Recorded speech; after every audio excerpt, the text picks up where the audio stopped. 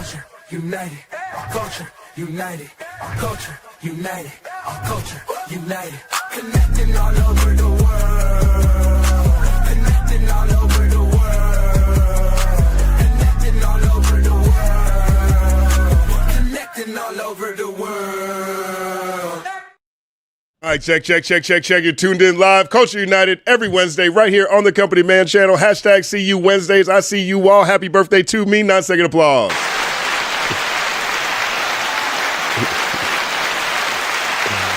Word up. Thank you guys so much for all the support, all the birthday well wishes I've been seeing all over my feed, on my text thread. People reached out to call, the voice memos. I really, really appreciate it. Another year around the sun, and all I can say is I'm really proud of the things I've accomplished up until this point, and I'm excited about the things that we can all accomplish moving forward. This is going to be a loose Culture United. This one's a little bit different. It's not nearly as structured as it normally is. We're going to have a rolling cascade of people who will pop in at different points in time. Later today, we'll have Ransom celebrating the release of his new project, The Price of Clarity. 1 second applause. Phenomenal MC with a phenomenal project. We'll be talking to him.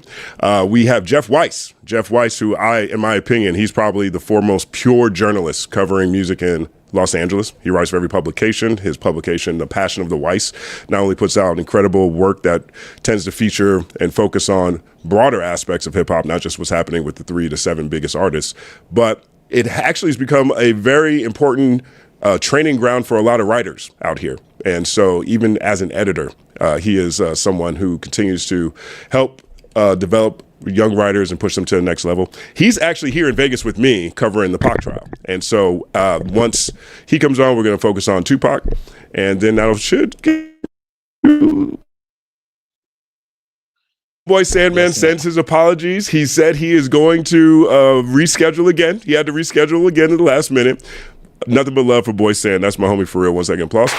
And we're going to get started today. Now I got you guys all in agreement on the wallpaper. I think you all agree how incredible this panel is. And I think you guys are very familiar with these powerful, impactful voices that I am so fortunate and so blessed that are willing to be a part of the Culture United community. Joining us today, he's always a firebrand. He said this to me a couple of years ago, and I believed him then. And now it's incredible to see it all come to fruition to the point where I don't think anybody else can really argue the point. When I have conversations with him, he always does a great job of just expanding my point of view past my own limitations and blind spots.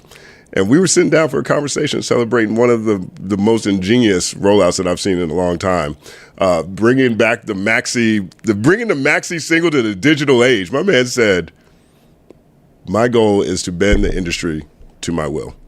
And every time I see my man go viral, every time I see him with a powerful culture take, every time I see him willing to go mind for mind, not troll for troll, but mind for mind with anybody in the space, I'm reminded of what he said, the one and only Glass Malone. 9-second applause.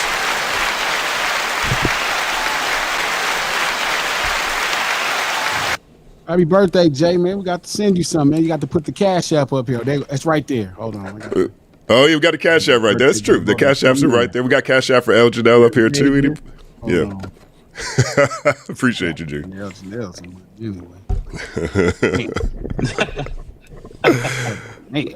Oh, man. Also joining today, my partner, my business partner, co-host of the Third Verse podcast, along with DJ Mormilli and myself, someone who is now also, I guess I could say, getting comfortable with going viral on a regular basis. Few people have as much insight as him to be the artist, been a writer, a manager, and an executive, and also just rapidly one of the most effective people I've seen on this side of the microphone. The one and only Stat Quo. 9-second applause.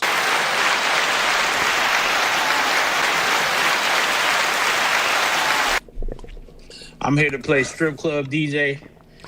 If y'all ain't tipping and sipping, it's a wrap. So everybody, I expect everybody to be coming here.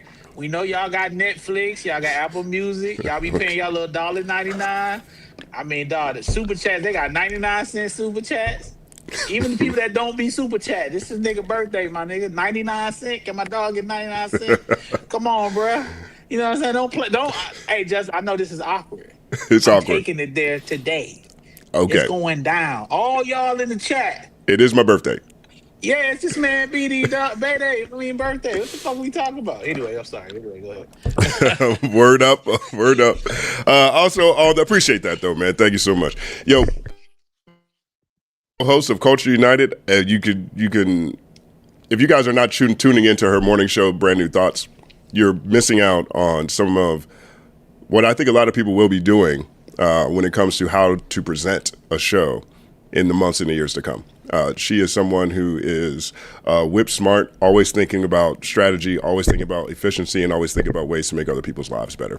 And I am so honored and so blessed that she is a part of this show as co-host, the one and only Janelle. 9-second applause.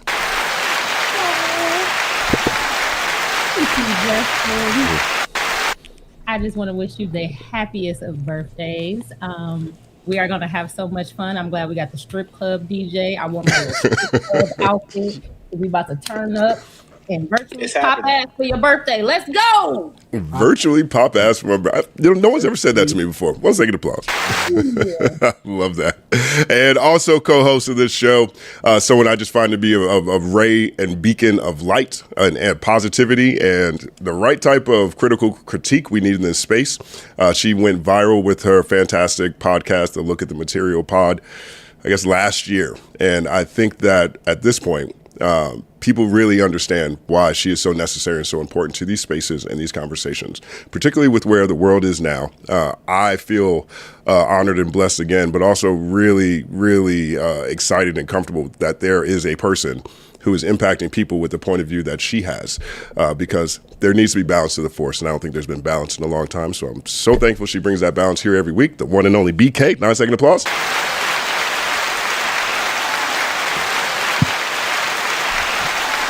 Damn, hell of an intro on your birthday, bruh. Look, happy birthday again. Thank you so much. I'm excited for the panel tonight and the discussion. Let's get it. Let's get it. Word up. Okay, that was long intros and we were late. You know what I'm saying? Stat told me we always late. He said, you always late. And I said, I'm always on time. But then I realized that this is a reflection of me. And we do be, somewhere between 5:15, 5:20, something like that. And I think, it's all happening regardless. 1-second applause to you all. Let's start with this first conversation today. It's I've been in Vegas all week covering this Tupac trial, and then on the internet I see all these debates about the state of hip hop media. And people have had a lot of questions, a lot of critiques. I think people have had a lot of incendiary comments and conversations about things. I think people have done a lot of finger pointing this week.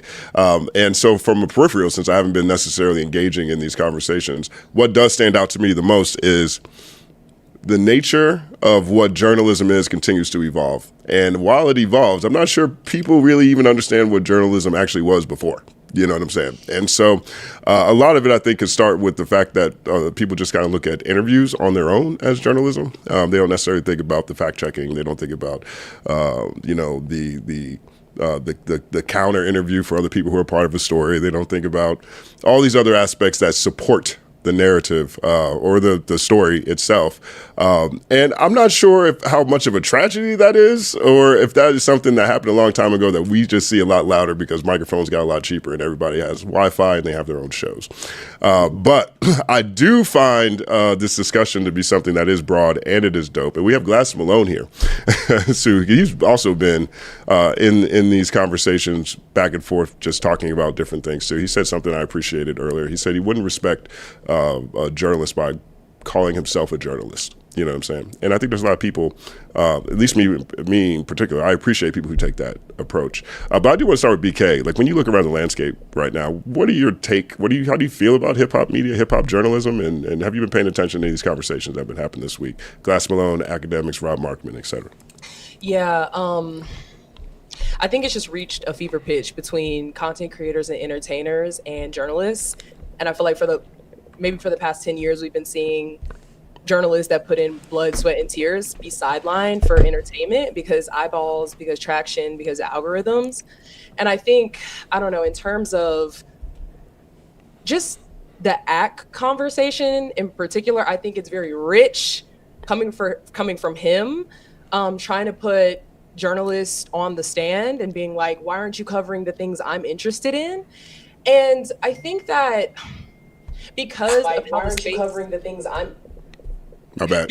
No, you're good.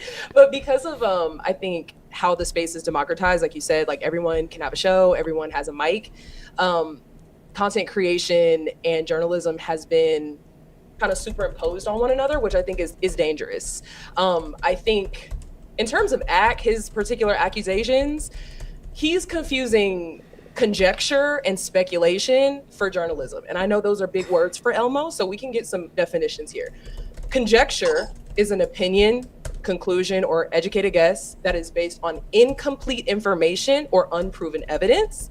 And speculation means forming a guess or theory without firm evidence. So just because you have some breadcrumbs and some pieces of information, you may think there's a story there, but it's mainly speculation and conjecture. And I think, I don't know, I've seen a lot of people talking about like the What's the Dirt video and, oh my God, he did all this journalism and he did all this digging. I feel like it was a lot of speculation there and a lot of allegedlys, so people don't get sued. But I think it's unfortunate, but there's, in terms of hip hop media, when we look at all these power lists, Act is number one, right? Vlad is on these lists. Neon, I think, was on a list that we saw earlier this year. So I think Tomato. Thank you. When real journalists get sidelined, and I saw people were really coming for Andre G recently. Last episode, I mentioned an article that he wrote on What's the Dirt, and just spoke about the importance of ethics in journalism and tertiary sources and following up and et cetera. And like you said earlier, people don't see the back end of that. It's not always about breaking first. And I think even newsrooms, mainstream media has gotten so obsessed with breaking first that they'll have to pull retractions and revise their story, but no one sees the revision more than they see the first headline that comes out. So it's a really messy space. On one end, I'm happy that there's more non-traditional voices. I mean, I would include myself in that, although I do have some degrees. But outside of that, I think that when we're sidelining real journalists and we're like, yeah, Rob Markman, I'm gonna put you on the stand, and all these people, it's out of control, especially from someone who is a human billboard. So it's unfortunate. Well, second pause. What do you think about this, G? I mean, you were in this conversation with Ad going back and forth. Where you at now? How do you feel about the nature of the conversation, where it went, but where hip hop media is broadly overall? Well, first, I think he falsely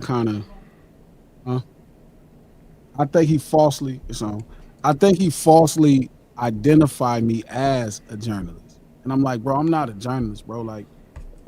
You got this confused. I'm just, the things that I want to talk about, I build a relationship between people. I'm not so much into covering the facts. I'm not trying to break stories.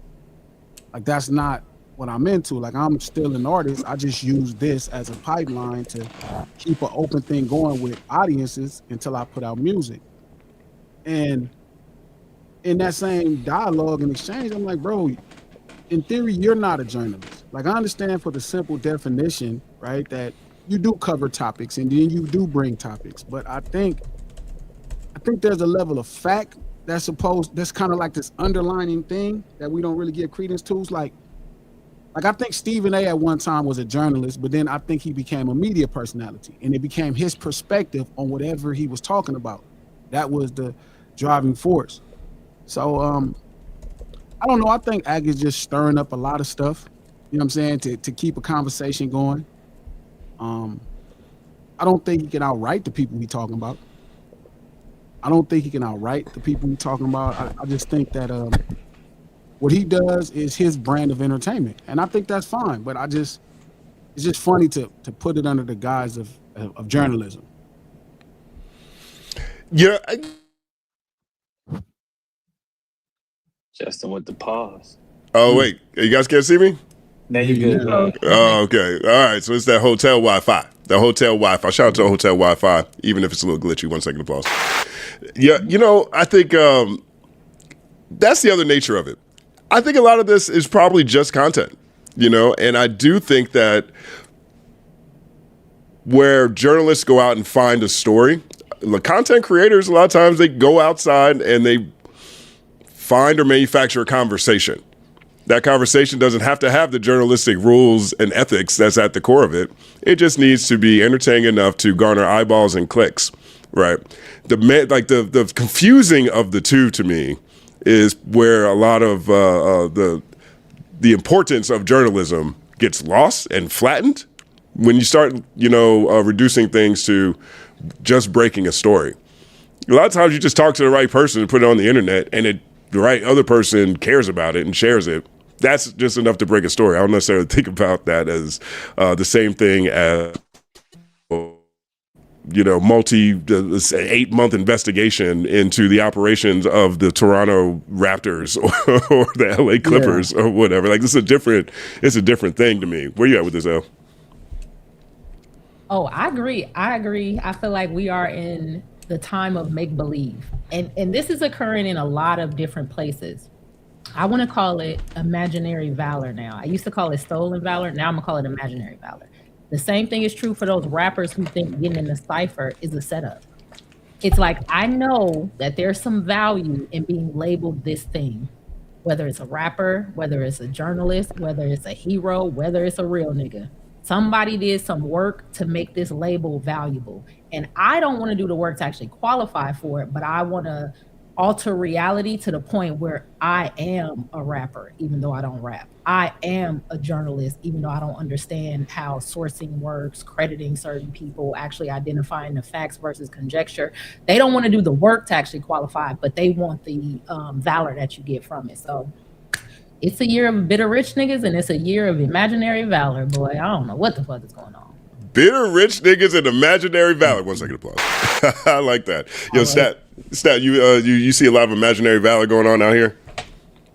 I think Akademiks could be whatever he want to be based on his base, and they consider him to be a journalist. So, I mean, the actual definition of it doesn't even matter anymore because people could just say anything.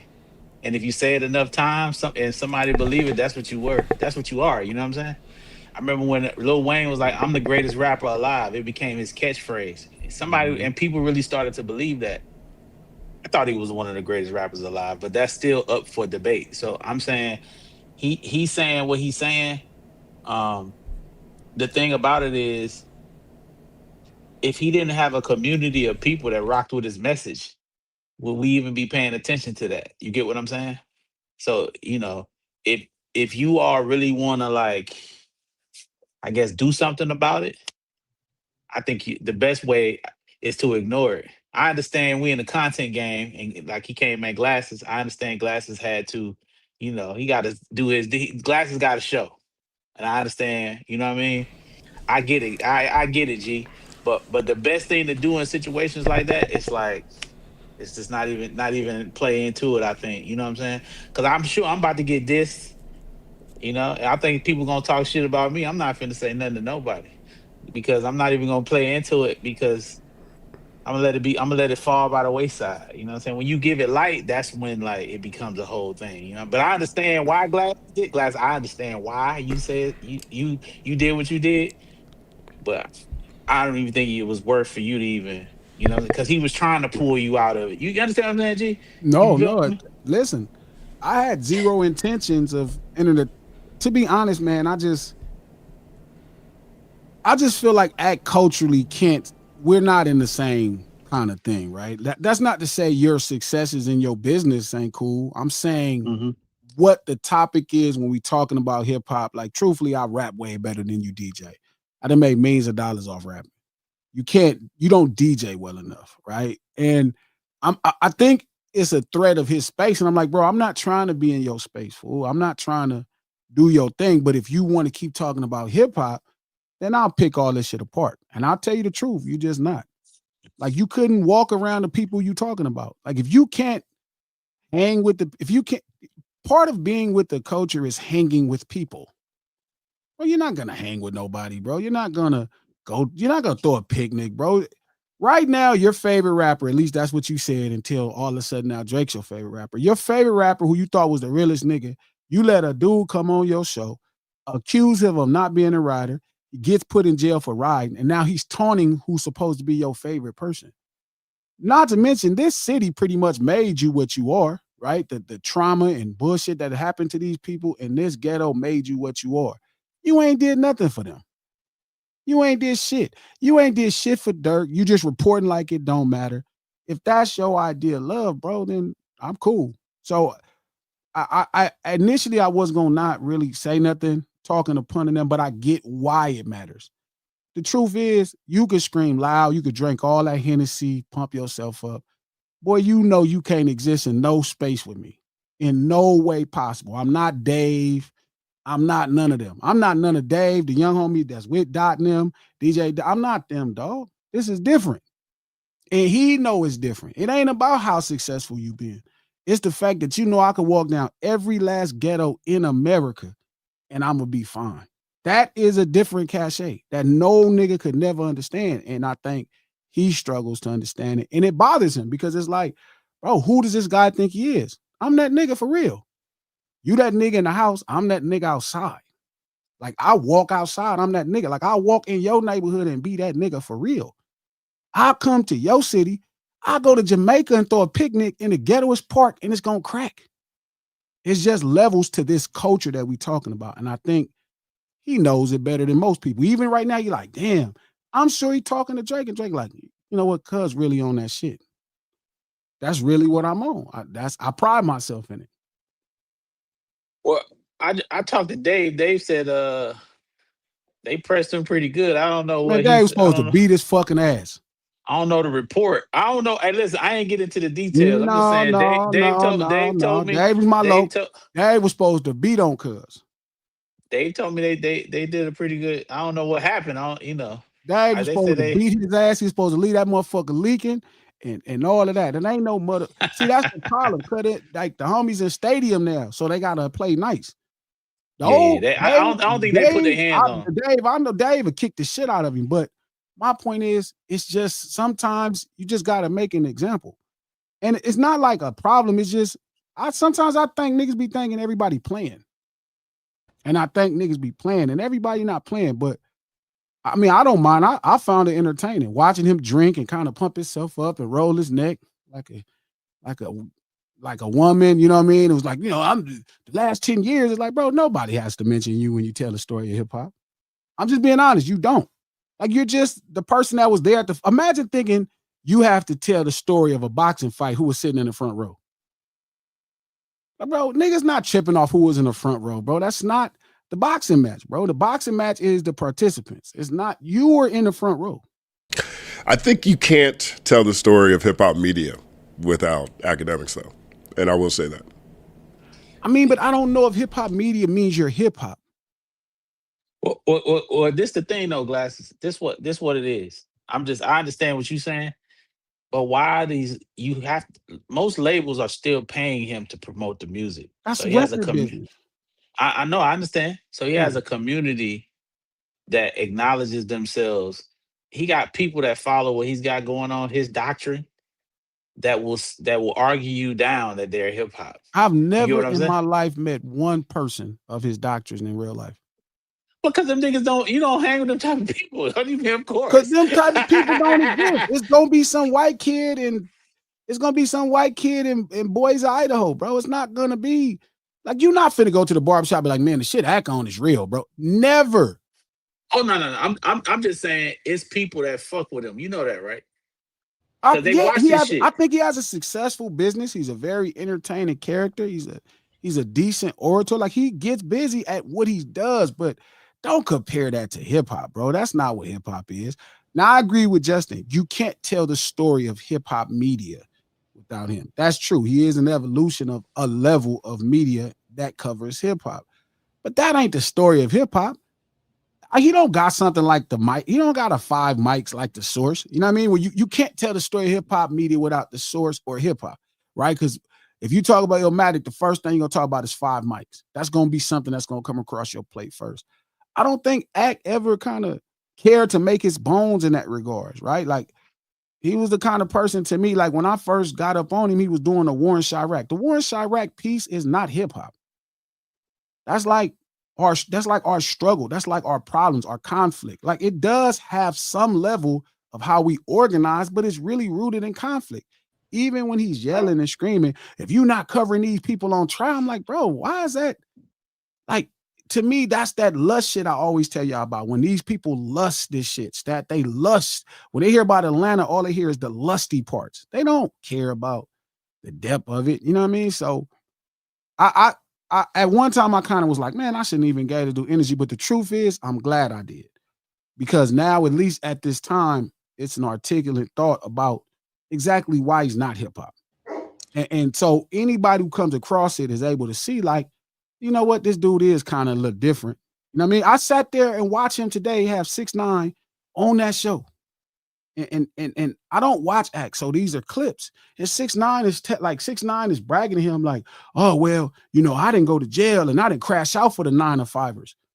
Bitch, you did crash out for the 9-to-5ers. You paid a nigga to shoot at a nigga. The difference is because when they came and talked to you, you told on a nigga you paid. Stop acting like you was better than any of these niggas.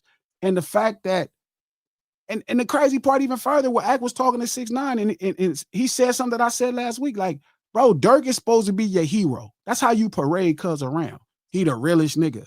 This, that, and the third. Chirac, blah, blah, blah. Cuz is fighting for his life right now. You ain't sent his family nothing. You ain't did nothing for nobody in Chicago. You ain't spend no money with these people, and they made you. That culture and conflict made you. So it's like, it's levels, bro. Like, I think you're a successful guy in the business. I think that's dope. Cool. Bro, don't come play with the real folks. This the real thing. I'm not none of these niggas. I'm not. Shout out to Meek and Lil Baby. Bro, this is another level of bullshit. It's like promises. It's not like that. I'm not trying to make it in rap. There's certain things I'm not conceding about it. I'm not giving nothing up. I'm not even worried about freedom. It's just different. So it's just different. And I'm trying to get people to understand, like, hey, bro, there's a world of people out here that freedom is not the most important thing. And that's they don't get that because they used to dealing with people that's like, oh man, if I go to, man, it'd be terrorists. It'd be like terrorizing. Like it, fuck. Shout out to Pooh Shiesty. I think people that don't really do business out here or work in Los Angeles, it's different than any other place in America as far as hip hop is concerned. Because out here, it always starts rap and then it quickly goes to the other shit so fast. It's like it seems like in other places, it seems like in New York, you know, it can stay there. Even on the media side, I don't think he understands how quickly it escalates out here. And I don't think I don't think he's I think, you know, you feel like, okay, well, I got my security and all this stuff, but that's just Victim. it's just tricky. It's just tricky out here in Los Angeles. It's just very tricky, and it's just the back and forth always end up something else. Yeah, I mean, to be Because you truthful, don't be Glasses, having y'all no don't know how to choice. act, Glasses. Yeah, Y'all you know don't how to have act, no dog. choice, bro, because that's what I'm saying. Like this whole conversation, I'm like, bro, listen, man, I'm probably the worst person in this situation. I was telling the homies earlier, like, people look at him as a villain. And I'm like, man, this is the cute little kid on Santa's lap at 36, bro. Like, he's not a fucking villain, bro. He wouldn't break a rule. You know the type of shit and rules that I've broken. I broke rules yesterday, bro. I broke laws yesterday. Like, forgive me, it's just Allegedly. the villain. Allegedly. No, the villain I'm saying that you're presenting is not a villain. Well, I would You like just to under just people's skin. offer though, I feel like the dangerous part about ACT for me is the right wing grifting, the right wing propaganda, and the misinformation and disinformation. Like he's not calling balls and strikes. Like I think that pushing misinformation and pushing propaganda and aligning yourself with MAGA in the media space, like in the hip hop media space, is a problem, and it could be dangerous. And I think, I don't know, like I've seen a lot of people handle ACT with kid gloves or just kind of wave it off as like, okay, entertainment. But I think, I don't know, there's a level of, I don't know, that's dangerous to me. That's not good to me. And I hope, like, you know, when Justin, you're talking about how we have to tell the story of ACT, if we're talking about hip hop media, I hope it's not revisionist, right? Because I don't know what he's actually contributed outside of rage bait, misinformation, and divisiveness. And I think, like, I don't know, when it goes into right wing or alt right or fascist political alignment, that shit is dangerous. And he's injecting that into a majority Black space. And then even like with War on Chirac and wanting to cover all of the mess and the slop and the drama, like that's polluting the space. And like, I don't know. I think like with Elon's Twitter and with Trump's America, that's why he's the number one voice, because misinformation and shit like that spreads the fastest. I don't think he's actually contributing anything of value like that. We would look back 5-10 years or even now and be like, yeah, like he's crucial to the space. I mean, that's a good question. I want to ask about. This is last word, real quick. We do have our special guest coming up next. We're gonna cut again, but we're gonna come back to this for people who again. This is a remix of Culture United. This is a Culture United. We've never done to see you like this before. So the overall thread is hip hop media, and everybody who will be on here is, in my opinion, has a very unique point of view when it comes to that. But so we will come back to this. You'll get a chance to say it, but I do want to introduce our special guest of the day. One of the most acclaimed MCs you probably never heard of. And I think all of that is going to change very shortly. He has been smoking everything pumping off of in the underground space for years. And I am so happy to see that the conversation around him, the gravity of his bars, the wisdom you can find between almost every line that he puts out is being celebrated on a new level, in my opinion. Ladies and gentlemen, please welcome the one and only Ransom. 9-second applause.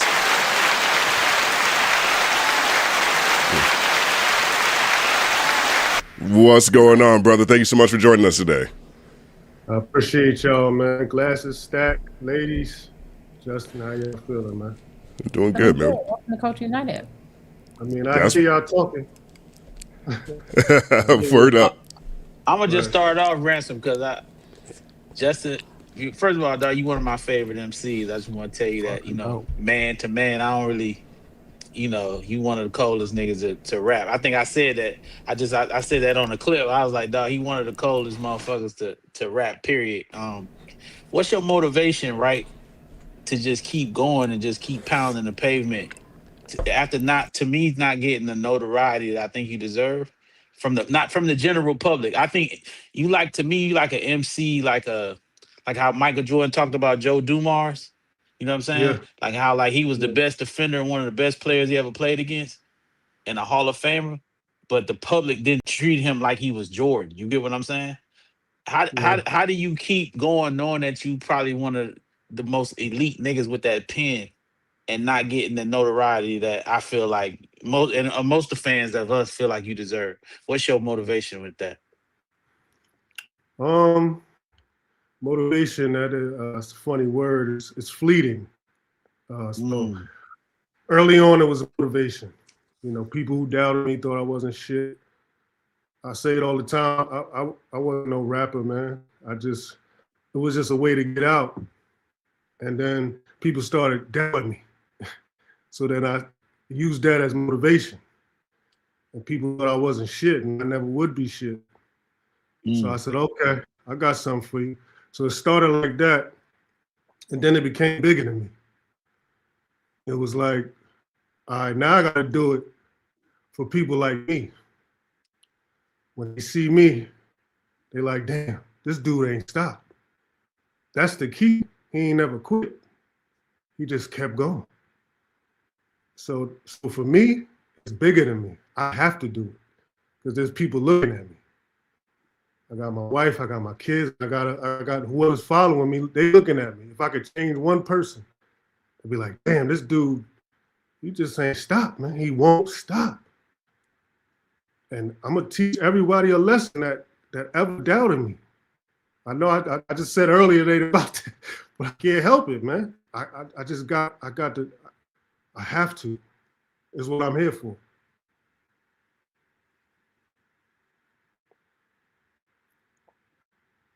Yeah, man. I think you said it here, and that is something I believe so truly. You know what I mean?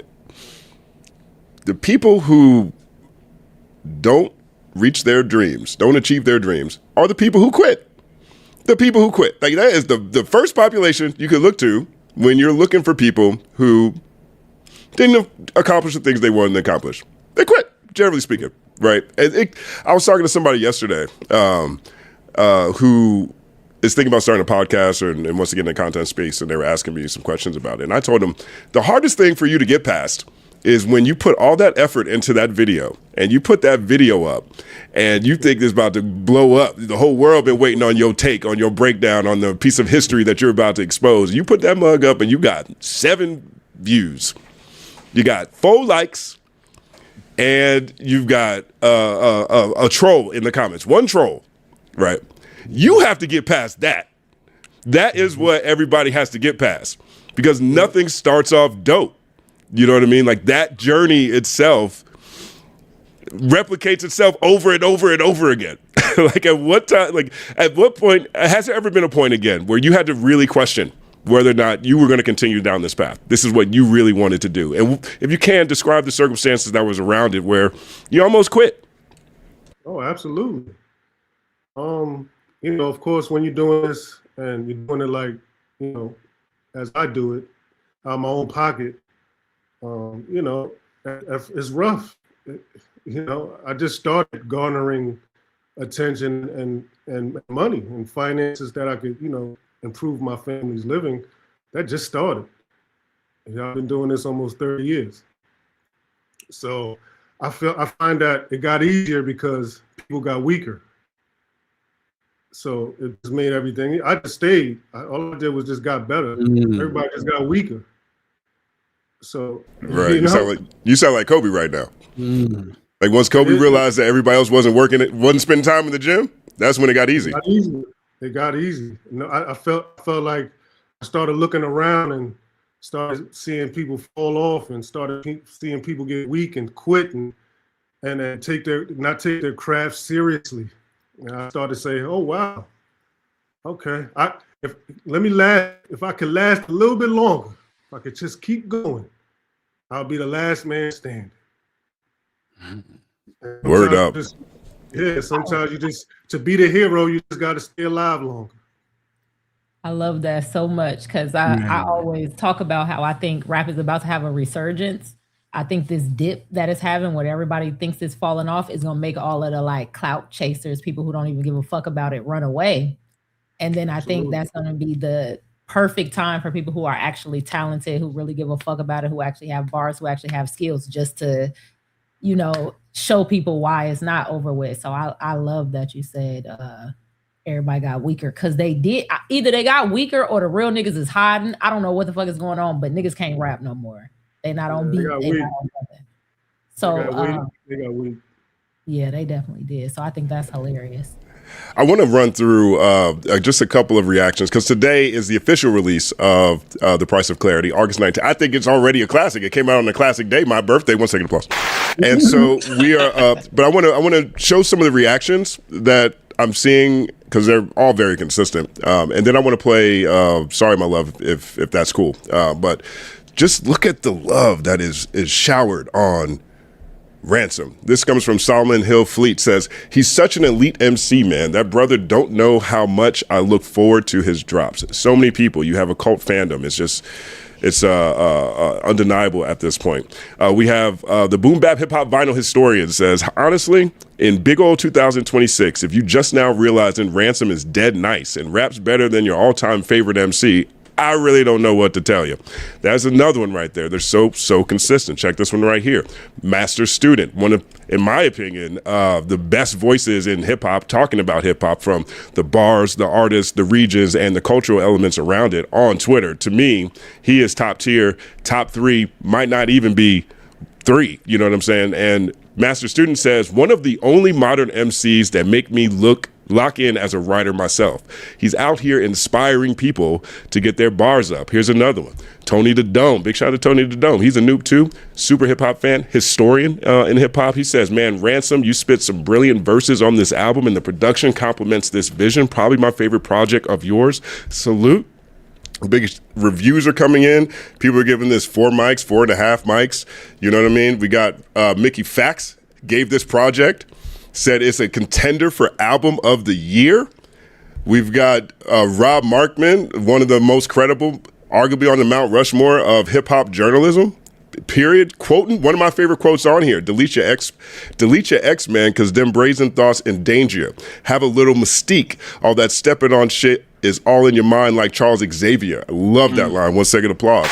So crazy. Nasty. You see all of this. I think it's 100% warranted. How do you feel looking at what your contemporaries, peers, and people in this space are saying about you? Oh man, it feels good. And if I gotta be completely honest, I'm a maniac, man. I'm only looking at. I'm like only four Mike. I'm like, yo, I'm a maniac, man. I can't. I'm like, yo, 4? So I gotta temper that, man. I am a maniac. I'm locked in. I just stay locked in. So, but it feels glorious, man. It does feel glorious. People are starting to pay attention. I can't put it into words and shit. Like I said, but I gotta temper the maniac down because I'm seeing son. I'm like, what are we doing, man? Like I feel like our culture, and I hate that word culture. Excuse me. Culture United. You know what I mean? Yeah. Right. Okay. Yeah, 1 second applause. I'm just fucking. I really don't feel like hip hop is a cult anymore. Hip hop is not a culture. This ain't my culture. Like what I see out there, that ain't my culture. So I hate the word culture, but for lack of better terms, I feel like our culture loves nostalgia, and we have not let it go. We just won't let it go. Like we still talking about 50-year-old MCs, 40-year-old MCs, 60-year-old MCs. We still talking about Michael Jordan. I mean, yes, they're the greatest, but there's more here. There's more greatness here. You ain't know Mike was great until, so I feel like 10, 20 years from now, when you look back at the hieroglyphics, you'll start to see and the cream will start to separate. Like, damn, this dude was saying this then. And then you compare it to his contemporaries who was saying what. You can only do that 10 years from now. It's hard to do it right now. I wonder if Glasses knows I'm staring directly at him. I know. I definitely want to come back to that. I do want to play this track, and we can continue this this conversation. I think there's a lot of people on this panel who would love to explore this topic a little bit more. I pulled out "Sorry My Love" right here, featuring Nick Grant. Nick's been on the show too. He actually premiered Razor Ramon, and so you were the feature. You were one of the features on Razor Ramon, and it looks like you guys did it again on The Price of Clarity. I love y'all on the track together. If someone came to me and told me there was a Nick Grant and Ransom EP on the way, I would do Jumpin' Jackson Celebration. Before we have to worry about that, let's sink into these bars. Ransom, Nick Grant, Sorry My Love. I'm very sorry, my love. I cheated on death, so you probably harbor a grudge. I'm so sorry, my love.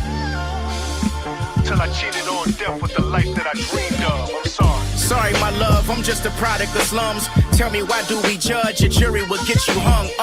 Sorry, my sister, yeah, you died while fixing your problems. Pain was in your eyes, but something more sinister's watching. When people lie into your face, they basically prideful. Feel like I'm finding all my real ones whenever I lost you. Cautionary tales you trust, I know very well. Trench baby with them steppers like I'm Fred Astaire. Fuck boy, you can't offend me cause I never cared. Snatch up your doll, spitting voodoo to your Annabelle. Sorry mama, addiction just got me tarnished. You inspired me when you crawled up out of the darkest corners. I grew up round killers who murdered to meet their mental quota. Trunk reeks of acetone odor, cause bitches like they nails acrylic coated. Remember days when I was down and broken. Abused the streets like you niggas did the word culture. The first one to do it all, I feel like Big Soldier. They can't fuck with your boy. You niggas live a rap life, I put my life in these raps. I beat the charge on your mic of the trap, I'm back.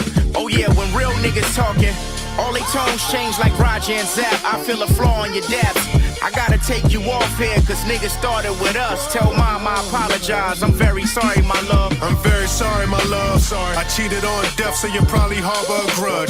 Let's take a deep breath and bless the Father above. Was beaten in my chest, the destined heart of a thug, with a pen as hard as a stud. I'm so sorry, my love. So sorry. The life I once led with the hoes, parties, and drugs. My enemies close, but my foes hardly could judge. I never believed love, till I cheated on death with the life that I dreamed of. God bless a child that was bound for hell. Piano chords for the blind who cherish the sounds of Braille. Glide your fingers over these keys. Every bump in the road can lead to your time in jail. But if you notice your D's flat, realign your scale. If you read these notes, you know what these lines entail. In the streets, there's some brains that rival the minds in Yale, Princeton and Harvard. But when you still starving, you can't say that death ain't never make sense if you ain't around the smell. Well, I believe these niggas beneath me. They couldn't touch the soles of my Timbs if they tried to reach me. There's not a scientist who's alive to define this species, not a doctor nor psychiatrist. Believe me, this ain't a scene on your TV, can't repeat me, can't turn down the sound or even delete me completely. Even if you've seen the odds to beat me, I could never fall off like the beanie on out of BC. Behind the scenes like the Wizard of Oz, deliver these bars now. You're in prison with guards, my vision is scarred, cause reality lives in the dark, religion is flawed.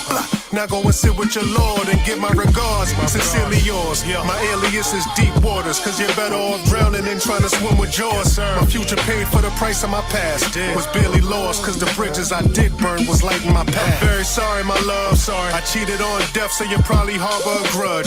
Let's take a deep breath and bless the Father above. Was beaten in my chest, the destined heart of a thug, with a pen as hard as a stud. I'm so sorry, my love. So sorry. The life I once led with the hoes, parties, and drugs. My enemies close, but my foes hardly could judge. I never believed love, till I cheated on death with the life that I dreamed of. I'm sorry.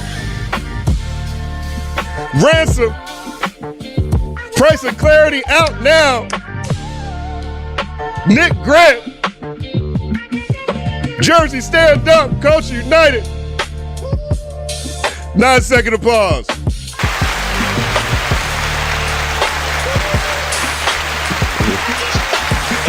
Yo, crazy. Ransom, I want to say there's a distinct difference for me. It feel like 2020, you just turned a corner, bro. When you start 2020 on up, because everything before, it's not like you was spitting, but it just like, I don't know what happened in your life. I just want to know what, like, when you the record cuts and then, like, dog, listen, bro, listen. I just want to show you something on my phone, bro. I think you the most listed rapper. These are all your projects, my nigga. Wow. This is you. Wow. I consider myself an elite rap nigga. You know what I'm saying? You probably one of them. I listen to you a lot. You know what I'm saying? Like, and I think in 2020 it was different. From that point on, you was, I don't know what happened in your world. I just want to know if something happened, if somebody do something to you, because I was familiar with you, but you wasn't doing that. And I went back all the way back, and you like, what changed? I liken it to like a comedian going on stage working on his material.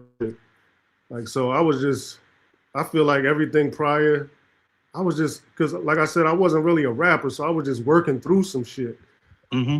As people still a couple people was like, yo, you dope and shit. So I was like, all right, cool. Oh, I didn't even know. So it grew like that. And then I was like, nah, I could be. When I started to see it, I'm like, nah, I could. So I started studying and started like paying attention to the writing and entendres and poetry. And I started reading. And, you know, I started trying to be a better man. I was like, I gotta be a better man. I got married, my children, I was just into that. And I don't know, I just grew as a man first. And then it just gradually happened. But I like I said, I was just working on shit. For 2 years, I was just working, throwing shit against the wall, see what's stuck. And then when I started to find myself around that time, I would say like 2019, I'm like, I wasn't sure, but I'm like, oh, this is what I like. I like it. You know what I'm saying? I think this new kind of wave or new flow that I got, I think people will gravitate towards it. So Yeah, it was just like I said. I was just throwing shit against the wall, seeing what stuck, and through the practice, I wanted to get better. Though. I wanted to. So it was a concise plan to get better. I was like, I got to get better. I don't want to sound like I did before. Word up. And I don't want to hog the question, but I'm just, I'm just so familiar with I've the been waiting catalog. look, I'll be straight up. I've been waiting for y'all to talk on camera, talk during live for a minute. You know what I mean? Because, I know Stat, in general, with all the things he's accomplished, all the things he's done, he is legitimately a music fan, but also someone who is hypercritical. And there's very few people I have seen him praise and celebrate on his own without even being in a conversation than Ransom. So, two MCs, two lyricists talking to each other. These are the type of ciphers I love. Let me say this. Let me say this before you say that, Stat. Like, I'm familiar with Stat and Glasses from rap. So I'm happy to, and I'm starting to see y'all in this new space. And I told Justin, I'm like, yo, I respect what y'all got going on. I don't go and talk to everybody because, it should be. I don't like characters and shit. So, like I said, I know Stat and Glasses from rappers that I looked at and I respected. Like, yo. So when I seen that, which I had going on here, I'm like, yeah, I have to do that. So I just want to applaud you fellas, you guys on the platform. I was looking from afar, like, yo, I think I got to do that. Word up. 1 second pause. Dog, it's just so much game in the. I was having a conversation. There's two different worlds, but I was having a conversation with E40. Justin know this, and E40 was like, you got technical MCs, but then you got game spitters. You know what I'm saying? Because E40 will put himself in that line, and dog, you got so much game in the verses. It's like that shit. Like this album right here, like it was like a book. Justin sent it to me a week ago. I didn't know it was even out. I had to catch up today, and I'm just going through it. Like Good Mornings. Oh my God, Lord have mercy. That's I the listened first to song that I like did. 7 times, bro. First song I was just that shit is crazy. That shit is, bro, unbelievable. I'm proud of you. You got an up tempo on here. I love the fact that you ain't stepped too far out of like your pocket. You a grown man. Sometimes I don't like when us adults we feel like we gotta cater to the kids. I I hate love that. that. I I can't hate that. stand that. I You hate that. just been down to be told things. See it's time to get the whole man. See hate it's time to go roll rain. See it's Tomato. time to go throw things. See it's time we're gonna hold things. Yeah, nigga, you 50. Like get out of there with that bullshit. Like I I love the agree. fact you ain't do none of that. The I up ain't doing tempo that. you got. You got a 2-step up tempo on here. We vibing to that. You know what I'm saying? Yeah. I'm fucking with the project. If I had one critique, which I know the game was streaming, so you had to do it. I just would have condensed it a little bit. You got because it's not that the records ain't good. It's just so much. I would have rather you could have just split it up and then hit their ass twice. You know what I'm saying? Because people Motherfuckers kept telling me, like, I listen to the fans. So it was like, yo, we tired of these short ass projects. So I'm like, all right. no, we not. No, They we was not. lying. They was No, lying we for sure. not. We ain't tired. Because this what it be, right? So you put this album out. You worked on it all this time, right? Yeah. Of course, us that love you, we gonna rock with it. But somebody that's just coming, they'll just push it to the side, and it's like, okay, cool. But if you came back, right back on that again, this thing got another one. So you doubling up on them. You get what I'm saying? Yeah. I like it. Okay, so what Hit Boy and them was doing with Nas, right? They Mhm. was doing 7, 8. You know what I'm saying? They was dropping them, dropping them, dropping them, dropping them. That's the only thing that I would say different. But I do understand the why you put so many records on it with streaming because you get rewarded because people like me were Mhm. gonna go through every song. So I get it, I understand it, but that's really the only critique that I would have. And I'm just anal like that. I always just find something. So that's all I No, got. That's all no. I got for you. Listen, I listen to all critiques.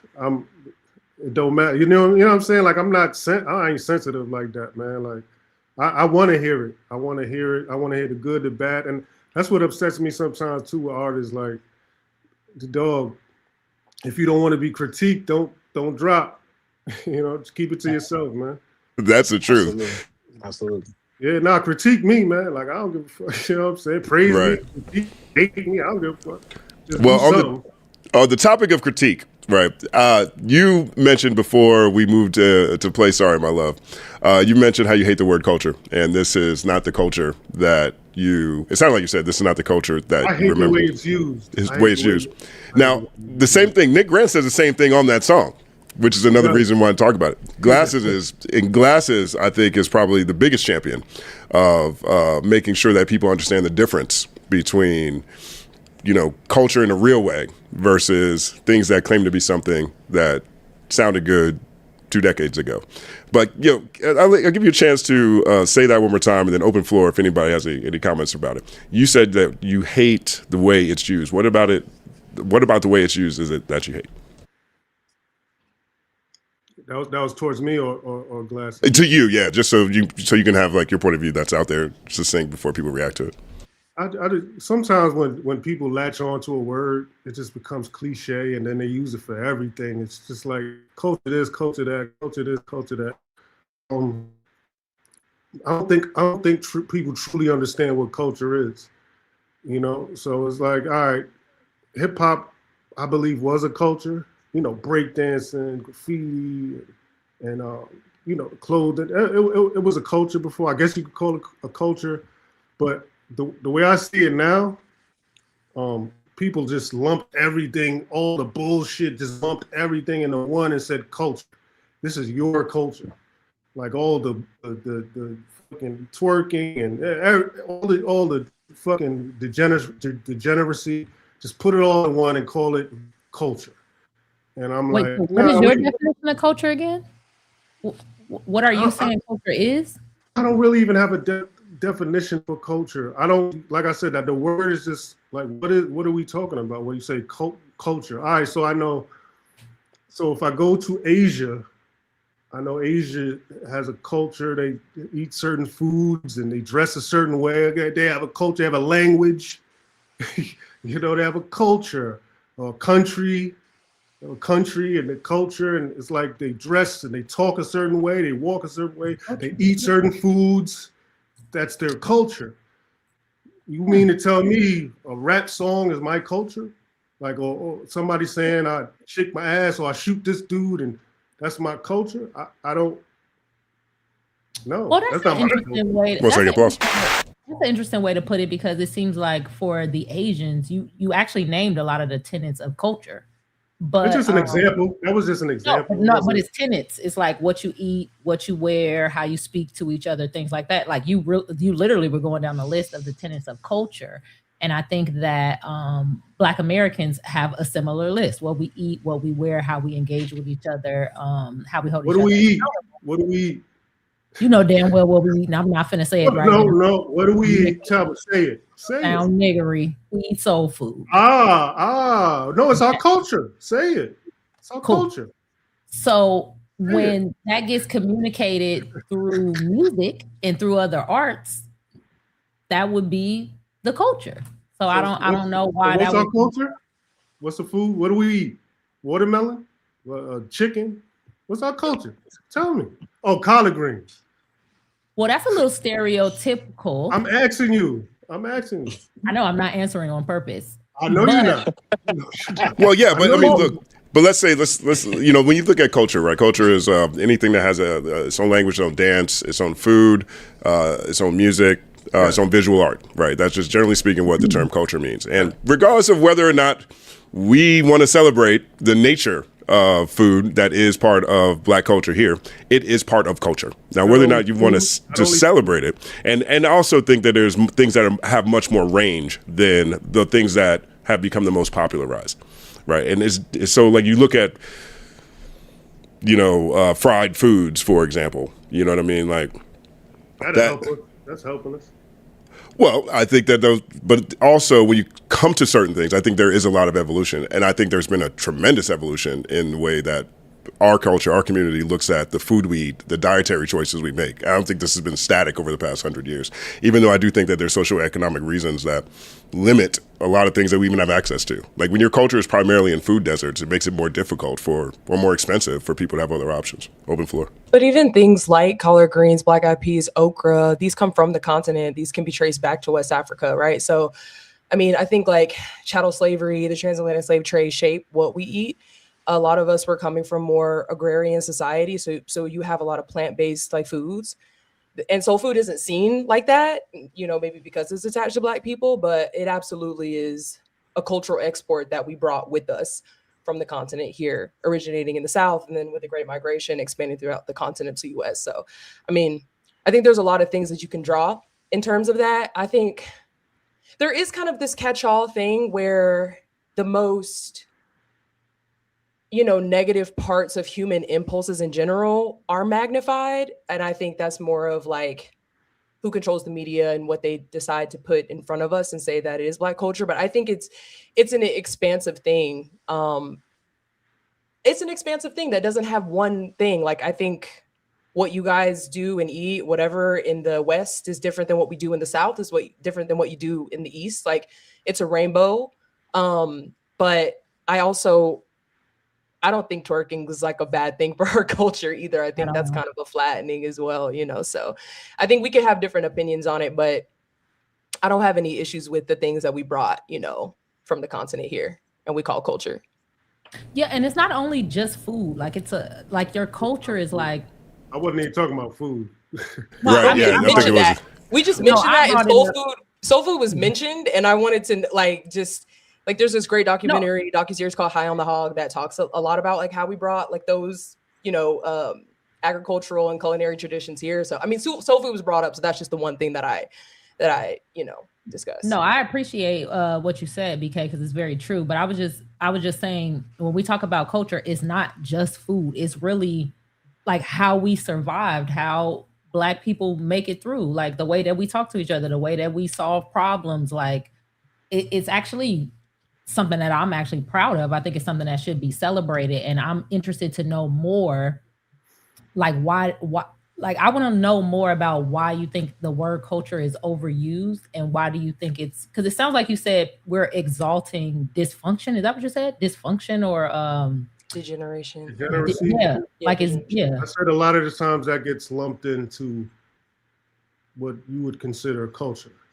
A lot of that stuff does get lumped in with what you consider culture. Me, I just want us to do well. So whatever that may be, whether it be if collard greens and fried chicken, if that helps you, great. But I want us to do well. So whatever word everyone wants to come up with, that's the word we can use. But I'm here to help. So when you listen to my album, it's not, you ain't gonna hear no shoe, you're gonna hear a lot of God. You're gonna hear God is in us, not up there, it's in here. That's what you're gonna hear from me. That's my culture. That's, you know what I'm saying? Like, we gods and goddesses. That's my culture. Like, I'm a god, I'm a king. I cannot be defeated. I don't care. You could give me nothing. I'm gonna come out with something. That's right, but me. it's not just your culture. That's Black culture. Like when grandma was making the fried chicken. So let's celebrate that. When grandma was making the fried chicken and greens, she was praying to God and singing gospel songs. And that stuff killing us. That stuff killing us. It's killing us. Yes, it's killing us, but it's what kept Let's us get alive. rid of it. Let's change it then. Let's change the culture then. Because the culture ain't working for us. I don't want to eat fried chicken. We're misunderstanding each other. Yeah, real quick, I do want to get G in here, and then we have another segment we're going to move on to after this discussion. I think this is fascinating. I like this stuff. One second applause. It's your birthday. I do. Try to move on very fast. But I mean, I'm over here with all my favorite people, my favorite artists. Everything is going great over here on this side of the camera over here in Vegas in this hotel room. I ain't messing with y'all ladies. I ain't messing with y'all ladies, but I ain't fucking with no, don't do that. Don't do that, Ransom, because everybody. I believe y'all alone. I believe. Why? I thought you was a maniac. Come on, man. I ain't that crazy. I ain't that crazy. I ain't that crazy. Hey, you understand that aspect of the culture. Hey, we can keep that one. Keep that one. I damn sure do. I'm married to the culture, if you want to say that. I Right, don't have right. no problems. Yo, G, do you have anything you want to comment on this? I know you guys are. First off, Ransom, man, you know, bro, I think I've tweeted this to you before, bro. Like, so much of the things that we've experienced in this business is the same.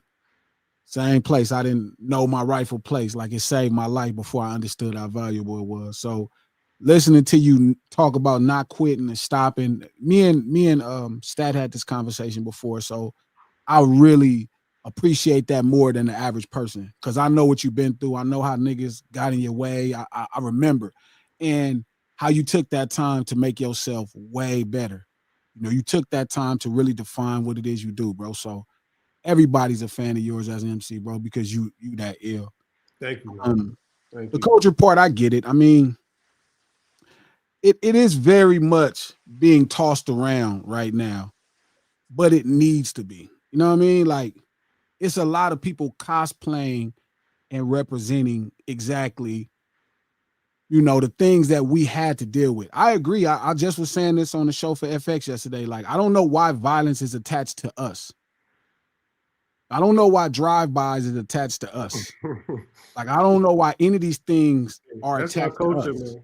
You know what I mean? But I don't like necessarily, I don't think that's a reference of the culture, but spaghetti is the same, spaghetti is the same thing. You know what I mean? Tacos, all of these things are the same thing. You know what I mean? So I agree, as we get money, we do better, right? We're not limited to the same options of fried chicken. You know, you can get grilled chicken now. You know what I'm saying? You could do your thing. You can afford all the best vegetables and fruits when you do better. But I do understand us priding ourselves and surviving, right? All the shit that this country has put us through. And then we eating, because I agree, you can't eat those things all the time. They kill you at this point. But there was a time that all of those things we were eating was keeping us alive. So I do appreciate the value in it. But I could definitely understand, the frustration in hearing the word culture, because something becomes a buzzword on the internet and then now it's randomly tossed around. And, this rapper is saying that and everybody not knowing it. But rest assured, we all live, especially if you come from this street urban lifestyle, this community lifestyle that we come from, it's pretty much all the same. So I could definitely tell your frustration for it, but rest assured, bro, it's for the right reasons. You know what I mean? This thing that we grew up loving on me was about to become rock and roll, straight up. Like, and they had it. You know what I mean? I saw them. People who didn't know the first things because about what they was talking about was speaking for it. Like, I'm listening to somebody now that's talking about something, he doesn't understand the consequence of these things. So even though it's a word that's being abused, it's important that it's thrown in people's face so people could know that, no, we see what you're doing. Because every time, like I said, they did it in jazz. They did it. We watched them do it in R&B. We watched them remove black folk right out of R&B as far as major budgets. We watched them move them over to neo soul budgets. Then their presentation of R&B is where they spending the money. That's the same exact thing for rock and roll. We watch, shout out to Adele and all the dope talents, but it's like, oh, Adele is the greatest R&B singer today. She's getting the best marketing for R&B. And then they telling me this sister that's singing R&B songs is neo soul where the budget is a tenth. So it's kind of important, and it's worth kind of the headache. You know what I mean? It's just really like you doing what your project is defining exactly what you want for black people in this country. And that's what you're doing. That's what the lessons is all about. So I think that's important. Appreciate those words. I will say this real fast. That's one of my favorite, if not my favorite episode of the Boondocks. Watching Huey and Riley deal with Grandpa opening the restaurant that gives you the itis, and it's all about food and culture and changing. 1 second, pause. I do understand your frustration with the word culture, but I just would challenge you too because it's a lot more words that we need to be worried about. Oh That's yeah, worse than culture. yeah. Oh, So for sure. so Oh, for sure. I do understand Oh, your vitriol and being upset with that word, but man, I can name 100 ones that we need to fuck with before we get to culture. and here's the thing. Here's the thing. Words have no effect. Mm, Words are words, man. Like yeah. trigger words, and they can only be a trigger if you let them trigger you. I don't have that. When I say, it's just when people overuse it, becomes cliche to me. Yeah. It's like culture. It's like, yo, dog, just stop it. And then at what point do we start to say, I don't want to do this no more? Like Glasses mentioned, like spaghetti, and what point do I don't want to eat spaghetti no more? Just because you say it's my culture, I don't want to eat it no more. I'm 300 pounds. I don't want the spaghetti no more. Can I do something else because it's my culture? Do I have to do this? Do I have to say this? Do I have to talk like this? Do I have to talk with slang? Do I have to say, hey, pass me the meatball? Do I have to talk like an Italian? What point do we just do what we're supposed to do as a human? I'm a human. I don't gotta I don't have to go by this code that was invented for me, that somebody had to say, listen, y'all people eat this. This is what y'all do. At some point, I'm like, yo, I don't want to do that no more. I think it's more so too out of because it's interesting. I think it's important to have these conversations so that we can come to some sort of it doesn't have to be the exact definition, but maybe a shared reality. And I think it is important to talk about the different textures and colors that Black culture is. It isn't just one thing. And I do think the media over time flattening us to just being one thing is a problem, because people don't think of Black people as diverse. Like, people don't think of us as having different types of cultures and subcultures within our broader culture.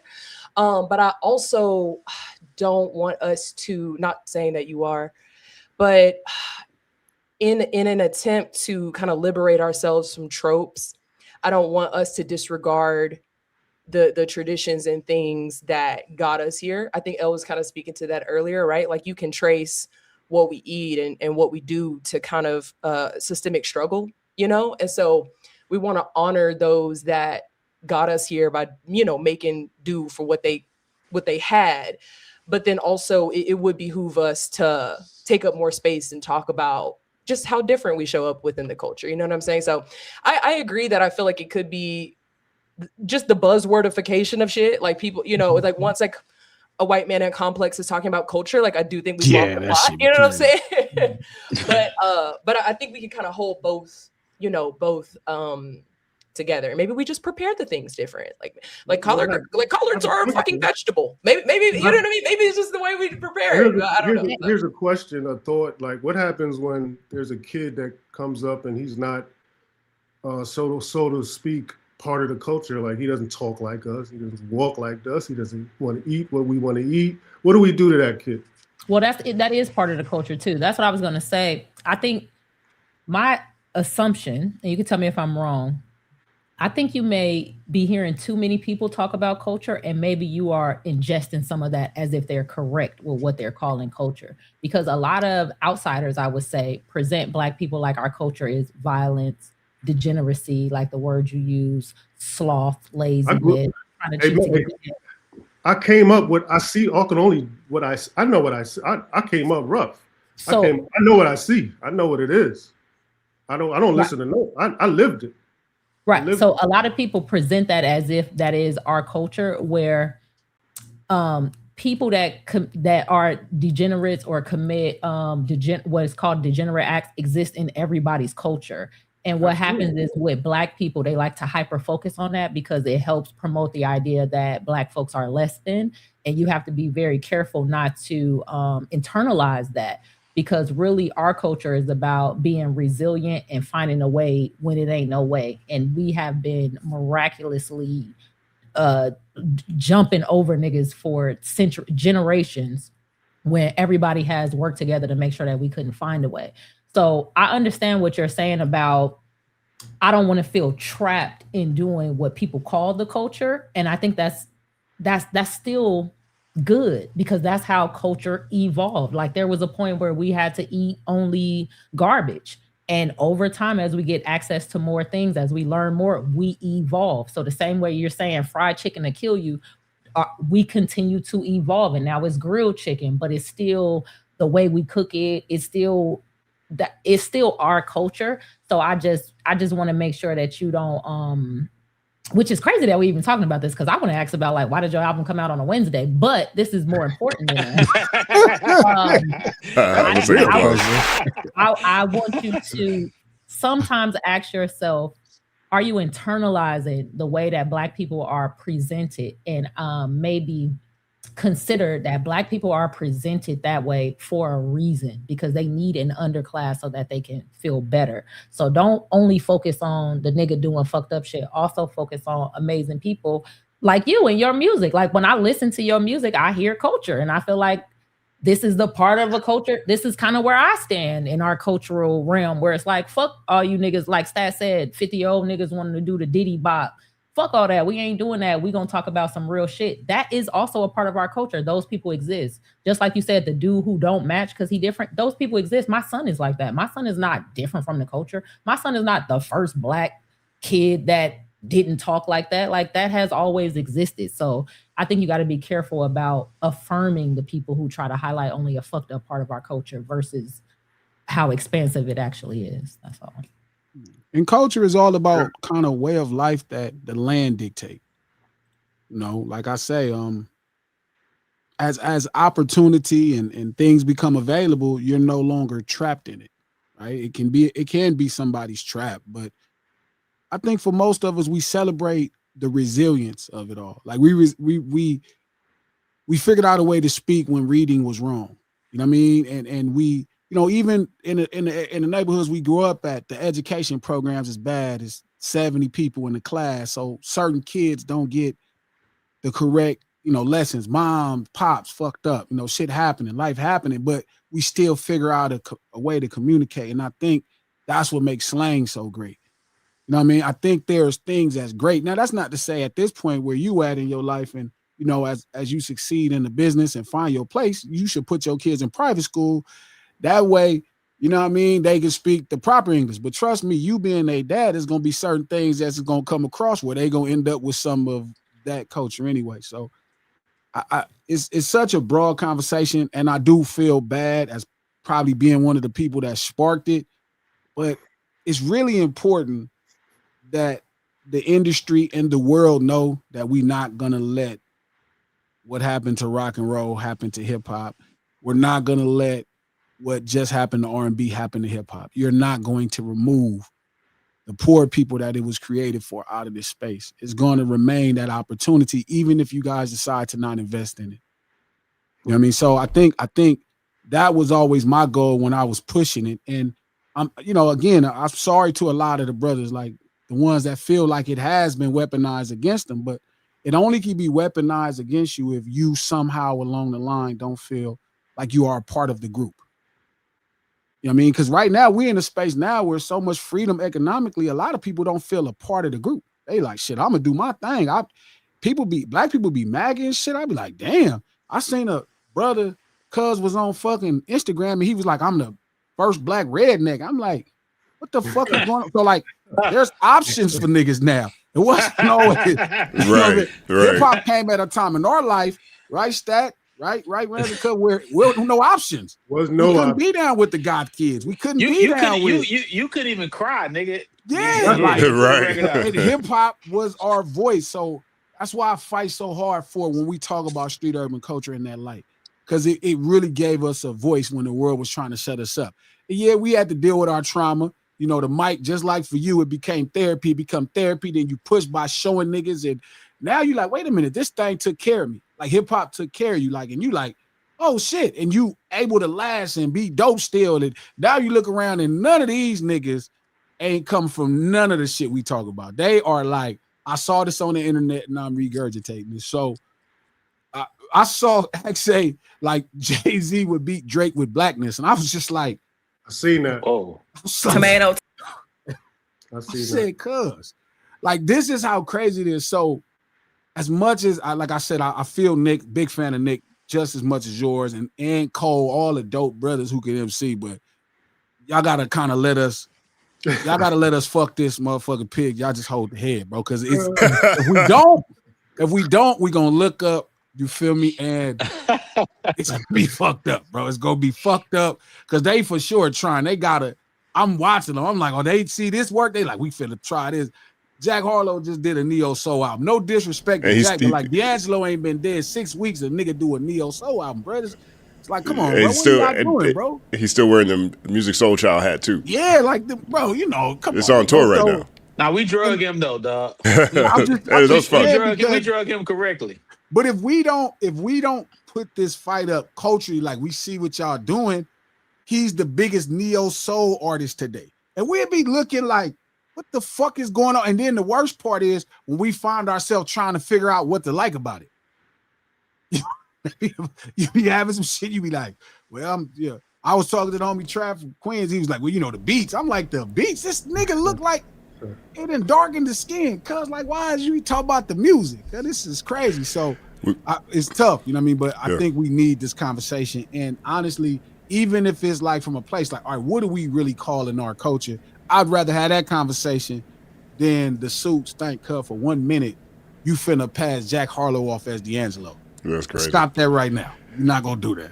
I want to give 1 second pause, by the way. I'm gonna give Ransom. We've got a couple of super chats here. People who are big fans of yours, and also want to give you an opportunity to let people know where they can find you, where they can find the music too.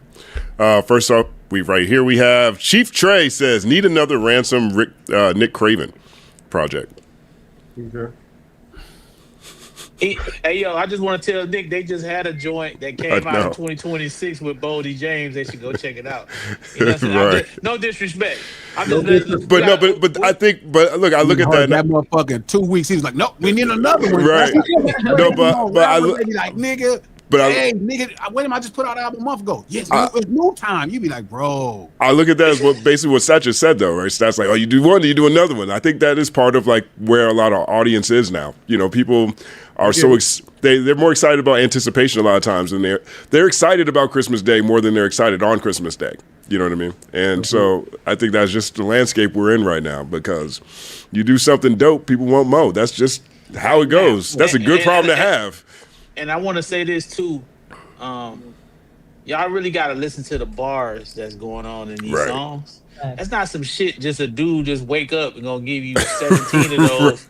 He gonna be able to do that in 2 days. We love Andre 3000. Andre takes 6 months sometime to write one verse. 16. Yeah. You know what I'm saying? For 16. They don't even want a nigga to have man, no more. Exactly. This man up here giving y'all like literally, this is like book type shit. Like literally something you can study. Gravity. 17 of it. You like, yeah, just give me another one, bro. You know, go ahead, wake up. I'm like, my nigga. I mean, Ransom. I'm gonna put it out here. I think you probably took some time to do this album. You didn't do this shit in 2 weeks. Nah, man. I was, like I said, I was working on stuff and I was throwing stuff out. But while I was working on this in the background, because I wanted to, not only did I want to do something for the fans, I wanted to do something for me. I wanted to be like, yo, this one's for me. The album cover is me looking in the mirror, and the mirror's cracked because that's the way I'm starting to view things. I'm so clear. The version of me looking into the mirror is clear, but the image I see is just fucking cracked. Because that's just an old version, man. Like my lens is broke, but it's clear. Because the way I see the world now is fucking it's fucked up, but I enjoy the clarity. It's why I stay away. It's why I'm in another country, because I know what's going on. I'm totally clear. I think you should put verses on the interludes too at some point in your life. I just want to tell you that. I did. I did, but I took them off because they got a little personal. I just, I was like, not yet. Why Wednesday? Why did the album come out on a Wednesday? That's a great question. That's a fire question. I mean, August 19th is an incredible day. I mean, besides the fact that it's Justin's birthday and the greatest birthday besides my birthday. I was born in Newark. I'm on the live right now with someone from the Mount Rushmore of Jersey MCs. I think the universe is undefeated. Say it all the time. I say that all the time. Actually, that's one of my phrases. But Yeah. to answer your question, it kind of ties into my personality. Like I don't want to be tied into. Oh, you have to drop on Friday. Who the fuck? Who said that? Yeah. Who said that? I don't want your rules. I don't want what? Who said? Hip hop fashion. Right. You have to have 316. You have to be 16 bars, and you have to I don't do the rules, man. Word. I started rapping. I was born a rule breaker. You know what I'm saying? So I got out of breaking rules where I can get in trouble and get myself killed and locked up. I transferred that into hip hop, and now you're giving me more rules. I don't want no rules. I want to be able to do what I want when I want. So I was like, you know what? The whole, the distribution was like, no, Friday's the day, and I'm like, it ain't the day for me. It may be the day for y'all, but it ain't the day for me. I drop what I want to drop. So that's 1 second applause. That's what's up. Yo, Ransom, is there any last words you want to leave people? Let them know where they can find you, where they can find the project. You can't find me nowhere. That's why you and Stack got so much in common. Singing applause. Looking for me. Looking for me, nigga. Don't look for me. Yeah. I did want to ask something real quick, though. I appreciate the Wednesday drop because Fridays are getting really cluttered. I forgot who did this. Like, they dropped on like a Tuesday earlier this year, and I was like, oh my God, this is all I'm listening to today. So like, I love the Wednesday drop. Also, just to back up, I did love the production on the song that we just listened to, Sorry My Love. How did that come together? Like, how did the song come together? Who did the production? Like, that was just beautiful. Well, it's crazy. I actually did the production. I had a little help with instrumentation. Crazy. I just found a loop. Got some people to kind of play, do some things over. So I had a lot to do with the production on that end. So I'm glad you asked because I wasn't going to volunteer that information, but now that you asked, I was the one.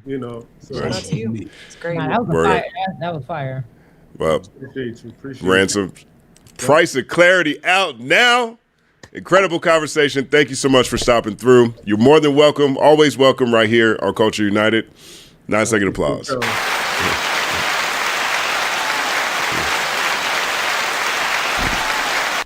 Word up. Okay, ladies, don't kill me. I was just trying to They did right by you. We aggressive. We got on our birthday outfits. Crazy. Nice. Yeah. All right, Ransom, I'm gonna tap in. See you later, bro. Peace. That was an awesome conversation. Awesome project that's out. Price of Clarity is now available on streaming, and so you can catch it on Spotify. Really proud of y'all. What you mean? I'm really proud of y'all. Thank you, but what you proud of? Let's come back. We'll come back to that. Because we do have our next guest is here now. And so I do want to preface this. I've been, as you guys know, I'm in Vegas covering the Tupac trial. Keefe D, Dwayne Keith Davis trial, but it's the Tupac trial. And there's people who've asked me how much hip hop media is even here. And then again, with this broader conversation of what's happening with hip hop media. And so one of the people who's there with me is Jeff Weiss. And if you guys, I say it all the time, to me, Jeff Weiss is probably the best pure journalist in hip hop music in Los Angeles, just straight up. Whether that is from his own platform, Passion of the Weiss, which is still, in my opinion, the best prose, the best coverage, the best writing you can find on things that are happening in the space, but also willing to go into corners and conversations and cover people that don't have as much of an audience or aren't as popular. And he's been doing this for a long time. And it's become also, I think, necessary building ground, proving ground for writers as they come up. Because even as an editor, I've had so many different writers come to me telling me how working with him made their pens and their prose so much better. And so he is also here in Vegas covering the Tupac trial. And we're going to talk about that with our next segment here. I want to bring him on the stage, the one and only Jeff Weiss. 9 second applause.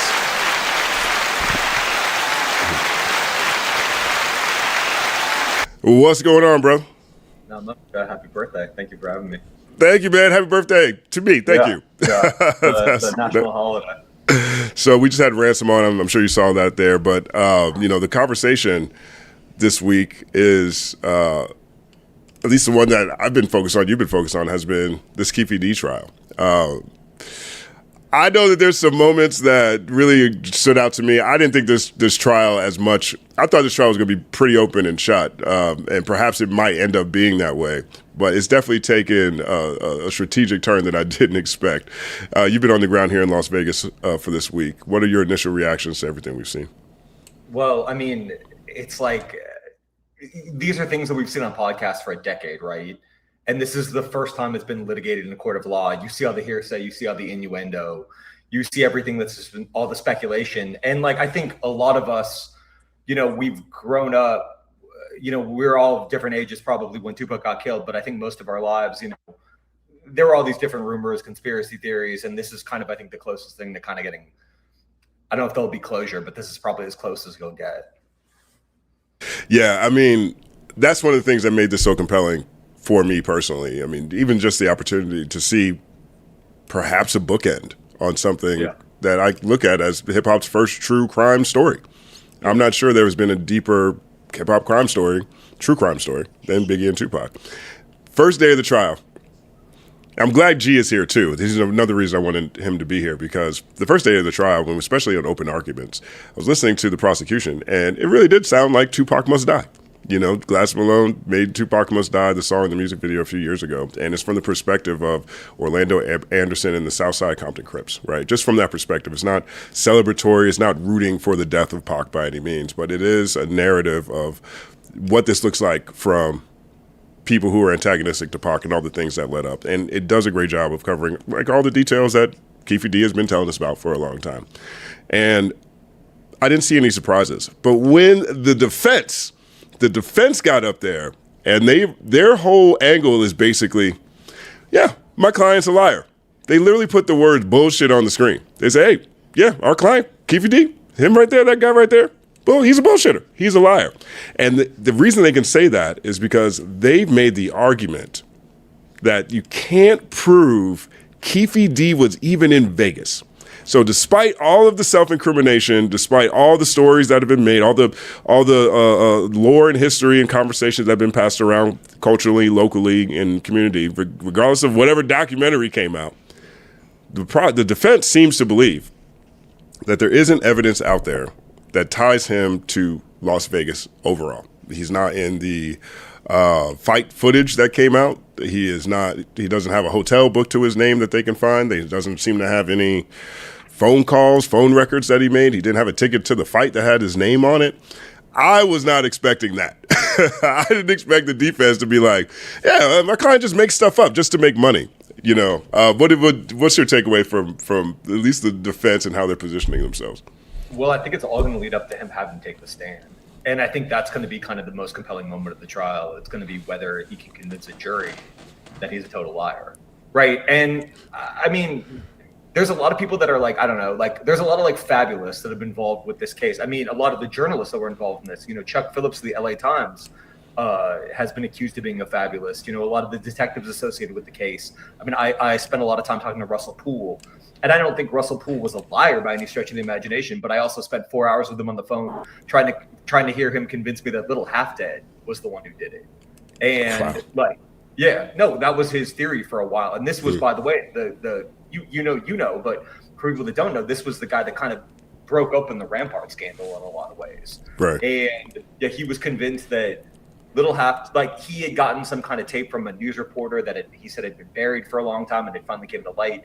And he was trying to claim at one point that Little Half Dead Tupac stole Brenda's Got a Baby from him, and they used him. I mean, it was a really crazy story, but at the same time, that's kind of the Tupac trial, right? Like, people have had these crazy stories for 30 years, and So is Keefe D's story another one of the crazy tales? Like that's I think what the jury has to decide. And that's what I mean. Look, I personally, I felt fine with Keefe D's depiction of the events. I believe Keefe D. I think he's very honest. But until I saw the defense attorney point out the fact that there isn't physical evidence of him being in Vegas, that's when I was like, Dang, maybe he's just the best grifter. I don't think he's the best grifter. I think he honestly was telling the truth. I think he had a proper thought, protected him, and found out it didn't, and now he didn't have cancer, and then the police were like, "Oh, again." I think that, but just looking at it from like a courtroom standpoint, it's kind of crazy. Yesterday, to me though, was where the most fireworks were, and we had Mob James. Shout out to Mob James McDonald. He took the stand, and again, now that we've set this up, the prosecution again, they're basically what we've seen so far is a very organized step-by-step of all of the elements that have been most public over the past 20 to 30 years, right? From 1998 to now. And the defense, again, their posture, their position is, hey, all this is cool and all, but our client can't even prove he was in Vegas, right? So that is where the prosecution and the defense were coming from. And so apparently, I'm not sure how much Mob James, while the defense was asking him questions, they're asking questions essentially trying to get Mob James to confirm that he never actually saw Keefe D, right? They're trying to get him to say that. And so they're asking questions like, so is this normally how gang shootouts go? Like, maybe a mob will go shoot a Pyru, go shoot a Southside Crip or whatever. Do you know the guy who shot Tupac or whatever? And Mob James just breaks on stand. He's like, yo, are you Keefe D? This guy, I'm trying not to send you to jail. I don't like you, but I don't want to send you to jail. They call me Pawpaw now. I got grandkids. I'm here. I'm a hostile witness, essentially. And he was basically telling Keefe D that his lawyer is going to send him to jail, asking these line of questions. And that was like probably the biggest headline moment that I've seen. What was your reaction when you saw it? Yeah, I don't know if I've ever seen a lawyer get a cell phone like that. He just got I mean, like, I don't know if he didn't know the right questions to ask, but he clearly, he kept on asking him to be like, so why were there tensions between these two sets? And he's like, what do you, I don't know, breakdown. It was sad. I thought Mob James seemed like a man that had repented for his past transgressions. I think he had kind of matured and kind of found some wisdom and maybe God. And, he was someone that was forced into a terrible situation where he obviously doesn't want to kind of violate, a code, but at the same time, is sworn to tell the truth, is forcibly taken away from his family, brought to Las Vegas. And then he's in the worst situation in the world. And I don't think, I don't know. I mean, that was the craziest thing ever. I mean, he points at him and goes, I'm not going to send him to jail. Your lawyer is. And I've never seen that happen in a courtroom in my life. Yeah, it was. Never seen that in my life, So look, I think it's a should have got Young Thug's lawyer. Honestly, it seems like it might be tracking that way. This is a historic case. I'm honored to actually be here to be at least one of the voices that can tell this story of what happened that day. But I do want to open this up. I mean, G, have you been following this trial at all? And what are your reactions? Briefly, it's silly. You can't use a bunch of entertainment to put somebody in prison, man. This is serious, and it's I get the thought, but hey, y'all hear Glasses? Hold on a second, real quick. I can hear him. Can you guys, Jeff, BK, can you hear Glasses? I can hear. It's a little low, but yeah. Yeah, so yeah, leave Stack, come back in. Leave, come back in. Yep. Yeah. I just feel like this is so serious to actually use entertainment. Even a statement that's a proffer agreement is very serious. It's dangerous. It's kind of dangerous grounds here. You can't even prove this person. You can't say somebody, you're not going to find somebody that said they paid this person. You're not going to find somebody that actually committed a crime. You're not going to find a murder weapon. It's just the concept of him entertaining through interview. Now, again, whether or not people believe he's entertaining in interviews is irrelevant. That wouldn't make sense. You would have to, okay, I could see if that got you to the point to where it was brought in front of the grand jury, but how did it get past the grand jury when you don't have people saying, hey, I saw this person do this. Hey, here is a weapon. Hey, here is this, that, and the third. It's they can take entertainment and make it anything. It's frightening. It's frightening. Yeah, I haven't been watching the trial close at all. And I also wasn't born when all this went down. So all of it is like lore to me, and all of it is like hyper entertainment to me. And it's kind of hard to follow. So I've been trying to like follow the synopses that I get from Justin or even like this panel right here. I don't know. How do you think, I guess, Jeff, how do you think it's going to shake out? How long is this trial going to go? Like, what do you think? They're saying it's going to be about a month. I mean, I don't like to make a prediction about anyone's guilt or innocence, but yeah, I think there's a high likelihood he'll get convicted. I mean, I think, to be honest with you, what really bothers me the most is there's a lot of blood on these podcasters' hands as well. And I think, I know you guys are going to talk about hip hop media, and I think there's a lot of like, I had a line, I was like, they're worse than vultures because vultures only eat things when they're dead. A lot of hip hop media will eat you while you're alive. And, I tried to reach out to, fuck it, say his name. I don't like him. DJ Vlad. I reached out to him to try to get a comment, and he refused to give me a comment.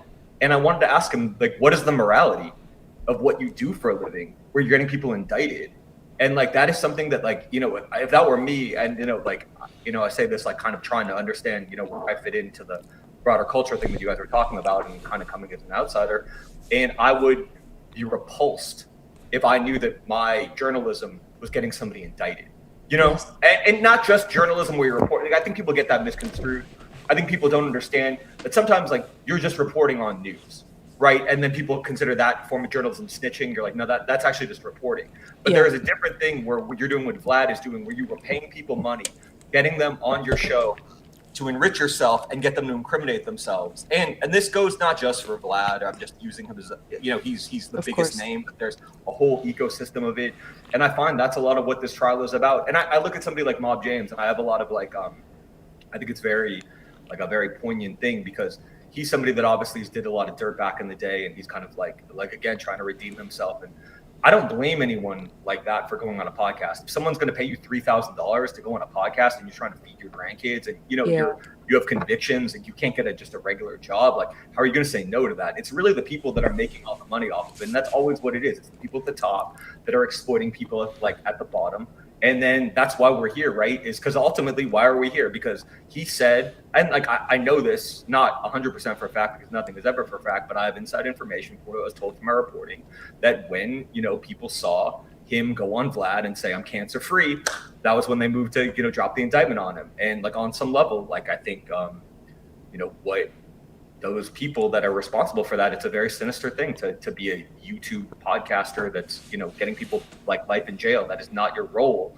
And you are not doing it for the journalism. You're doing it for the sake of your own, your second home, to pay off a third mortgage, whatever the fuck it is, so. Yeah, that lack of integrity. I mean, that's also what I was speaking about in terms of ACT, where like, we can't just brush them off as like shitty entertainment and slop. It's like the lack of integrity is leading to like real world consequences. Yeah, right. Isn't the dirt thing happening right because of like an acad? Is that the what's the dirt? Word? Well, wasn't there an interview with Dirk? I mean, Yellow PC. There's an interview where he's yeah. I mean, it's an epidemic, right? Like, of people like there, and I think like, I don't know. I guess people don't have any like scruples or morals, and I think but you also see that with, I think, the death of like, like it's like there used to be a double XL, there used to be source, like those people had fact checkers, those people had editors, they would kind of keep you in line, and those are long gone. You worked at DX for a long time, Justin. It's like that was a reputable place. That stuff would never fly, but here we are. I do want to say this, because to play devil's advocate to this conversation, I don't know if I expect journalistic principles from people who aren't journalists. Like, I don't know if I expect journalistic principles from, the average person who just turned on the microphone, right? I am 100% with you on the morals aspect of it, because to the detriment of my bank account, I will say I allow my morals to also guide which stories I chase in a lot of ways. Like, I've got a lot of stories that I could throw out here right now and just be viral for the next 6 months, just paid, because it came from me and it would be confirmation about things. But I don't move like that. But at the same time, when I look at, it's impossible for me to look at this Keefe D case and not have some burden of responsibility on the fact that he's sitting down in front of all these people for little to no, like, inconsequential money in the grand scheme. He wrote a book. You know what I'm saying? Have you read the book? I have not read the book. You read the book? It was pretty good. It was pretty convincing. Well, second applause. But you know what I'm saying? Like, a lot of times, I think now the critiques that have come out or people have shared about where we are just in the media landscape, because I do think that while Vlad and Aka and whoever might have garnered the biggest audiences in this environment, it's really an environment of a bunch of people who just felt like doing something and had the affordable means of technology to broadcast, right, that don't have the same scruples, don't have the same journalistic integrity, don't have the same training in a lot of ways. And so when I see people like Keefe D or Reggie Wright Jr. or a lot of these people around these cases, at one damn. That's gonna be good too. sitting down for them choosing those people to talk to. Can you Hold react on, to back what up. Shane for a second? Say that again. Say that last line again. Okay, cool. Are we back? Am I back now? Yeah, but just a question. At what point do we put that onus responsibility on those people for even sitting down, and sitting down with these voices that, that might be able to, obviously they can pay for certain things, but people who just don't have that same journalistic foundation or moral compass that keeps putting people in these situations. It's like predatory lending. That's a good Low key. That's exactly way to put it. It's like, I feel like that in a lot of ways, right? Where I be like, man, I feel like a lot of people don't understand the value of street urban culture. Like, what make this case really bad, right? They don't have a murder weapon, they don't have a getaway car, they don't have somebody pointing to say he was there in Vegas, they don't have anything. They're saying, hey, you said these stories in this book, you told this story, you sat down and did this interview, this is what you said. And they can't even verify if the story is true. And people are convinced, and I'm like, it's not about whether, it's about a black man being in a situation. Like, you still should have to go through the proper procedures. Like, it cannot be when it's us, this is okay.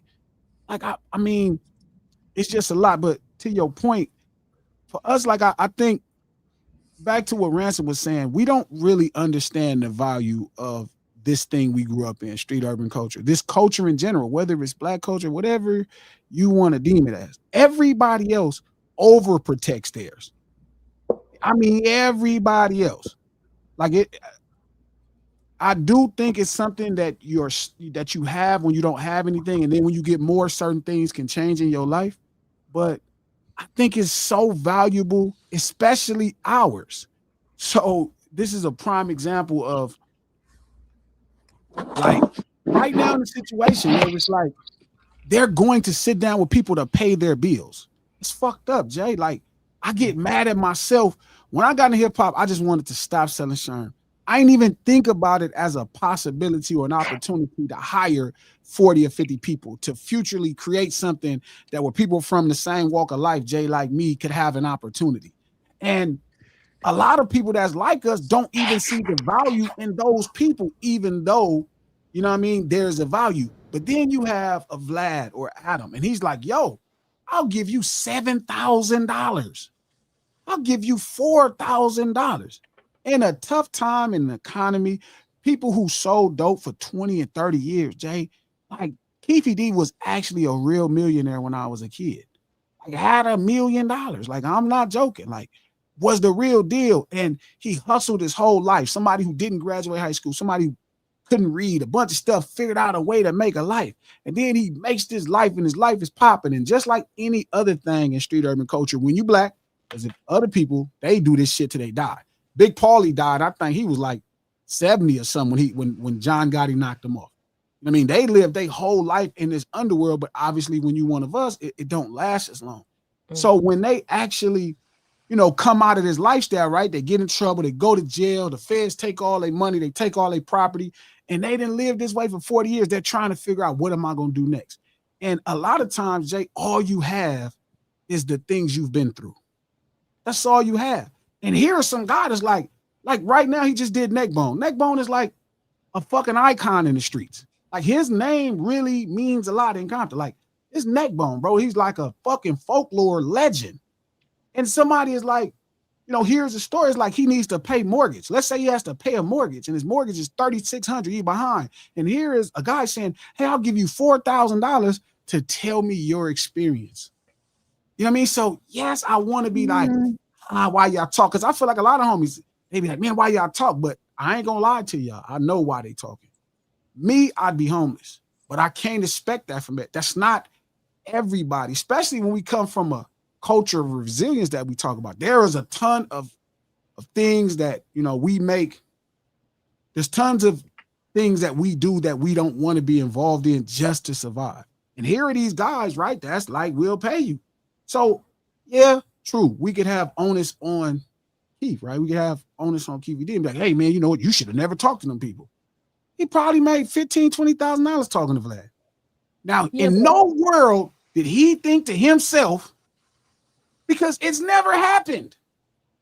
Like you would have to prove the crime on every other standard. If all them white mafia members go sit there and do the same shit, they ain't arrested one of them motherfuckers. They go sit on them same platforms and talk about crimes and shit, and nobody arrested them motherfuckers. How the fuck you don't got a murder weapon, a witness, a getaway car, even a viable reason? Oh, you know, he put it. If that's the case, why you didn't lock up Puff? Because that's part of the lie. That's part of the story. Well, go get Puff. This shit is ridiculous, and I hate that it's happening to a black man. I hated what happened to Tupac when I was 16 years old. That shit sucked. I like Tupac. I hated it. But I'm saying it still should be the fair due process. This shit is trash. And now we sitting back like, well, you know what? He should have never said. These fucking people make movies about them doing crimes every fucking day, and they ain't arrested not one of them motherfuckers.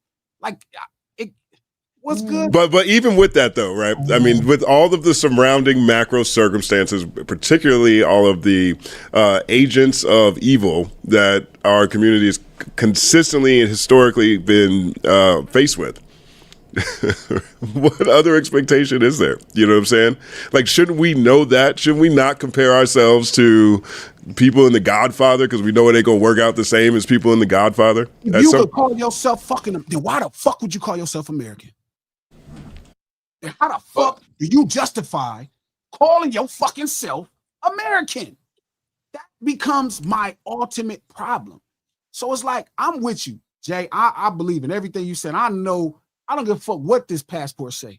I don't give a fuck what this driver's license say. I don't give a fuck what my birth certificate say. I know for sure that this ain't my people because they wouldn't treat me this way. But that's, I mean, that look, I respect that point of view. I know so many people here agree with you. But yet and still, right, knowing all of these things, this is what I'm saying. Like, it's difficult for me to, particularly with people in certain situations, you know, I don't know anything about Keefe D other than what he has shown me publicly in interviews and things he's written over the course of his life. You just mentioned he had $1 million. When you knew him when he had $1 million. Now he's down to needing $3,000 from whoever he's going to sit down with and talk to. At what point is that responsibility more so on him in this case than anybody else, or even the fact they need money? Again, but by that same standard, then you can't believe in predatory lending. If it's going to just come down to us making the right decisions when opportunities are being denied, when all of this stuff is happening, right? Then shit, we don't have no problem with America doing nothing then. It's really on us. We were not forcing anything. Everything is just a choice that we made, if it's that simple. And I can accept that. Glasses can accept that. I don't know, because with predatory lending, I don't think that there's really other victims like on your side where you're like, well, I'm thirsty to pay my rent, so I'm gonna go take this loan with 100% interest. I feel like him going to sit down with Vlad, it was very, especially if the story isn't true, it's very disrespectful to Tupac's family. Like his sister Set, like I love Set, and to think about how she has to watch you sit there because you blew all your money and now you want $15,000, and you basically using, again, with Stolen Valor, you using the love that the community has for Tupac to try to get $8,000. Like in a way, you kind of selling out the community. Like it's not. It's me. I see what you're saying about predatory lending, but I don't think you selling out the community when you cash your check at a check cashing place and they take $40. That's not really selling out. By that same standard, it does just if it's onus on people. If there's no such thing as preying on people in desperate need, then you have to believe it across the table. Well, no, I don't believe that there's no such thing. But I think you have different levels of accountability because I think that's what Justin is asking. At what point are we going to focus on Keefe D's accountability? You sat down and basically did a deposition. I don't know in what world multiple formats for a book. He did one in 08, 09 to Vegas, and then he did an original one where he said he named a lot of names, but then said he wasn't responsible for killing Tupac. Right, and then he went on a self-sabotaging media blitz. Even the legal precedents, right, is something you're not supposed to be able to use. Even the entertainment portions of him sitting down with interviewers. Bro, like, y'all watch this happen every day, whether you understand it or not. You watch it happen every day. Why is it always like this for Black people here? There's an interesting example I think like that also is like worth noting is like I don't know if you guys remember when Eminem got sued by his mom. I do, yeah, I remember that. Debbie Mathers, sued him for defamation, and what they ruled ultimately was that he could say whatever he wanted in his songs, but like in interviews he was liable for defamation. So there is some kind of legal precedent for this kind of stuff. You know what I mean? Where it's like if it's the art, I think like 100% that should never be used against you. But in this instance, I think there's a legal gray area that they're taking advantage of. Well, I'm just gonna say this, man. He was stupid, so leave him in there. Like, why we trying to have a real intelligent conversation about dumb shit? Because it's gonna be with a smart nigga next. Glasses. I don't think glasses. Let me just get this off real quick. Man, let me just say this, man. I like Keefe D with his whatever he got going on, but that was some dumbass shit he did, bro. Sometimes you gotta deal with dumb shit and you gotta go down for the dumb shit. Whether he did it or not, he shouldn't have said that. So sit your ass in there and deal with it. Cause guess what? He ain't a gangster, right? But he a street nigga, right? Am I right, Glass? Sure. So he a street nigga. He need to be shutting the fuck up about that type of shit anyway. Am I right or wrong? Am I tripping? My opinion on him is exactly what it's always been. But I'm saying that don't make it right for America to be able to do this to him. Glasses, but it's America, and he ain't just get here. I'm not disagreeing. I'm just saying he saw all the videos we see with the water hoses. We know where we at. What my nigga Snoop's East Coast ain't got love for Snoop Dogg and Dr. Dre. You know what I'm saying? We know where the fuck we at. We in America. I'm not disagreeing, but remember when it happened to the smart nigga next, because this will set a precedent. It's happening to the smart nigga now. That's why you got to move how you got to move. That's what I'm trying to tell you. We in the middle of the bullshit. It's happening to smart niggas every day. So if you a dumb nigga, you definitely need to sit your ass down. That's all I'm saying. Have we not been warned enough of the shenanigans? No. And then we gonna sit up here and have an intelligent conversation about a dude who went on 6 platforms, telling and wrote a book, an autobiography, a fucking dissertation. He got shit in the law libraries in Harvard. Like, dog, doing some shit he's supposed to be doing. You still should have to prove the crime. I understand. Yo, I'm not disagreeing that they can't prove the crime. I'm telling you that he need a different charge. I'm saying the fact is they still have to prove the crime. I agree with that, Glasses. I don't disagree. I'm telling you that we need to put him in. We need our jail and put him up in our jail. I agree 100%. If something happened to him on the street, I get it. If they could prove the crime, I wouldn't give 2 fucks. They can't prove it. But I guess I wonder what you mean by prove the crime, because there's a lot of people who have been found guilty in a court of law, and in my opinion, they did not have enough evidence beyond a reasonable doubt. So even when you say they need to prove the crime, you're still putting it in the realm of the state and what the state considers sufficient evidence, which we still wouldn't agree is sufficient evidence anyway. Well, what he's saying is they can't prove that the man was even in Vegas. They can't even prove he was in the city. They don't need. That is a big one. Well, watch the crossover quick. Oh, go ahead. My bad. Are y'all sure that they can't prove it, or did the defense's opening statement say they can't prove No, Justin's been there No, every day. yeah, and so that is their. Here's what I'll say about this. That is their position that they're taking. Now, we haven't seen whether or not the prosecution is going to be able to prove it, where that's going to stand. But it's crazy to think that Keefe D's attorney is going to show up the first day and lay out in his opening statement that they don't have evidence that proves he's in Vegas when they have the same evidence at this point in time. So They don't have a murder weapon. They don't have a getaway car. They don't have a witness. I get it. I'm not saying this man was wise. It definitely is dumb to implicate yourself in a crime. Sure, get you arrested. How the fuck do we get this far? You should have to be able to prove it. It's not about, do I like Keefe D or do I dislike Tupac? That's silly shit. I'm saying what's fair in the court of law. And I agree with y'all, right? It's the onus, by that same standard, man, every onus, I guess, is on every brother. You feel me? It's just on the brothers. It's like, well, you went up there and told that story, so you're on your own. But by that standard, when does it stop? Are we really saying that a person should know about a bank account? Is there saying this, that, and the third, this, that, and the third? This, like, when does it stop? Like I'm saying, I'm not saying he don't have it. His life is hell right now. He a sick man fighting for his life in prison. That's just what it is. He's in prison. He ain't coming home.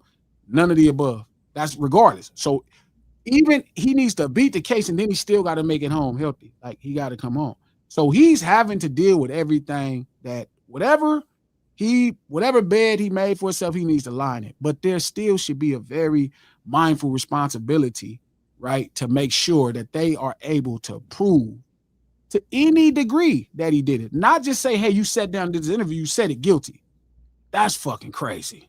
Yeah, that would be crazy if that's the case. I just don't know that is the case. I would just quickly. Go ahead, BK. Just quickly, I do think that, like, telling yourself is always a bad idea, but I do think that Glass's larger point stands of, like, the predatory nature of, like, of Vlad specifically, and something outside of Keefe D. Something that I've noticed over the years is that there is a lot of harping on those that go sit with him, which, like, okay, cool. You should know at this point, Vlad is a Fed, do not engage with him or whatever. But that predatory aspect is hardly ever fleshed out with him. You know, it's like late stage capitalism plus greed is DJ Vlad.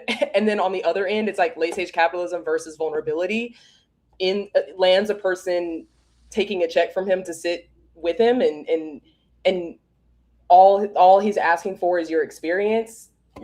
All he's asking for is your experience, and in that you're self-implicating. It's a weird entanglement, but I rarely hear people talk about Vlad as a predatory figure that you would seek out a vulnerable person, know they may need the lump sum cash right now, and be like, oh, we're just gonna sit and have a conversation real quick. Like, people are always like, oh my God, this dumb nigga. Like, yes, I agree, like, don't sit with him, but we got to give this white man a lot more heat, in my opinion. In a macro sense. He never wants to face a tough question himself. Ever. You know what I mean? Like, Wait, he'll never. He wouldn't talk to me. Vlad. I hit him up. I was like, you should have to answer for the fact that you got somebody indicted. Do you feel any guilt? Do you feel like a certain responsibility? You know what you're doing. I will say one thing as a journalist, he's an excellent interviewer. That makes him more sinister. He's not stupid. He knows exactly what he's doing. He's almost 60 years old. He's been doing this for a long time. And it's honestly, I tell every artist, but you know what? The other thing is, I don't begrudge anyone going on it, because it's a lot of money. And it's like, even if you're an artist going on it, he's got a big platform. It's really hard out here to make it as an artist too. So, like, you get the opportunity to be on a platform that has millions of subscribers. That's a tough thing. I think you should say no, but I'm not going to begrudge them. I think at the end of the day, it's like, who's making the most money off this? You know? Well, look, I'm gonna play devil's advocate on this one, right? Because in this case, right now, I know that there's a lot of.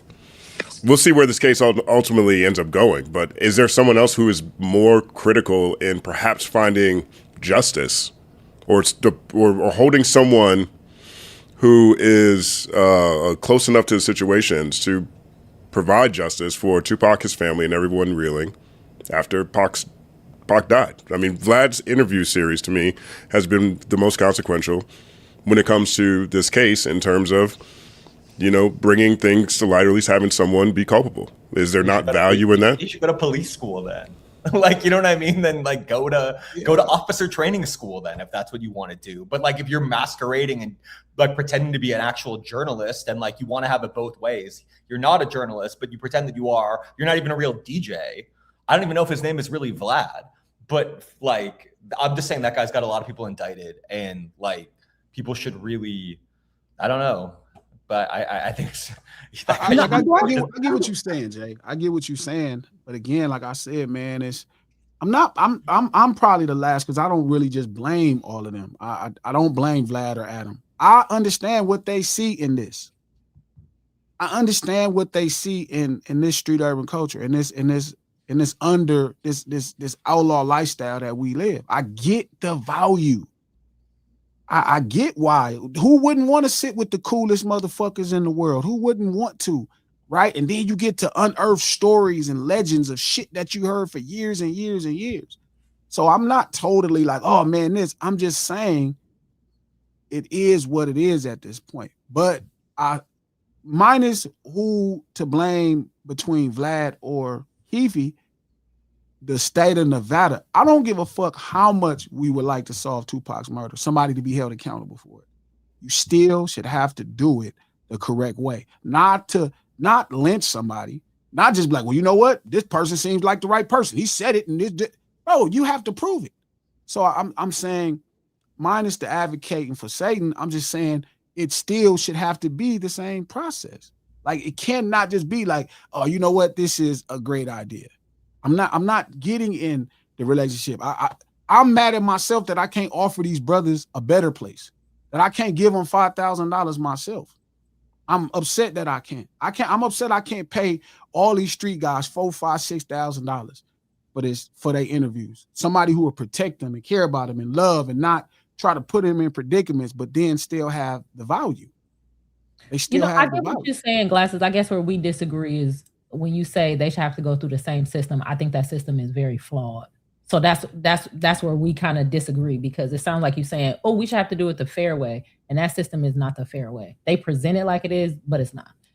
People go to jail all the time. Like my friend Pierre Russian right now, one crackhead said he saw him do something, and we've been fighting for 15 years to get him out of jail. So that's where we, I guess, disagree. But I wanted to ask you a question, Jeff. I heard you say that Vlad wasn't a journalist. So I kind of wanted to ask you a little bit more about where your barometer is on who is and who isn't a journalist. Like you said, he was a great interviewer. Can you kind of break down for us what requirements are needed to actually be a journalist versus what these other people are doing?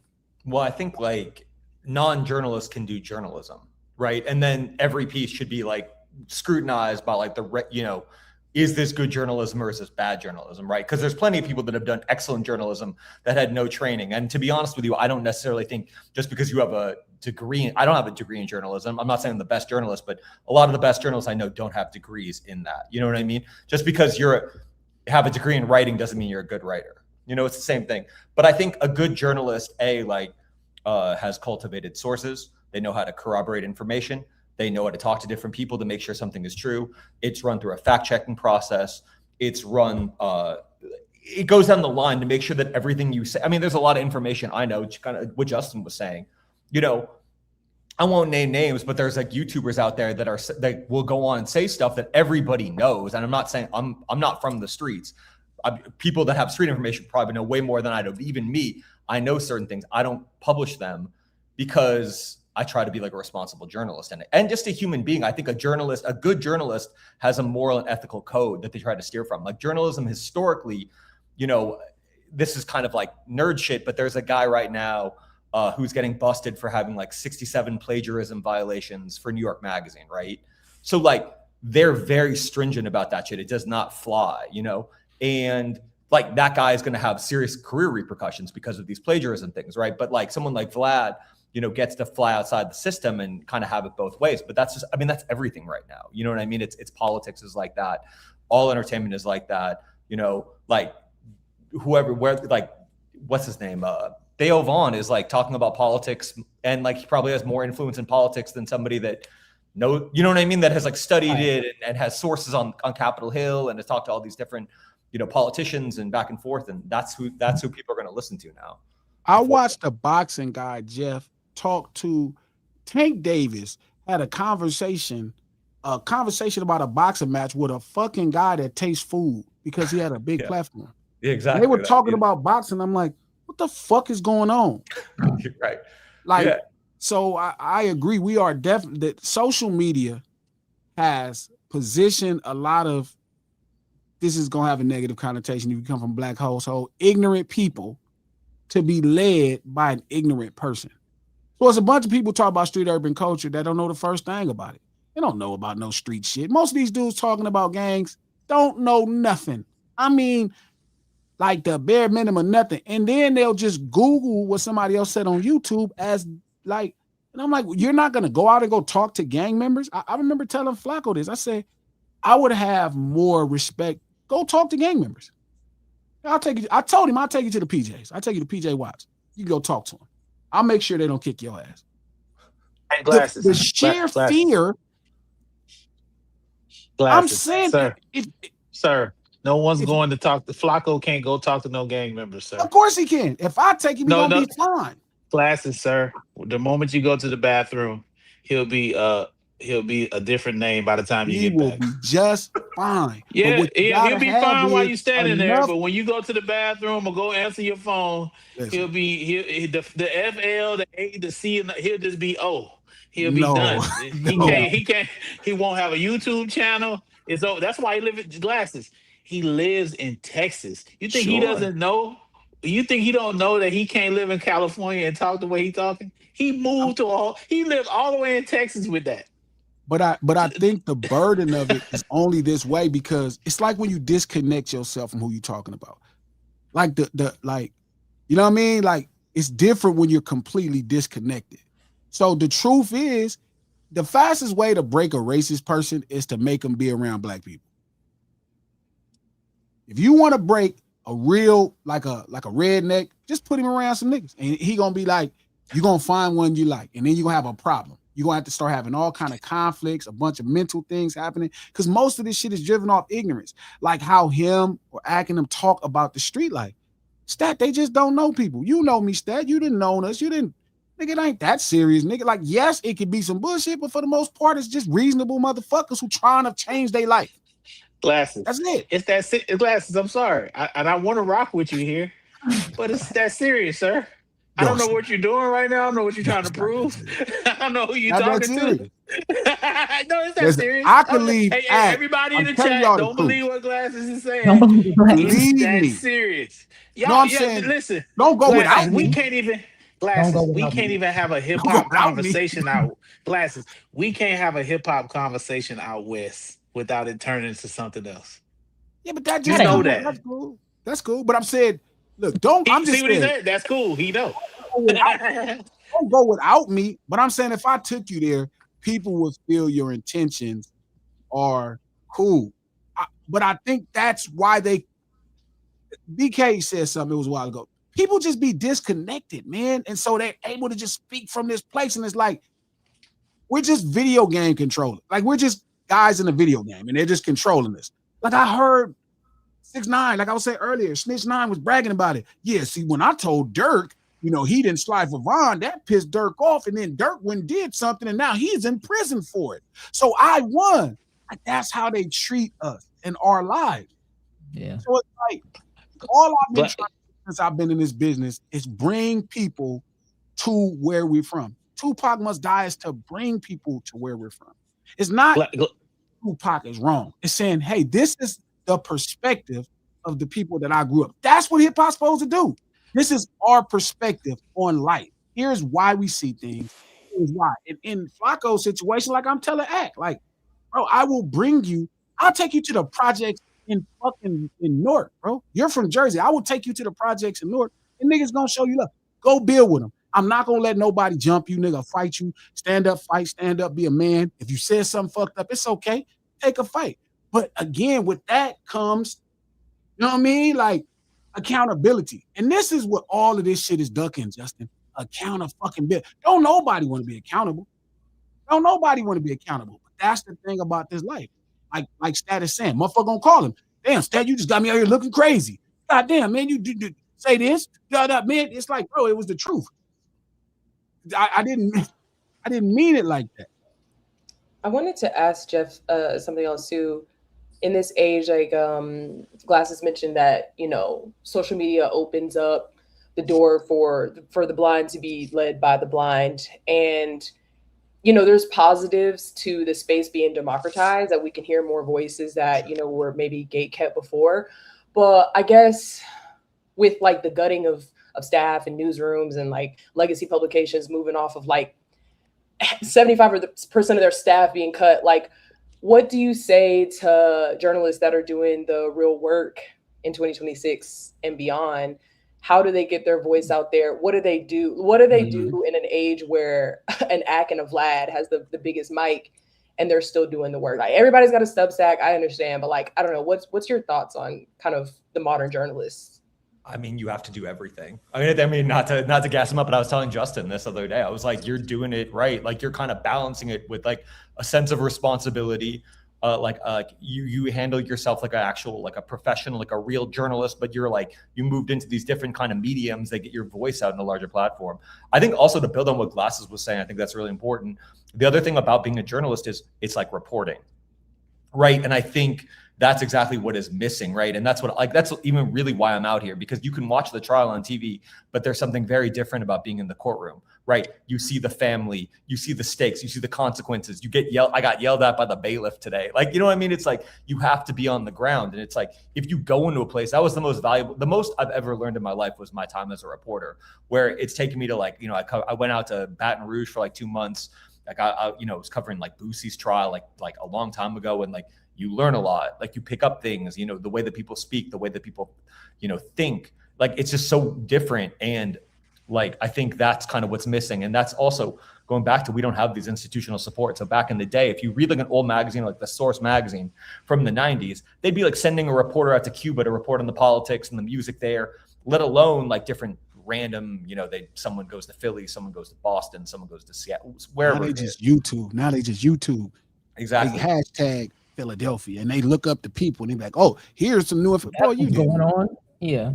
Oh, you didn't do that. I have another question for you, Jeff. You said you talked about the guy who's getting in trouble for the plagiarism, and how I can't remember who you said he wrote for, but how that organization. It's New York Magazine. Yeah. Okay, cool. You have a history of building your own independent project. So how did you maintain your own ethics and morals without that organization kind of holding you in place? Like, can you tell us a little bit about how you maintain your ethics as an independent journalist? Yeah, I mean, I think everyone has to live by their own code, right? And I think but I've written for a lot of publications too, so like you have to kind of adhere to their things. I've never been staffed at a place, but like no, you know, it's like I've written for the LA Times. The LA Times never really offered me a job, but when you write for a place like the LA Times, there's a certain fact checking process you're going to go through, where they're going to be like, how do you know this information? Who told you this? Can it be confirmed by other sources? You know, and then you have to because there's a high risk, right? You're walking a tightrope. Like if you I was saying, there was this journalist named Chuck Phillips, and granted it was more severe a long time ago, but I think it was like 2008, he was publishing documents about Tupac shooting in 1994, like the first shooting, and it turned out that they were forged documents from a con man in jail, and he had to resign from the LA Times the following year. And so like he was kind of a disgraced journalist by the end. You know, you kind of can't, it's again like not as severe as it used to be, but it still is real. And you know, but yeah, I also like value the independence though, because I do think there's something to be said about like, you know, institutions, like they can be very like lowercase c conservative. They can have a lot of like blind spots when it comes to covering like hip hop or anything really to do with Black culture. I'm not saying like I'm the expert, but like you kind of see it very clearly. You see it like when I've had meetings, you know, with executives at like, you know, TV studios, the blind spots that these people carry with them. So you kind of have to have like I think it's important to kind of have an independent platform as well, so you can kind of speak more freely and not have to kind of be like hemmed in by that. Because there are certain publications, like, you know, I remember there was a big respectable publication that like was interested in hiring me at one point, but it was like kind of backdoor channel to me that I'd have to kind of like probably tone it down a little bit, you know. And unfortunately, but yeah, I think what you guys are doing is good, because it's you have to meet people where they're at too. It's like you can sit here all day long and be like, I wish that people like that. I love reading. Like, to me, like if you gave me all, like if you're like, how do you want to get information? I'd be like, just give me like a book, give me an article. I'm good. I don't need to watch. I'd never need to watch video in my life. Maybe a movie, maybe a documentary, but I'm good. But we don't live in that world, so you kind of have to do everything, right? You have to do video, you hopefully writing, you know, too. I think there's a big valuable role for it. So it's really a combination of everything, unfortunately, because not everyone's good at everything. Like, I'm not good on camera the way that I see, like I was telling Justin, you are like, though. You're doing great on camera. I appreciate it. Thank you. I appreciate it. Also, just a fun question. Do you I know you don't like video, but do you like video essayists? Do you have any that you watch? Yeah, I think they can be really good. It's nothing I've tried, but yeah, I mean, they can be great. For me, I'd rather just read the things. I can read way faster. I don't usually have the 20 minutes to read through it, but well, I think you should come back on here like semi-regularly, because I've been inviting them since March. I think I've been hitting them up. You know what I mean? So we haven't had a chance to work it out, but this is actually the perfect crossover. Like I said in the beginning, you know, the respect level I have for the work Jeff Weiss has done in this space is limitless. And, you know, people who do care about how these stories are told who really care about the way they're presented, the fact checking that goes into them, the care and the vigilance and the rigor that goes into this thing of ours from a reporting side. In my opinion, Jeff Weiss is the best, without question, pure journalist covering anything that's happening in music in Los Angeles. And I've been following him, reading his work, whether that's LA Weekly, whether that's Hollywood Reporter, whether that's a Billboard story, whether that's Passion of Weiss, and more and most impactfully, because I've been an editor myself as editor-in-chief of Hip Hop DX, I have a relationship with a ton of writers, and the way he builds them, the way he pushes their pen, is where my respect level reaches a new height. Because that is also something that I value, not even just in journalism, but with people in general, right? Who are you inspiring? How are you helping the next generation? What are the fruits of their time building and working with you, right? And when it comes to Jeff Weiss, I mean, it's flawless. I've been out here 13 years, flawless the whole time. You know what I mean? So it's your birthday. We're saying nice things. No, for real. But also, it's Passion of the Weiss or Passion of Weiss? Well, we used to be Passion of the Weiss, but now it's POW Mag. So you can find it POW Mag on Instagram and POWmag.net. And I'm Passion Weiss on like Twitter and Instagram. And we have a Substack now. We just went over to Substack, and I have an amazing editor named Paul Thompson who's been doing really, really great work and trying to, I'm covering the trial, like doing a few videos here and there, but I'm trying to write like as many essays as I can in time and try to, do stuff that hopefully has a little more like depth and thoughtfulness than kind of just there's so much of like the CNN will give you like their 800-word post and they'll give you the summary, but there's just so much stuff that, goes so much deeper than that. Like we're like the other day, I've been thinking a lot about, just watching, like seeing Tupac's autopsy and seeing those photos, right? Crazy.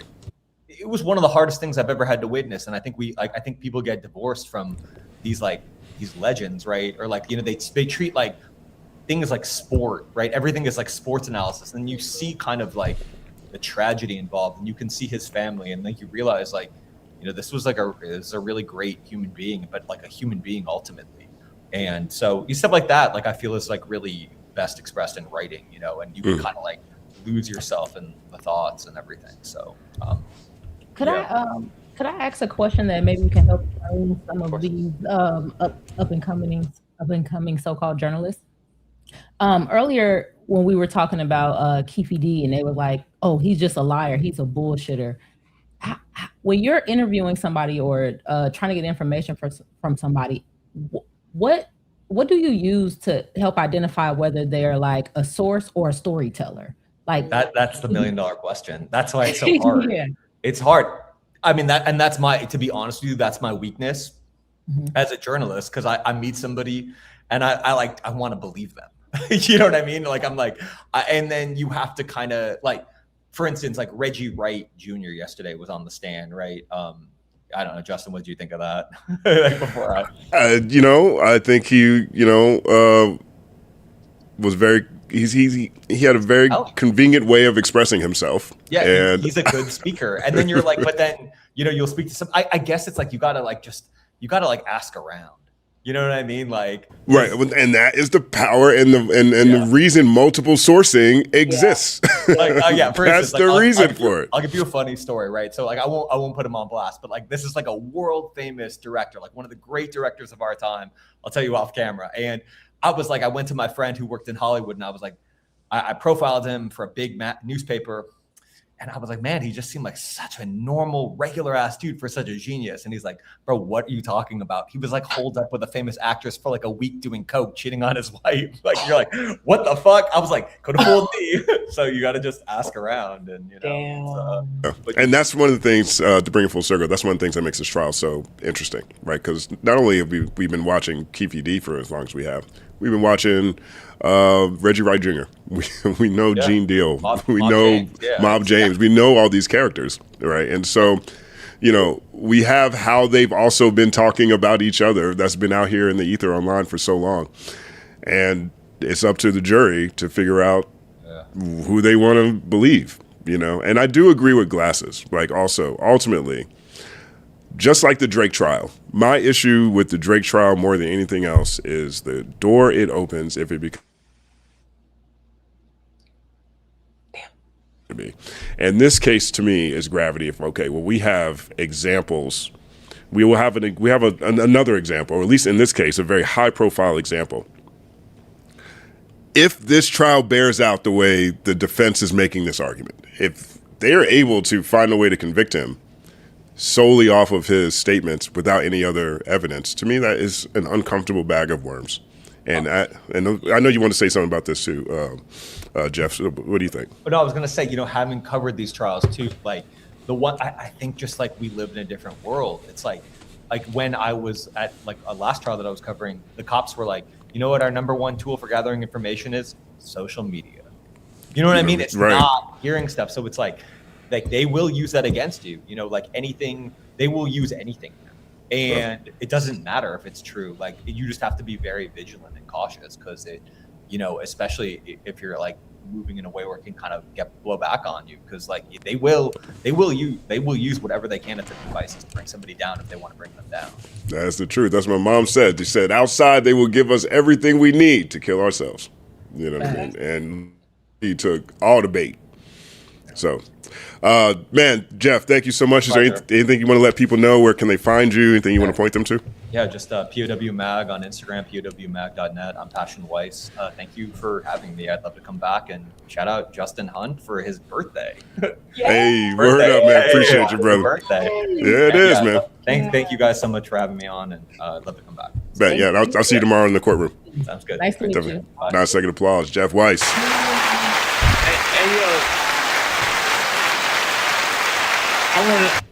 I want to say this before we get into the me harassing people to give you money for your birthday, but I think the saddest part about the whole shit is how these people look. I mean, it's just how all of them look fucked up.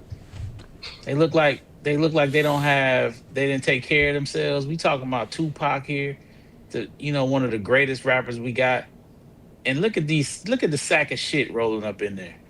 Just keep it real, man. None of them dudes took care of themselves. It goes back to what Ransom said. Too much, like they all look. None of them people look like they work out 3-4 times a week. They all look dehydrated and not consuming enough water. You know what I mean? All these people look bad. You get what I'm saying? That's what I'm looking at. I'm like, look at these motherfuckers up in here. All of them look fucked up. I had an interview with Mob James after his testimony yesterday. It's currently in the video I dropped today. I got a bunch of shorts here too. I'll probably make those public. But one of the things he said was, when he left death row, he left with everything he came into death row with. He didn't get any money. He didn't have a retirement plan. Obviously, it's the music industry. But if you really look at when all that happened, you know what I mean? He'd say he left death row in 2002, and I think that lets you know how fucked up the economics can be in these situations more than anything else, right? Like the music industry, you don't get no 401k, you don't get no insurance, you know what I mean? And a lot of this stuff is just based off of street money. He made a point in the conversation to talk about how if he was there, meaning MGM Studio when the fight happened, he would have made sure that Tupac was just taken away. He wouldn't have nothing to do with any of that. They would have protected it because he understood that, okay, if something happens to Pac, then everybody around, none of us get paid, is what he said. And so I understand where you're coming from because I saw the same thing, but I don't know what else to expect, right? I mean, essentially, he was head of Death Row's other security, right? But Suge Knight just said he never worked for him. I just watched Suge Knight talk tonight. I mean, but that is the other. He never worked with Mob James. That is the other thing about this case. You know what I'm saying? Like, I just read today, again, he told TMZ that they smoked Tupac's ashes. Okay, now that is a 1.5 year old People Magazine story. He told the same thing to People Magazine a year ago. I'm not saying he's making these things up. I'm saying find someone that is alive to tell this story who doesn't have credibility issues, from the police to the people on death row. Find me somebody. You know, like that's just what this is, and that's what it has become. You know, I'm just saying it's embarrassing to me as a person when we're talking about our hip hop. Tupac, this is our guy, right? Is this our guy? This is the one we uphold to a different standard, and these people have not taken care of themselves, right? Regardless of the economics behind them not having no money. I'm just saying we need to. That conversation what Ransom was saying about the food, you know, I'm from the South. I definitely love to eat. Justin knows this. And if y'all didn't know this, I am an eater. I like fried chicken. I love collard greens. Culture, or whatever y'all want to call it. I call it good cooking. But we have to take care of ourselves and let this be a lesson that none of us look like those gentlemen walking somewhere because we represent each other all the time. That's all I'm saying. You know, let's take a pause. Word up. Let me stop you. Now check this out, man. What is it? 878 people in here. Now listen, I know who has and who hasn't. It's church now. I'm looking out in the congregation. I'm scrolling. You know what I'm saying? Now listen, if you have not contributed to my guy's birthday, now I'm not asking you. I understand the economic times that we in. Yes, I do understand. I ain't asking for much. I know some of y'all come in here, y'all never do that. Hit that little button on the side, $1. $1.99. You just bought that whack ass cheeseburger. You can't even get a cheeseburger for $1.99. What in the hell is going on? Now, all y'all that didn't broke bread, we appreciate you. We know who you are. We love you. Thank you very much. But my dog come up in here, rain, sleet, or shine. You know what I'm saying? He don't do the bullshit. He could be doing the bullshit. He could be Justin Flacco out here, this motherfucker, doing bullshit, making $100,000 a month. Don't play with my dog now. I ain't saying you got to get $10. I know everybody. Listen.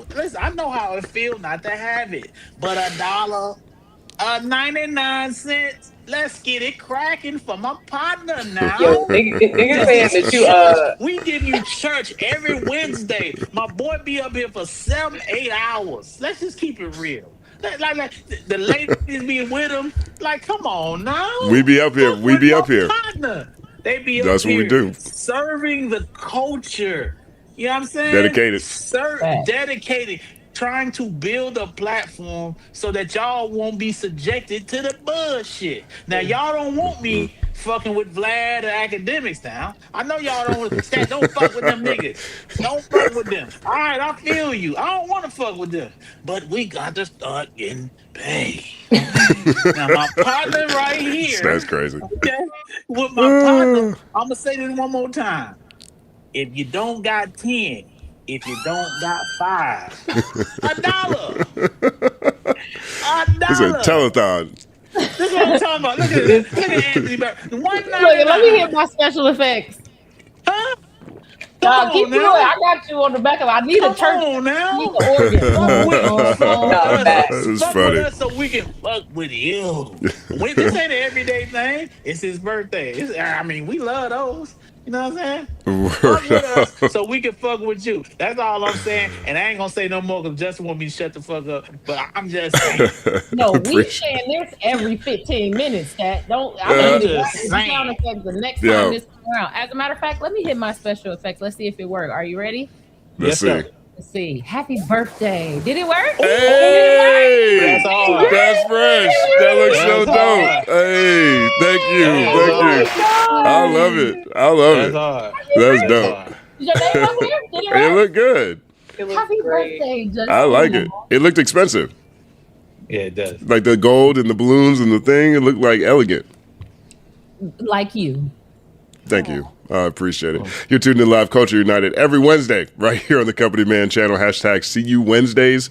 We're going to move into Super Chat, but I just want to give a 9-second applause for everyone who's shown support in this community at any point in time, especially for the 3 people on this stage. You know what I mean? I am not someone who goes outside and celebrates myself easily, and so that was also very awkward for me, but I know it comes from a genuine place because these are 3 genuine people who just want to see me successful and want to do great things in the world. And I am so thankful to all 3 of y'all. 9-second applause. I'm gonna shed a tear. So, Dustin, you may not be used to being centered, but we're not either. Well, maybe they are. I'm not either. So stop being all nice like that. I'll just be a blushing. No facts. Cheeks hurting like Now fuck. listen, y'all. I just want to know that I'm about to get off here now. I done already looked at who been in here the whole time and ain't put no shit up here. Now don't make me come back. This man said, Okay. close the doors. The belt, you back in the day. Don't make me come back with my belt now. You know what I'm saying? I'm looking at y'all, so I see you. I know who in the chat who ain't at least gave up a bone. Now I know what's happening. So I'm gonna be watching, eating my dinner, and if shit ain't right, I'm gonna pop right back in this motherfucker to get this shit popping. I need to see the blues. I need to see the greens, the yellows if you got it, the oranges, and some reds. You understand? Crazy. And ladies, listen, y'all are fantastic. Ransom almost got his ass destroyed today. He had no clue he had no clue what was about to happen to him. He did not know what was going on. That he was about to get fucking caught up in. I said, "What do you mean by coach?" I said, "Oh shit." Man. I'm about to text Justin. Get them. Get them. Save Ransom. Yeah, look. I enjoyed it. I thought it was a spirited exchange. I think everyone, understood where everyone was coming from and had, constructive, critiques and points of views on that position. So, 1-second pause. Listen, I just one of my favorite rappers. I'm like, he's never coming on the show again. So. Yeah, I think he'll be back. He's gonna be back. He's gonna be back. All good. Y'all did what y'all supposed to do. But I appreciate you, Justin. I love you. Justin has a nice array of gifts over here, things that I know he wanted. We're not gonna put it out there. We got it all together when he gets back to LA. That gumbo. That's what I want. That gumbo. that top tier gumbo. Okay. I too would like to experience the gumbo. That gumbo ain't no joke. I got you. So, but we appreciate breakfast, lunch, and dinner. It works all meals. Hello. This nigga eats it crazy. It's actually jambalaya, but jambalaya. It's which one are you talking about? The jambalaya. I appreciate you, and I see everybody here in the morning. And Justin, happy birthday again. I love you dearly. Thank you so much. Love you too, bro. Thank you, man. 9-second applause. Stack Quo.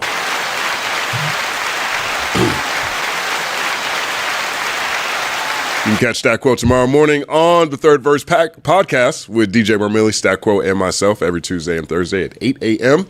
on the Third Verse podcast channel. Also tomorrow, we will have our music show earlier since I am still on location. So we're going to do it at 5 p.m. tomorrow, and look out for the announcement of which show we're going to do.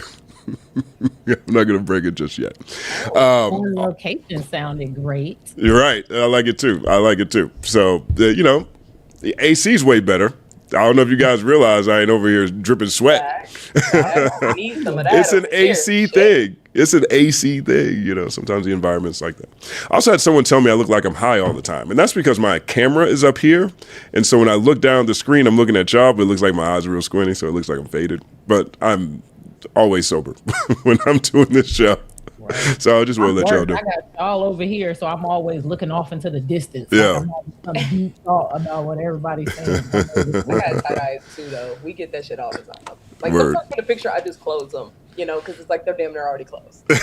Right.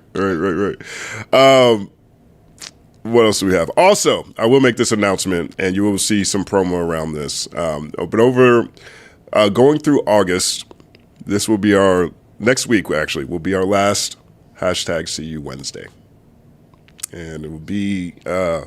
It's difficult. It's a difficult moment for me because I really got used to that #CU Wednesday. I loved it so much. I also like the connection to like the CU Wednesday. But you know, things are growing in the right direction, and so now it will be #CU Tuesdays starting in September. And so the reason behind this is, one, when we started doing this, I was basically just doing one live stream a week and one additional show away from things that was happening on the channel. It was the third verse. We shot it on Monday to drop it on Tuesday. And then on Wednesday, it was Culture United, and everything was fine. But as growth happens, you run into pains of progress. And one of those pains of progress has been the third verse went from one pre-recorded episode to 3 live shows over the course of the year. And Culture United went from what used to be once a month to once every week. And so that has taken a toll on my body in a way that I don't want to become a problem in the future. It's fine now, but it's not sustainable. And so what I mean is, if you think about the schedule, we have an 8 a.m., I have third verse at 8 a.m. on Tuesday.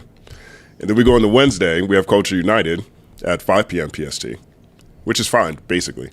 But then you get 5 to 8 hours of Culture United, and then right after that, you have an 8 a.m. show on Thursday, and then later that Thursday, there's a music show because it's just a new music night at 5. And then after that, I need a video for Friday, and so that is a lot. And so what we're doing now is we're moving Culture United starting in September.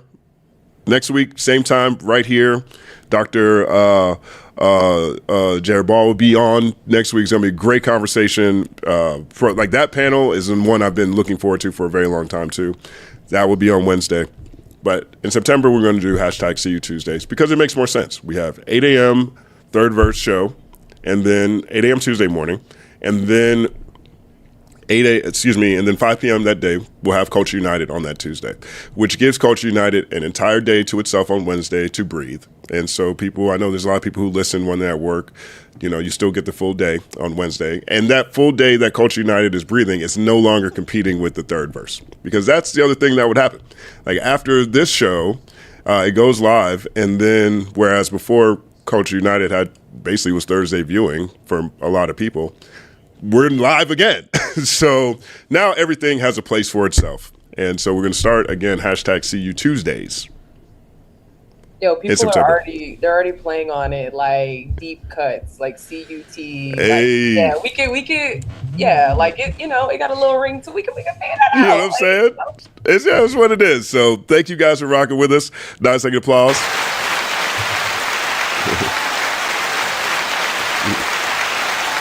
So, yeah, again, man, this was actually a good show. We were talking about this earlier. This was, definitely a remix on how we normally do it, but it still was kind of fluid to me, and I actually really enjoyed it, particularly giving everybody the opportunity. We had basically 3 guests, like, to focus on their own thing within the broader conversation, because everybody's talking about hip-hop media in one way or the other on today's episode. Let me know if you guys in the comment section rock with today's episode, but what do you guys think? Yeah, I think it was great. Really good. Yeah, it wasn't like too far off of what like our normal like beat feels like, so to speak, but setting the intention first that like it was gonna be loose, I feel like made that free flow. And then the way like our guests popped in and out was like, okay, we just rapped with this one. Oh, this was behind the stage. It worked out seamlessly. How do you feel? I might argue that this may be better. Because in a way, the transitions were like fire. Like it was almost like we had pre-hooks versus like a very sterile song that's like verse, hook, verse, hook. It's like our shit started to blend. Like, was that a crescendo? Next thing you know, the next person is in or whatever. So I actually liked it. And I think that all of us are very capable of keeping the thorough line. Like, I think we're really good at bringing back the overall point, getting specific with this person, then coming back to the overall point. So I actually really liked it. It was a fantastic birthday broadcast, I gotta say. I'm having a great time. Happy birthday to me. 1 second applause. I love it. The chat said that it felt efficient, it felt smooth. Okay. So that's really good feedback too. So, word up. You guys ready to get to the super chats? Let's do it. See if I can drop. Also, shout out to Jeff for the like Passion of the Weiss, and he got the like white Jesus look going on. I don't know. I just love that. That was great. Yo, you guys should. I mean, everybody watching, definitely take a look at that website. To be honest, like, I mean, especially if you want to get closer to indie artists or newer artists that you probably haven't heard of. Just really great coverage, really great journalism on multiple different types of things. But I've reacted to a lot of. I don't say reacted because it's different. I guess it's a reaction if you're reacting to an article, but it's not necessarily the same thing. But I cover stuff that they do on their on Passion of the Weiss. So especially in 2025, 2025 forward, and some stuff earlier this year, I've done videos on the work that they put out. One of them was the Four Horsemen theory. They had a theory around the battle that each song that Kendrick dropped represented a different horse in the Four Horsemen of the Apocalypse. And it was broken down so dope. You know what I'm saying? But in terms of even places to go piece consistently that is on stuff that's happening in hip hop, Passion of the Weiss and Hot New Hip Hop are the last of the Mohicans when it comes to that, and that's something that's near and dear to my heart that I really appreciate. And I want to say this too on the DJ Vlad tip, because I think everybody has the well-placed critiques of a lot of stuff that he's done. I just want to say, for the record, I have worked with Vlad. I've conducted multiple interviews for him, 3 interviews over there. But one of the ones that really stands out to me that I do think about that has put Vlad in a different context in my mind versus where a lot of these conversations are going or where they live now is one of them was for an artist who had some very significant street things that were going on. And one of the questions I was asked in this interview was connected to some very real world repercussions that were happening. And my man was because he was under the impression that, oh, fuck, I said it on Vlad. Now I might have to move. And I conveyed that to Vlad. And Vlad, he was like, yeah, man, no problem. We'll just take that out. It gets real out here. And I'm not trying to put everybody in those situations. So he conveyed that to me. I had that experience with an artist that I conducted an interview with. So I'm saying that to be transparent. So you guys understand that I have worked with Vlad before, which is also a part of journalism, transparency. But 2, that particular experience put my mind in a different place. I'm not sure if he's like that with everybody. I know he was like that with that. And that was a very serious thing. And that makes me feel like perhaps there's other opportunities for people to take serious things out of these conversations. And whether or not they choose to do is a different question that I can't answer. You know what I mean? And so, but those 2 things. So those are the updates I have right now. No, I think that's very fair. I was going to say something about journalism and transparency when you started saying that. And that's why I kind of shared that, I love Setua. So I don't even know if I can even process this story through the idea of poor Keefe D, because I'm just thinking about her there. Her mom has passed before this trial has come into fruition. And it's just, I don't know, you playing with real people. So I appreciate your transparency. I tried to do the same thing. I don't think I'm trying to hear none of that shit. All right. Right. You know, I mean, That's fair. I see where G coming from. You know, Me too. you got people out here because like one of the things that happened in the trial that was interesting. I haven't done a story on this yet, but I do think there's a deep dive breakdown worthy moment from yesterday's testimony that came from Reggie Wright Sr. And one of the things he talked about is that he was the one that was passing out people's phone numbers, meaning passing out Keefe D's phone numbers and other people's phone numbers to YouTubers, people who wanted to be interviewed, right? And he's the one who breaks down the YouTube economics of that while he's on the stand, on the witness stand. He's like, yeah, well, I was the one that, I took Keefe D's number and I was the one who gave it around to him. And I explained to him that, at the time, if you did 1 million views, that's basically $6,000. Now, if you take one conversation, you chop it up multiple ways. Now, that is 250,000 views per video. That'll get you X amount multiplied by how many times you clip up a video. He's breaking this down on the stand. Like, and he is saying that, he's the one who shared it to this population of people so that they can build relationships and go on these platforms, right? One thing that we had at Hip Hop DX, which basically got me to a situation I didn't. When I first moved to LA, there's a lot of stuff I didn't know, and so some things I had to learn, like through uncomfortable situations, and one of them was extortion. How extortion works. You know what I'm saying? That's how I learned how extortion works out here, because there's a lot of people who get a lot of money just by putting publications or people in touch with famous people, right? In my situation, we at DX, we don't pay for it. We had a firm policy. We were never paying for interviews. That to me is where I do see, a lack of journalistic integrity in the space right now, because a lot of people are just getting paid to go say whatever. And so I think that's hard to validate. And I think that puts a lot of conversations definitely on the outside of what I would consider earnest, fair journalism. If someone's paid to be here, I'm not sure if it's the same thing, particularly if they're talking about topics that can get you arrested, right? But I do understand paying somebody if they're going to sit here and talk about an album that you really like, maybe. But we never did that at all. And so this guy I met at a party we threw. He was like, yo, yeah, Jay, I know a bunch of people, man. If anybody interested, want to, get an interview, just hit me up. I'm like, oh yeah, here's my math, man. If you got somebody, that's dope. So he hits me up, and there's an artist from the 90s who's performing. This is 2014, I would say. 2014. It's an artist from the 90s, right? All love to artists from the 90s, but it's now 2014. He hits me up and was like, yo, they're in town to do this interview. You guys want to, pull up to the Novo and interview? I'm like, yeah, what's up? We get the team together. We go over there, interview these guys from the 90s. And I love this group. They're amazing, but it's the 90s, right? And so the economics of just what this group was going to do were in 2014, right? There is a big gap, right? And so we shoot the interview, everything is straight.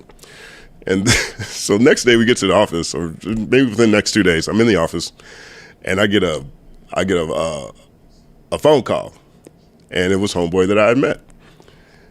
He was like, Jay, what's up? I'm like, oh, I'm just sitting here in the office working. Oh, he's like, oh, okay, cool. That's cool. Yeah, I'm downstairs. Come out and see me. And I was like, why wouldn't you just come to the office and just come up to the door? Just knock on the, why they gotta come downstairs? That don't make no sense. All right, let me see what he wants, right? My mind's not even thinking about how a lot of things move in different places because I just moved to this area, right? And so I get down there, I get in the car. My man says, yeah. So how'd that interview work for you? I was like, oh, it was dope. Yeah, it was cool. He's like, yeah, you got everything you need? I'm like, yeah, I got everything. Yeah, it was cool. He was like, okay, word. So this is a service I provide. I provide this as a service. And I'm like, okay, provide what exactly do you do as a service? I put publications and people like yourself in touch with people who wouldn't talk to you unless I was the one who said it was cool to talk to you. And I'm like, okay, cool. Well, thanks for doing that. It was a great conversation. He was like, yeah. But that service isn't free. It's not a free service. And I'm like, okay. He's like, And so, when I do this for different publications or whatever, they're the ones who pay me. I'm like, how much? And he's like, $5,000. Yo, first of all, I almost busted out laughing, and I kind of did. And as I did that, I looked down because I'm in the passenger seat, and there's the little armrest console. So I look down. I'm about to laugh. I look over at him. He's got a serious face. I look down. His hand moves to the console, and there is a strap right there. Right? So I look down at that again. I look up at the sky, and I look him in the eye, and I'm like, first of all, if I had known this was a service, I would have never accepted this because we don't pay for interviews. We have a flat. The reason we don't pay for interviews is because now the interview, what they're saying is questionable. So we don't do that. 2, I told him, ain't no way in hell I'm paying you $5,000. And I think you should understand why. Because this client, who was amazing in the 90s, in 2013, that interview would have to do Kendrick Lamar control numbers. Okay, that shit would have to do Trump just won the presidency numbers for us to earn $5,000. And that's not just us. That is the marketplace. So if you're going to continue this business, I think you need to understand where this business is at this point in time. Just for your own efficiency. I imagine you'd be walking up to all kinds of people you think are at different publications trying to get, who need interviews for their stuff. You probably need to understand how people make money, right? I break down the whole CPMs and everything.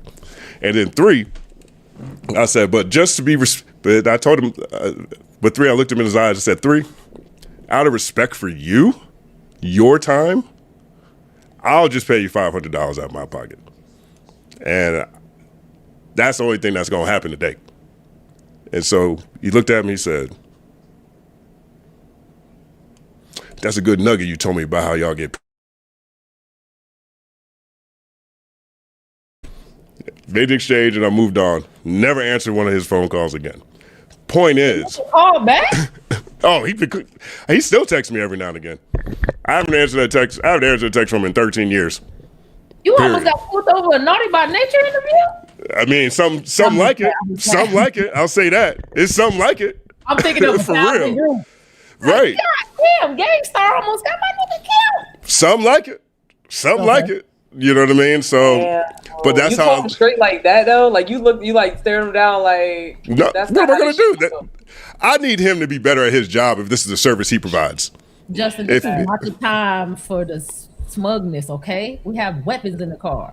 No, that ass. He said this nigga rich. I need him to be better at his job. I'm not a street person. I knew my ultimate card is if this thing goes too far, then I will just call the police, or he will end up having to be accountable for me being injured. Okay, I don't have the same code. You know what I mean? Like, so I pay taxes. You know what I mean? I most importantly to me, I had an office. You know what I mean? I was concerned about them. Like, especially anytime I'm in a position of leadership, I am definitely not trying to put anybody I rock with in a position where they can't be successful, right? That's my default.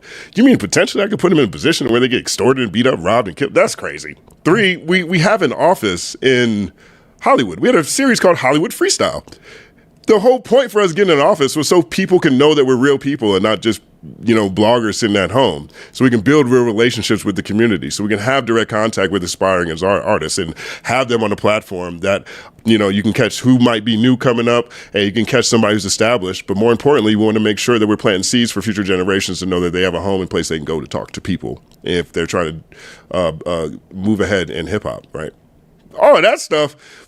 I can't have people out here pulling up thinking that it's a different kind of time. So he's gonna have to use it, one way or the other. And I bet that he wouldn't do that just because he wouldn't be rocking. He wouldn't be hitting me like that if he was really like that in terms of dealing with consequences, in my mind. Right. Like we had all kinds of security cameras out there. What's he gonna do? So, and I'm not saying that disrespectfully to him. I'm just saying in that situation, I learned that's a situation that truthfully is also a product of the fact that we didn't pay for interviews. I learned in that situation that, because again, I had just moved here, how different the environment was from where I came from. But more than anything else, what I learned from that was just because I learned how real things can get. Because again, like I say all the time, either here or in different videos, my default, and this is connected to the broader conversation of hip hop media, Jeff touched on it. He talks about how historically journalism was there for the common good. Like that's what it's there for, to serve the common good, right? And so I learned in that moment that not everyone obviously has the same idea of what the common good is, but again, like I say, we are dealing with people's dreams. Like these are people's dreams. You know, people have been murdered for having a dream. People will kill people for their dream. You know what I mean? So even stuff that is just like innocuous or whatever, you never know how it's going to go over with somebody else. And I think when I told that to him, I think in my eyes, he saw my dreams. And that wasn't going to just go away because some dude tried to sell me a 90s interview in 2013 that had all the wrong numbers, too many extra zeros. You know what I'm saying? So just nevertheless. Interview. But something like it. This is what's funny to me, Justin. It shouldn't be funny because this is kind of a serious moment. I gotta be honest. I'm laughing at you probably being a little worried, like, oh shit, this is a problem. To the nigga said $5,000. Bro, like, now hold on now. Tell you about the for real. The Right, economics like, are way you're a off. little nervous till you like, wait a minute. $5,000. What the hell? Right. Well, they're different because at that point in time, you could still, those economics work for certain print magazines. For certain print outlets, like the economics work there. We didn't have print. Okay, yeah, like, we barely had a sales team. We had one person on our sales team. Okay, we were not going to take it. If I had known, never. That was, that's how, for who? Nah, we straight. I appreciate you though, man. Hit me back when you got something that makes more sense. You know what I'm saying? Like I would have even gone over there. The interview didn't even do that great. It did exactly what I expected it to do, but it was a in-person brand building conversation that led to, you know, us having a closer relationship with these artists afterwards. But it's only certain artists you need to be Eminem, Biggie, Tupac, you need to be Jay-Z, you need to be like, for certain things to do certain numbers at that time that would even equate to that. But so you know, he come from Wall Street, kind of. The hell? Yeah. Well, $5,000. Right. So it's hard out here for a journalist, I see. There's a lot of things that you learn along the way. We'll say that. But I don't know that we would say that that gives Keefe D a pass. I know that's not what you were trying to say, but no, I'm not. I know. That's why I wanted to be clear. I honestly think Keefe D thought that proffer was going to save him. I also think Keefe D, you know, looked around and said, everybody else is making money. I mean, Greg Kading, the police officer, wrote a book off of what Keefe D told him. They made a movie about him off of what Keefe D told him. You know, you're seeing Death Row Chronicles on BT. You've got all these documentaries popping up with people trying to figure things out. At that point in time, I'm sure he's seen other peripheral people talk. And with the success of what Greg Kading received, I know that he saw that and said, well, that guy can get it. What are these little conversations going to do? I'm still into the proffer. And it didn't work out like that. And then he had cancer. So there was a little sympathy in the background. Then he said he didn't have it. And that's, you know, Jeff is talking about something else that I heard too. So I don't know. I don't think it absolves anybody, but, you know, these are the economics that make a big difference in people's lives. How were they able to get around the proffer? I don't think that, I'm not quite sure how that, unless it was just fake.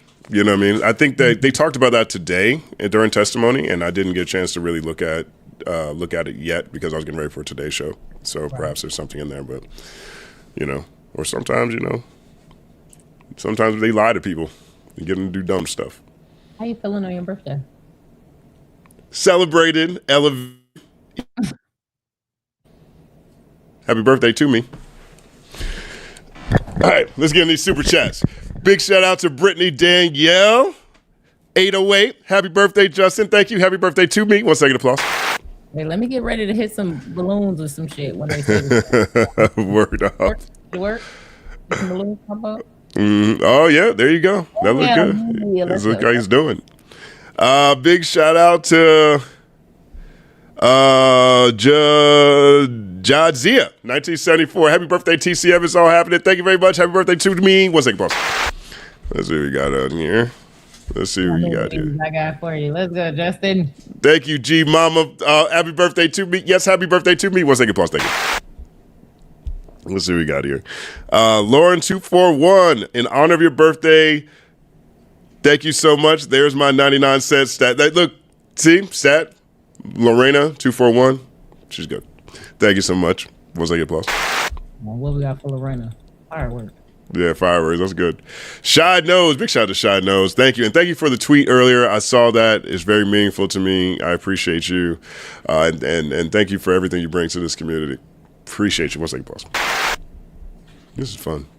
Happy birthday to me. Big shout out to Brown Girl L. Woo! Says, grateful for the positive impact you have on my daughter's life. Oh, thank you so much. And I'm grateful for the positive impact y'all have on mine. This whole community, it's really humbling and warming how far we've all traveled over the past 2 years, year and a half. So thank you so much. I appreciate that. We got here. Ro Mango. Happy birthday to my fellow Coney Island homie. As a quirky black girl, you've inspired me to take writing seriously again and see where it takes me. Thanks for being an inspiration and a model for moving through the world while staying true to yourself. Thank you, man. That's really dope. That's really dope. I appreciate you, bro. Word up. 1 second applause. That's awesome. Inspired someone to write. Look, there was another super chat in here that said the same thing about Ransom. Said they listen to Ransom inspires you to take your pen out. You know what I mean? I had so many questions for Ransom. You should have him on your show. Brand new thoughts. Sure. I think that's a great idea. I think so too. You just had a great conversation with him. Yeah, sure. Yep.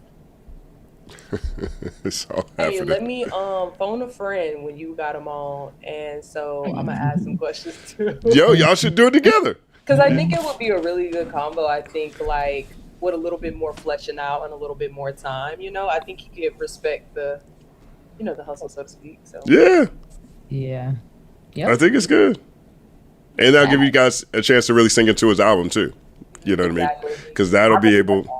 Because a lot of times, like the challenge with certain conversations, or at least certain conversations, are a lot easier if you just enter the conversation through the music. I mean, that's what this was, right? Yeah, like Nick Grant drops those. Right, Nick Grant dropped the bars, in the song. So yeah.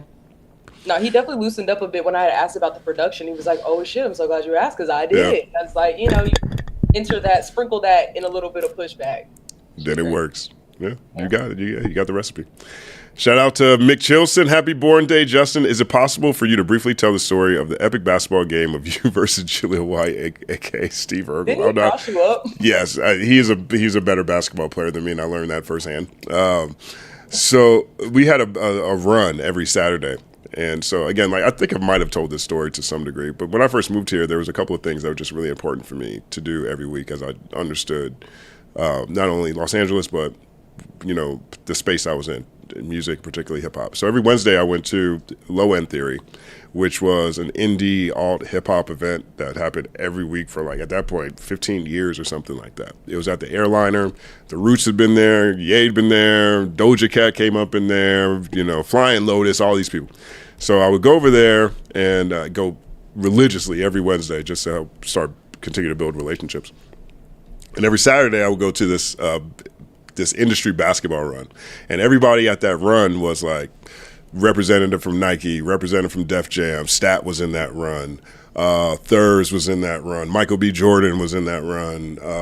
Just a bunch of people that, again, especially since I moved out here, I was like, oh wow, you know, like I have not only watched their stuff, I've purchased things from these people. You know what I mean? So that was crucial for me to build relationships within the industry. And so Jaleel White shows up on that court. And in my mind, I'm like, I've always wanted to play Stephon Arkell. You know what I mean? I always thought, like, as a 9-year-old, growing up watching Family Matters, I always thought, like, I'd be better. I wasn't. And so he had the ball. He had just crossed half court. And I was like, okay, let me lock him down real quick. Let me just put the pressure on him, because at this point, I hadn't torn my Achilles yet. So I was still more of an athlete than I am now. So I pick him up at half court, you know, drop back a little bit, 3/4 court, then I press again, I move up. I like him move up like this, right? I'm sorry. I would like to follow the story, but that was too many. Press him up. It's okay. And, you know, not everything matters for every situation. We'll just drive right past it. Just know that this thing happened, and I'm playing defense, and it's basically I'm out on an island with just Jaleel White. There's no pick. There's no one coming to get in my way so he can get open. There is nobody open moving for a pass. It was Jaleel White. He looked at me, and he saw barbecue chicken, right? And so I'm playing defense. I thought it was great defense, and I jumped to cut him off, right? Because that's what you do when you want to get the person to go where you want.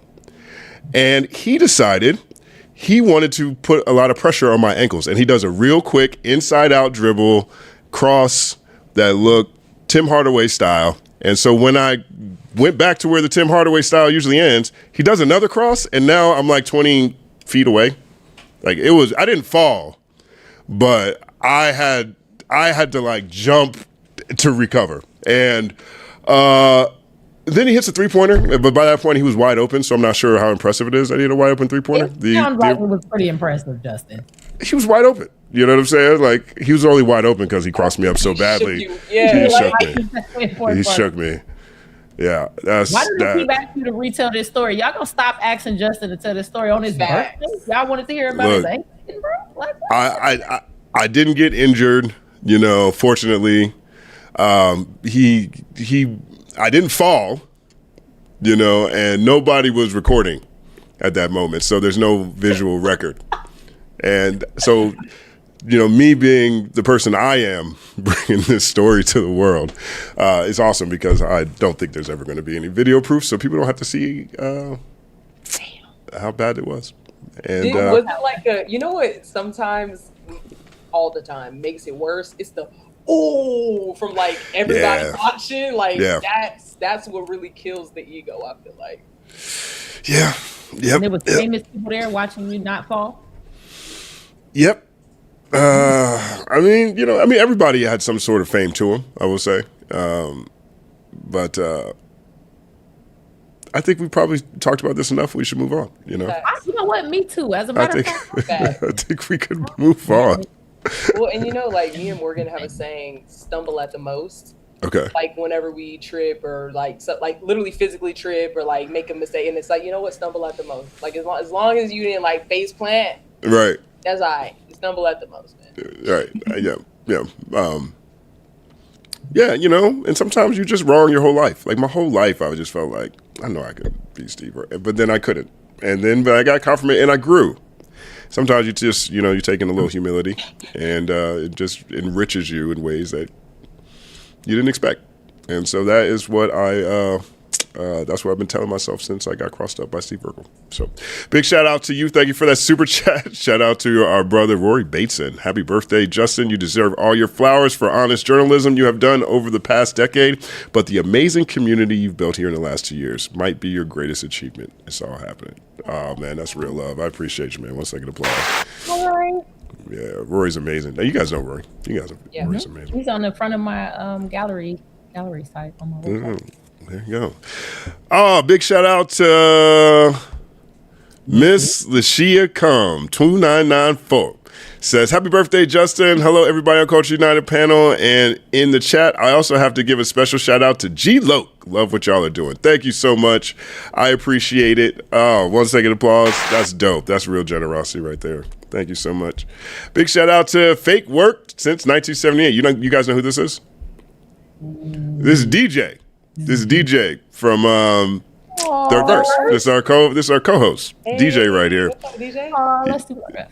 He says, happy birthday to the Good Time Guy. So Justin the Good Time Guy was a nickname I had in college. And so I had a lot of fun. And I think the Good Time Guy, appreciate you and all you've done for helping me figure out my place in this crazy media space. Put this towards that Enes Kanter Freedom jersey you have been eyeing.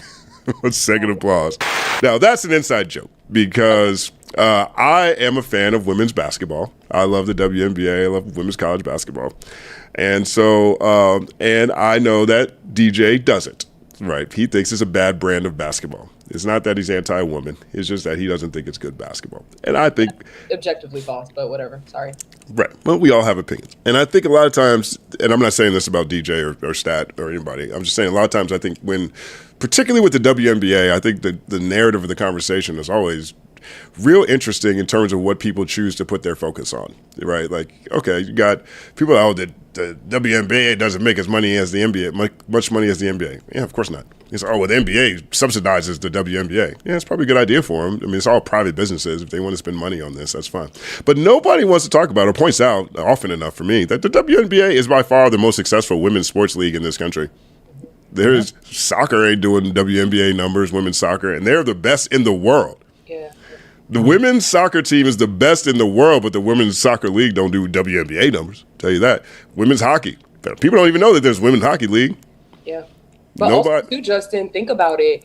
The WNBA is in its like 30th, 31st year. Look at where the NBA was in its 30th year. I mean, guys, literally do not do revisionist history. The NBA was broke as fuck in its 30th year. Right. So if this is the basement of where the W is, with Unrivaled and all this other stuff playing, which I know like Unrivaled is separate from the W, and that's actually great that we have that. But awesome. Like, give them like literally 30 more years. Right. I'm sorry. Like right. Whatever, yeah. Right. So girls get their ankles broke. Yes, that's the thing that I love about women's basketball right now is the skills gap has closed. I mean, it's not as close to the men's. And then women, boys and girls are all going to the same coaches. They're all going to the same, private gyms or private runs. They're all going to the same training camps or whatever.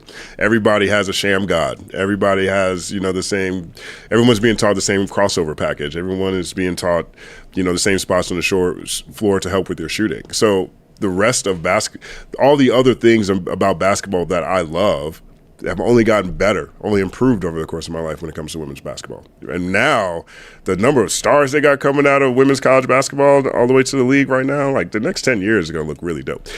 Either way,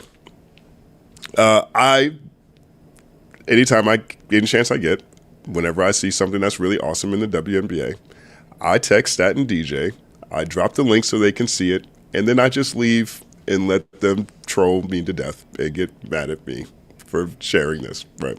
We're talking about having a sports show for the Third Verse, and I told them, I was like, you guys can do that one. I'll be the pop-in guest for that one. I don't think people need to hear me talk about sports, and I think DJ had a sports agency, you know what I mean? Like Tony Snell was his client, and they were the ones who discovered Kawhi Leonard. His company had he had front row seats at the Clippers. Like, he was a very successful agency. You know what I mean? So he's in the space to talk about these things in a way that's different from me.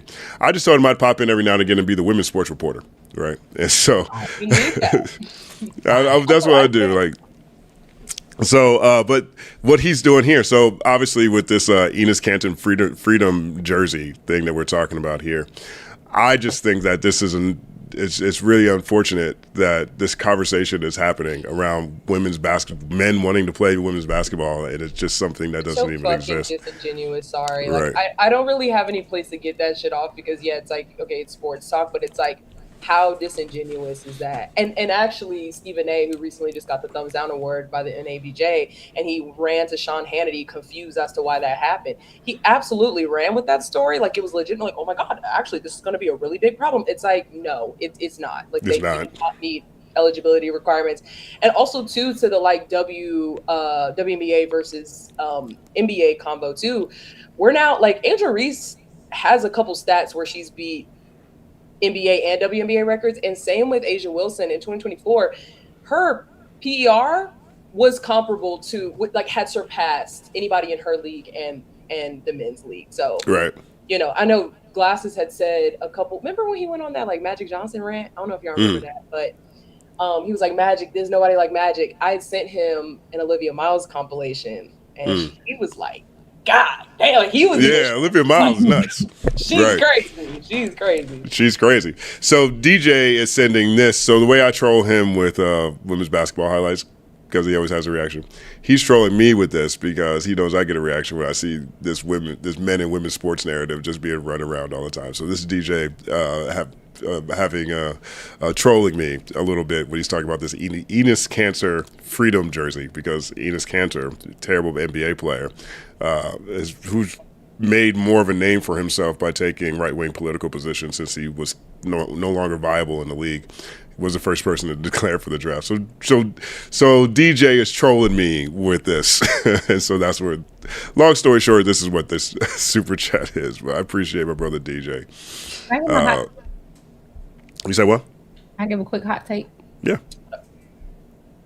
I think this has nothing to do with women's sports and the fact that these washed up NBA people want to exploit the fact that the WNBA is getting so much attention, so they want to come vulture over it. I think it has more to do with the upcoming election and trying to reinvigorate the conversation around trans women in sports so that they can use it as a wedge issue to say the Democrats think this is okay and the Republicans don't, to try to convince people to not vote for Democrats, because conversations like that are some of the like mainstays where people were like, oh no, we ain't fucking rocking with them, and that conversation went immediately away as soon as the elections were over. So I think it's a trick to bring that conversation back for the election.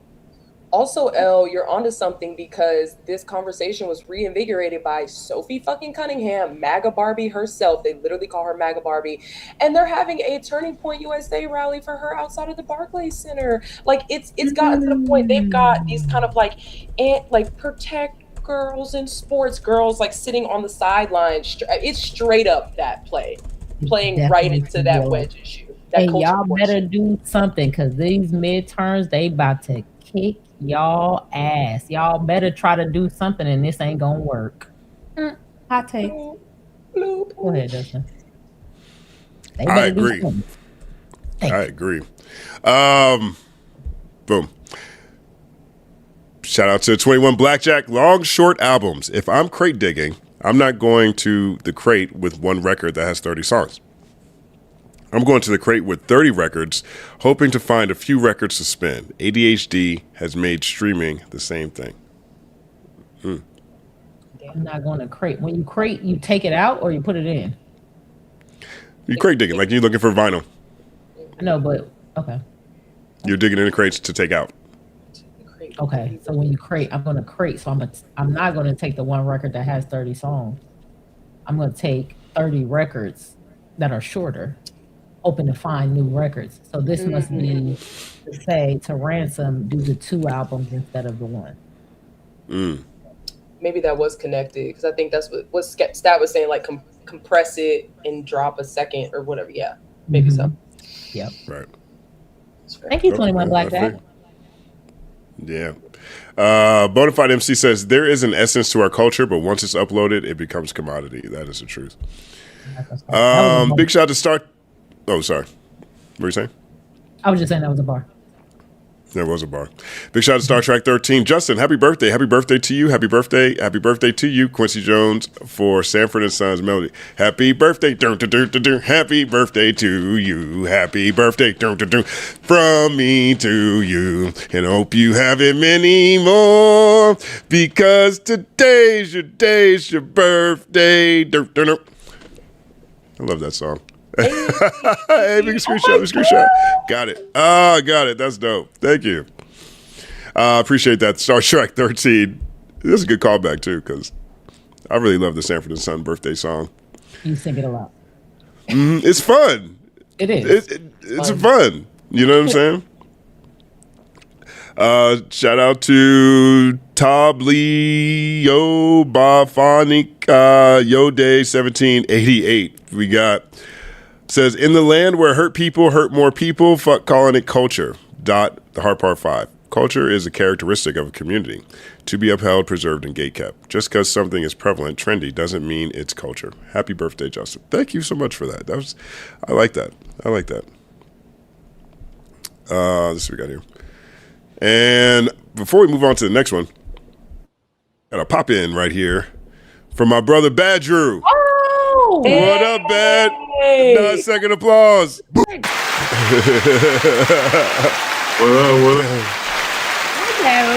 What up, man? How you doing, bro? Hey, man. I'm good. Happy birthday, King. Happy birthday to you too, King. Now, Bad's birthday he's August 18th. Bad's birthday is August 18th. Hey, happy belated. It's the company's man's day eve. That's right. Wow. Hey, shout out to you, man. I appreciate the laugh earlier because I was watching your bit with on the case, and you were like, 1 second applause for accidental humor or something like that. I was like, oh my God. Intentional comedy. What's going on, L? What's going on, BK? Hi, it's so good to see you. Nice to meet man. you. Like tour guide. So me and Badger, we did a birthday party last year. Was it last year or was it the year before? Real Leos of LA. Real Leos of LA. Right. And so we had a bunch of us. It was like, how many, about 10, 15 people? All of us Leos. And so we threw a party at Baron Davis's compound. And if the whole thing was just the group of us inviting all of our friends to take over this event, calling it the Real Leos of LA. Because LA, I feel like they got to have more Leos than any place else in the country, if not the world. I think Leos are generally people who are in the arts. They're actors. They tend to be a lot of business leaders and politicians and speakers and things like that. Leos and those types of in LA is where you go if you're trying to get into entertainment. And I feel like LA is the most crowded place Leo season than any place I've ever lived, ever. And so we had a party called the Real Leos of LA, and it was amazing. 1 second applause. That's some Leo shit right there. Our Lola. It really was. We were shooting confessionals and all type of stuff. Word up. That's what's up, man. So people who don't know me and Badru, we're partners in a company called Behind the Scenes Network. The first time I think we met was at the release for Glasses Malone's video, Tupac Must Die. I don't know now because you were talking about low end theory, and I shout out to Kev over there. Yeah. But Daddy Kev, but I was there all the time. Yeah, we probably definitely did, but at least in terms of like really connected, was probably at the Glasses Malone Tupac Must Die thing. So, but we were talking about coincidentally relative at the Tupac Must Die release. At the Tupac Must Die release, like you see this, you see the full circle that's going on right here. Yeah. You see this. This is why we're Real Leos of LA.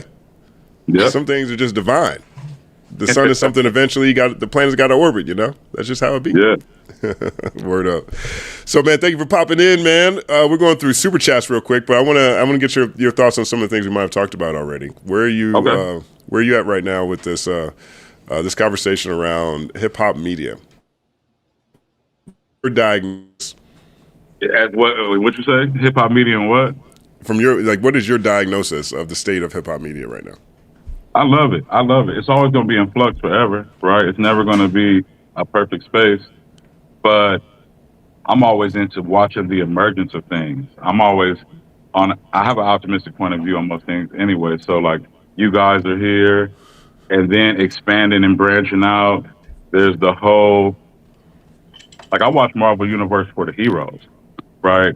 So there's a whole Justice League and then there's a whole, the other thing. I rarely catch the other thing. So for me, you know, I call you, I call Dwan, I call whoever makes content like, yo, you have me dying. Yo, what the fuck? You know what I mean? You know, I love it. Yeah. And I want to keep empowering and helping out like platforms like this because, you know, we'll be going over to BK's platform in a while and just hanging out over there. Then you go to Club L. You feel what I'm saying? Like it's Right. like it becomes a scene, and I see an evolving scene, so I love it. Yeah, let's say applause. I'm with you on that. Now you've got you also work with Bo Black LA, and so when we had Derek Steele on for the VRA episode, Badru was the one that made that connection, and Bo Black LA does a lot of incredible work here on the ground in Los Angeles, and Badru is also very much a man of the community. He was also general manager of Project Blowed, you know. So whether it's in the political realm, the community realm, the music realm, you know, I mean, he's got a lot of reps. And he brings a lot to this show without people realizing. He brings a lot to the show without actually being on the show that often. This is probably your third, fourth time on, but you know,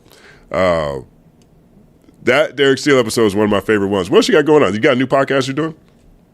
We're building out an entire network for trusted information on topics that, you know, are relevant to the Black Angelino market of LA, demo of LA. So they're going to be making a lot of content soon, and Derek's going to be doing some specific stuff, and then they'll be popping in on different things.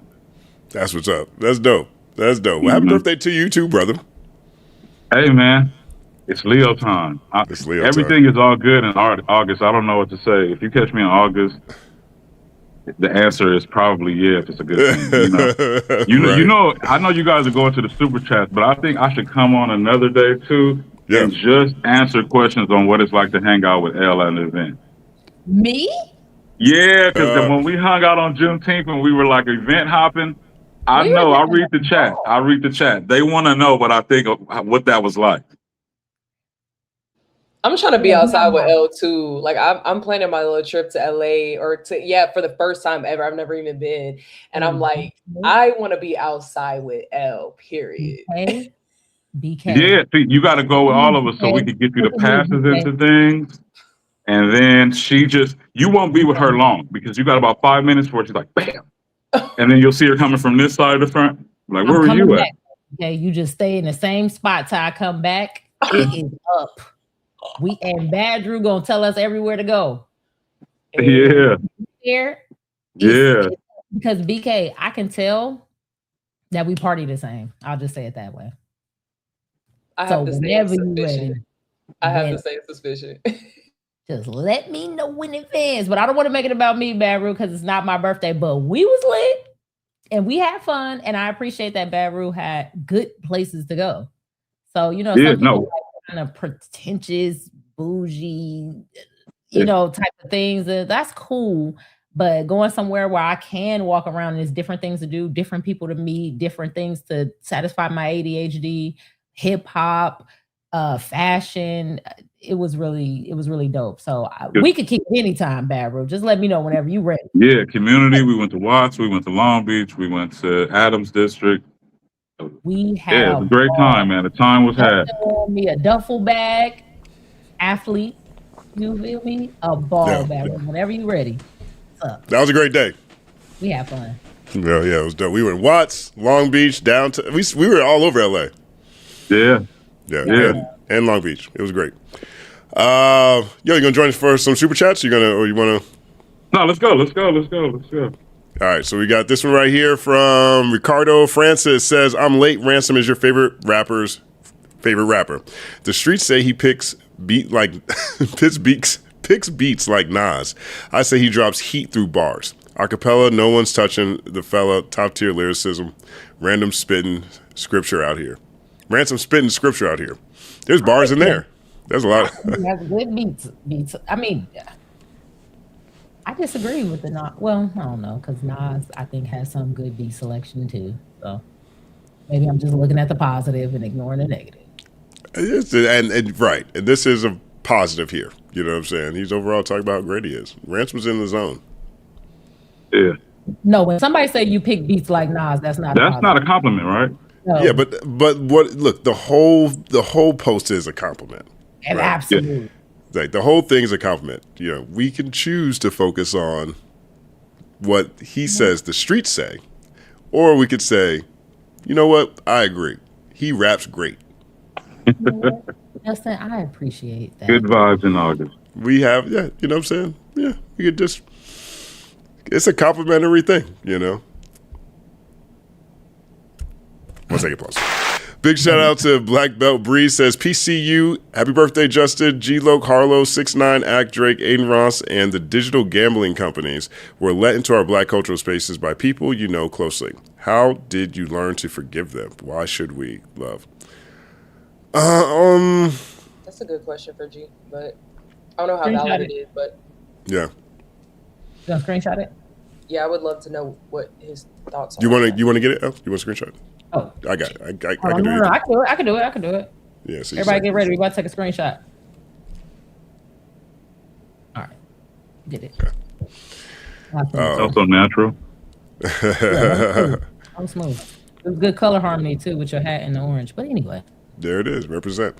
We got Ricardo Francis here against us. Happy birthday, Justin. TCM. Your acronym reminds me of Turner Classic Movies. Congrats to the graduates on the panel. Shout out to Glass's innovative digital album release. Stat, I'm out in Georgia. I miss the Underground Mall. I said that stat too. That was dope. That was a time right there. We've got Druv at the Through Line. Says, Justin, happy birthday, bro. You've impacted my life more than I can say. It started with Hip Hop DX Breakdowns, GOAT of hip hop journalism. What is your writing process like? I'm a newish writer and want to learn. Happy birthday again, man. Thank you. My writing process. One, I've never been like a coffee shop writer.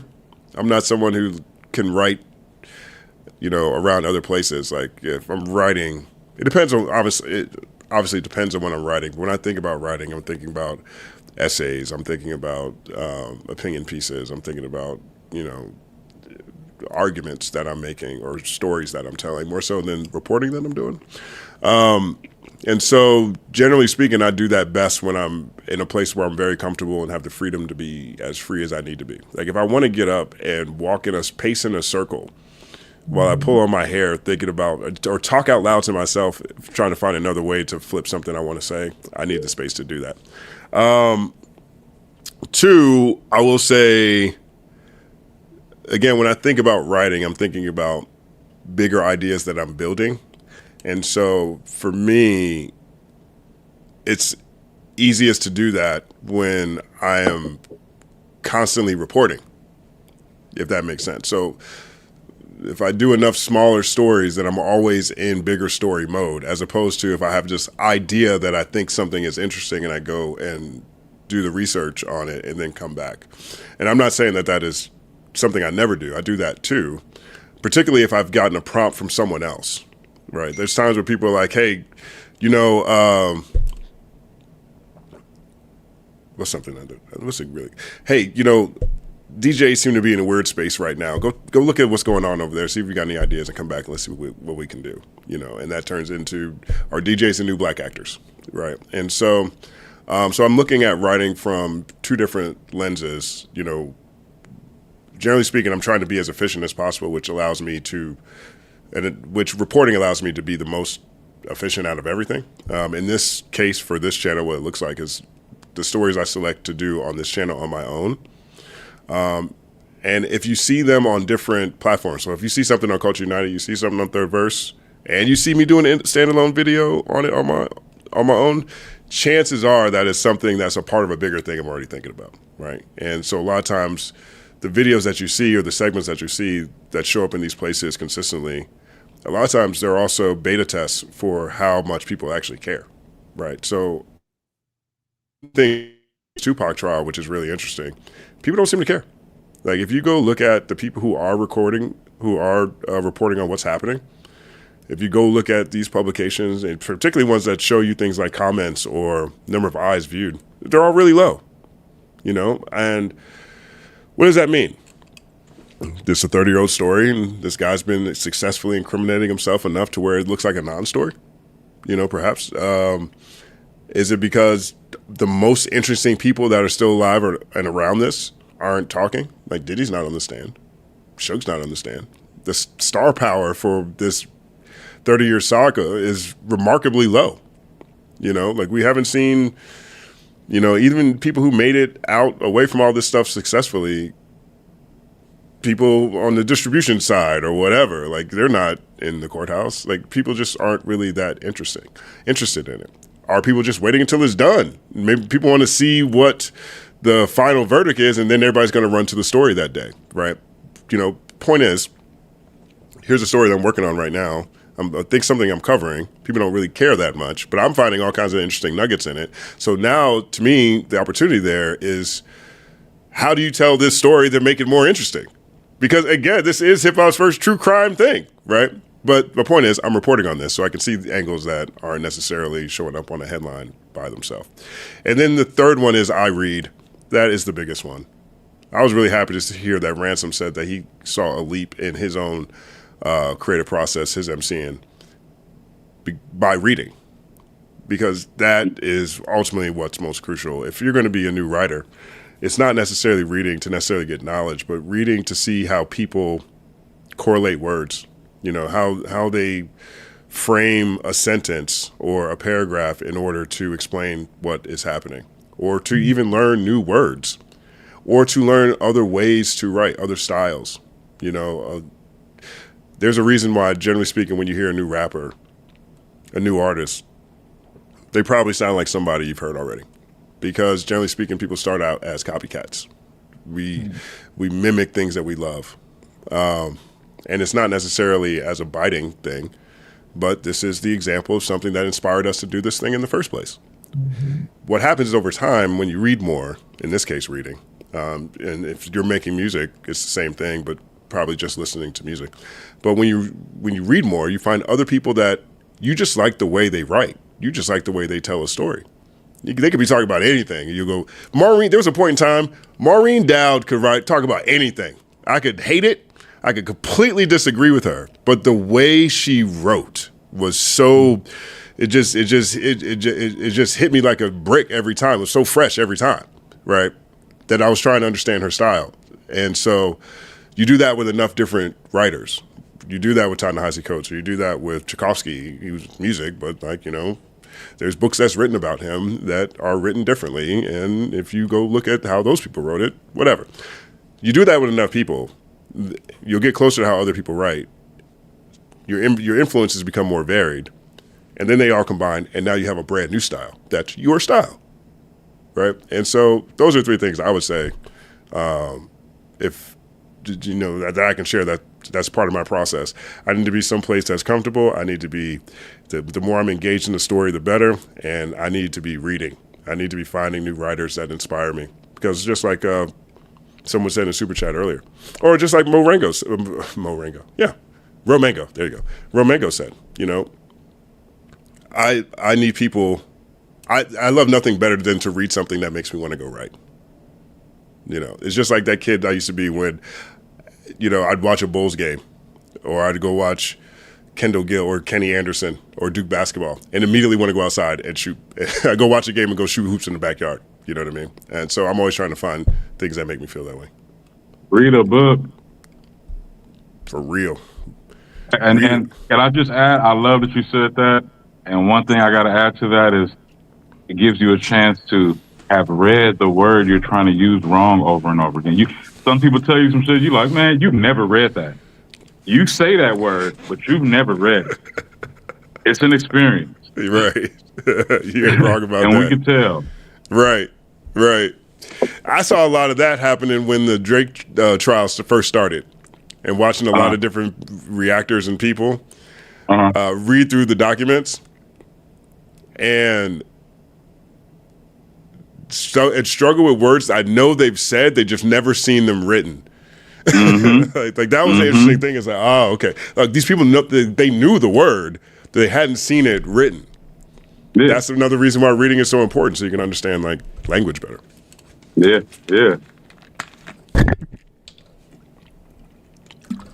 Shout out to Tua Man the Great says, salute to a real one. Happy birthday, Jay. Thank you for all you do for the culture. Salute to y'all for the Bino and Sam interview too. Thank you for watching that. 1 second applause. We had Black Sam and Bino Rideau come through Third Verse podcast last week, and so it was a really, really great conversation. I enjoyed that quite a bit. All right, let's see what this one says. Hypotenuse says, get stat to work for Wiki. One second, Paul. No, for real. For real. Shout out to Mo Keefe. Thank you so much for the support. Says, Stat, please stop yelling at us. Just stopping by to wish happy birthday to Justin. I'm going to catch the full video tomorrow. I appreciate you, Mo Keefe. One second, Paul. Hey, you can't hate on that. He raised some money. When he was going up, them numbers were going up. Yeah. I appreciate Stat because someone said that, I can't remember which video, I can't remember which conversation it was, but someone was like, man, I love Stat. He's like Justin's anger translator. Yeah. In a lot of ways. In a lot of ways. Like, I know, Justin, you're going to be PC, so let me say it. You need to pay up. Right. And I think that's one of those understated Leo moments where people have us identified or tagged as like so one in the moment. And then if they really know some Leos, like who actually have always had a good shot at the moment. Yeah. If you start singing happy birthday to me, I'm going to try to be in the bathroom or in the counter room. And when I watched your face when he was doing it, I was like, I identify with that. Like, all right, I've gotten my shine, buddy. Right. Yeah, it's the truth, man. Stats a Leo too, by the way. What day? He's a July Leo. No I think it's July 24th. Them July Leos, though, they totally different.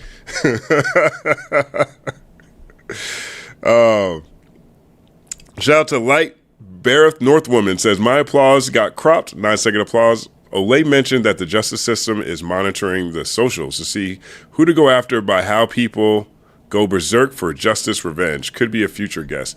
Yeah, I'm a big fan of Olay. I will definitely reach out to her, but that is a great point right there. You know what I mean? Like, I would love to have her on. That would be so awesome if we had like an Olay FD Dr. Ball like trifecta. That would be so great right there. That'd be amazing. Let's see what we got here. Shout out to Oilrick. Says, happy birthday, Justin. Thank you. 1 second, applause. Happy birthday to me. All right, we've got, let's see. Shout out to our buddy John Smith, NPC John Smith. Happy birthday, Justin. You deserve every bit of the immense respect you get. Thank you for your focus on community, truth, and integrity. I appreciate you, brother. 1 second, applause. Happy birthday to me. Okay, so now we've got through the oranges. Happy birthday to me. We've got through the oranges and the reds. So now let's go through the yellows. And then we'll get to the greens and the blues. Let's see what this yellow's done. Let's see what this was saying. Shout out to Uzi Does It. Says, happy birthday, dog. Thank you very much, Uzi Dog. It's not Uzi Dog, but thank you very much either way. Uzi Dog. Oh my God, I think hypotenuse was hypotenuse. My bad. I just thought about that, like the hypotenuse of a triangle. Anyway. Probably. Look, sometimes we get these things really wrong. I can't remember which like crammed together too. So yeah. And sometimes people be trolling us. Like, very much so. There's been some not safe for work names that are like, no. So is this the French spelling? It's like, no, these niggas is pulling a like that. Right. That's so funny. Shout out to that girl Shines. Happy Justin Day. Thank you very much. I like that name. Happy birthday to me. 1 second, boss. That was awesome. Okay, we did that one. Let's see what we got here. Here we go. Shout out to Jan Viernes 6642. Jan Friday? Is that what we did this before? Jan Friday. Are you referring to cultural hybridity, which a single culture, for example, mixing all black culture from Africa to the Caribbean? That is a Ransom question, I think. But you want to take this, BK? I don't know what hybridity means. Does that mean like a hybrid of cultures, which is single culture, or maybe with a single culture? For example, mixing all black culture from Africa to Caribbean.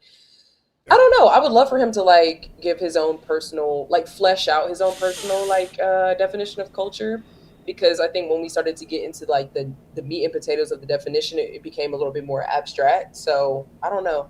I would wonder what his perspective on that is. But I do think there's a lot of, like I mentioned during that section, there is a lot of flattening of black culture. even when I was speaking about the regions, like even within Louisiana, like Southern Louisiana culture and Northern Louisiana culture is totally different. I mean, it's like some factions type shit. So yeah, I don't like the way it's flattened. I think there's way more texture to it. Professor Sai says hybrid is a fancy academics only word for a mix of stuff. Yeah, so yeah, maybe the mix of stuff is the problem. I don't think people think of Black people as diverse, which is a problem, and it's like racist. You know what I'm saying? Like we are, like even You said it right think, there. You said it right there. You know what I'm saying? But even when you think of like, that's why I started with like the transatlantic slave trade, because not to say that our history started there, but it's like that's where a lot of that mingling comes in, where it's like we just gonna put all these niggas from different tribes, don't speak the same language, all together, season them, break them down, and create a system of pure capitalism. So like, yeah, it's fucked whenever we flatten the culture. But I would love to hear like what his take is on that. I shall screenshot and send. Screenshot. Where did Ransom go? And But then there also is some beautiful. Hopefully that's a stage for most people. Right. Like the flattening.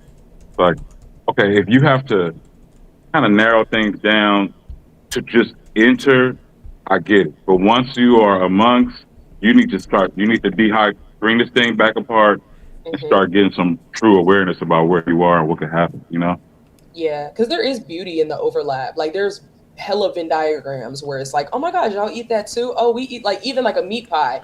You know what I'm saying? Like niggas got their own different like fried breaded thing with a meat in the middle, but we call it different things. But like there is great overlap, which is awesome. But like you said, once you get through the door, okay, now we can learn about some dialects and some regions and some like kind of subcultures within the cultures though. Definitely. Shout out to our man Nigel, LLM Nigel. What's up, Nigel? 1 second, applause. Happy birthday, Justin. In the spirit of birthdays, wanted to ask the panel, what is the best rap birthday song, and what is a specific rap song you would play on your birthday? Well, I think the best rap song is 50 Cent, In the Club. Oh, well, low-key. Mm. Low-key. I think it is. What about you, BK? My Gen Z ass will probably say it'd probably be 50 Cent too. I mean, and then actually, y'all got 2 Chainz too, though. Well, that's actually probably mine. Like every single little playlist that I've made for my friends to play, and that song, the birthday, it's your birthday. He just come on so fly. Everybody clears the room. You make a circle. We throwing ass. So yeah, maybe actually I'm gonna go with that. I'm gonna go with 2 Chainz. What you got, 2 Chainz is fly. What you got, Bad? I gotta go default, I guess, to 2 Chainz, but my first thought was a genre-free version. I don't know if it's hip hop. I know it's not R&B, but it's Lisa Simpson. It's your birthday, Michael Jackson, and happy birthday, Lisa. Oh yeah. That's a great one. To me, that's the one that make me happy. Right. I think that's the goal of a happy birthday song. Right. You can't be sad with Lisa. It's your birthday. You can't be. Also, too, Don't Shoot the Messenger birthday. I think it's called Birthday. I don't know what the actual song is called, but Drake's birthday song is pretty good. I hear that like played often as well. Like, it's your fucking birthday. That's like a fire. Oh yeah. That's a good. That's a bop. Yeah. That is a ditty. Because I think that was on Scorpion too. So that was people could take what they wanted from that album. So that's a pretty good one too. That's good. Was that an unprompted Drake compliment again? 2 It weeks in a row? Wow, look at this. 2 weeks in a row. I don't know who's counting, Justin. 1 second pause. I'm just keeping, look, I need people to understand how dynamic and diverse we are with our opinions. Thank you. We know what we like. Sometimes it is just about what we choose to focus on. This is a great example of a great birthday song. Mm-hmm. Some people make great songs for occasions and events. Stat loves Drake songs. Birthday. That's what it was. Ratchet Happy Birthday. Sorry. Yeah. Stat loves Drake songs in the pool, by the pool, in the pool, and by the pool. You know what I'm saying? Music works different places, and Drake is great on birthdays. Mm-hmm. Yeah. 1 second pause to birthdays. King 2F says, happy birthday, Justin. Thank you, King 2F. Let's see what we got here. Ricardo Francis, 2108. Big ups to Brown Girl L for taking her friend to her first concert, which was King Green's. Spoke to her in the Rap Latte's comments a couple months ago. BK's J. Cole rant is still hilarious to me. That's what's up. Classic. Yeah, it is classic. Which one? Which J. Cole rant? You know, my favorite rant is L's La Russell rant. Classic. That's a classic one. Classic. That shit had her fucked up. That even you still. That's like even you. You say and then up from the chat room from the bottom, I'm coming back up here to say BK's Killer Mike. Wow. The Killer Mike one. That's good TV. That was good great TV. bro. Thank you. It did it turned into the Jay-Z thing. Ooh. Which is, that's actually that one did really great on the Clips channel too. That whole Killer Mike, Jay-Z, all those your video, BK destroys Killer Mike. That video's at like 35,000 views right now. Yeah. That's one of them. Whenever she get into the mode to kind of low key name call a little bit, it start getting good. Like this shit's lame. This shit like this once that starts happening, right? I'm in the comments with them going, oh my God. Yo, there's somebody that every single time we get to the contentious part is like waiting for me to say shut the fuck up. I just love that part. RTR. Thought of myself as, I never like caught that. But my dad actually sent the Culture United Clips video to Randy B. And she was like, yo, I love this. Like, yo, that was just high praise to me. So I was amazing. I accidentally exited out of the stream mid rant. Yo, and it looked like the CIA got you. I was like, Killer Mike, he got the capture on me, nigga. Did I just miss the BK rant? No. We're reflecting on the best rants. See? Oh, man. When you do your rant, just if you ever get a moment, or just go back to any video, Justin always looks proud as fuck. Like it's like. Yeah. Get him. Yep. I know people are being elevated. Yeah. You know what I mean? Y'all are making fantastic points. You know what I mean? Y'all sticking to the talking points. You don't even ramble. And it just be a dissection. It just be like, He gonna look proud, and then he gonna go. Well, 1 second applause. 1 second applause. 1 second applause. Sounds great to me. I love it.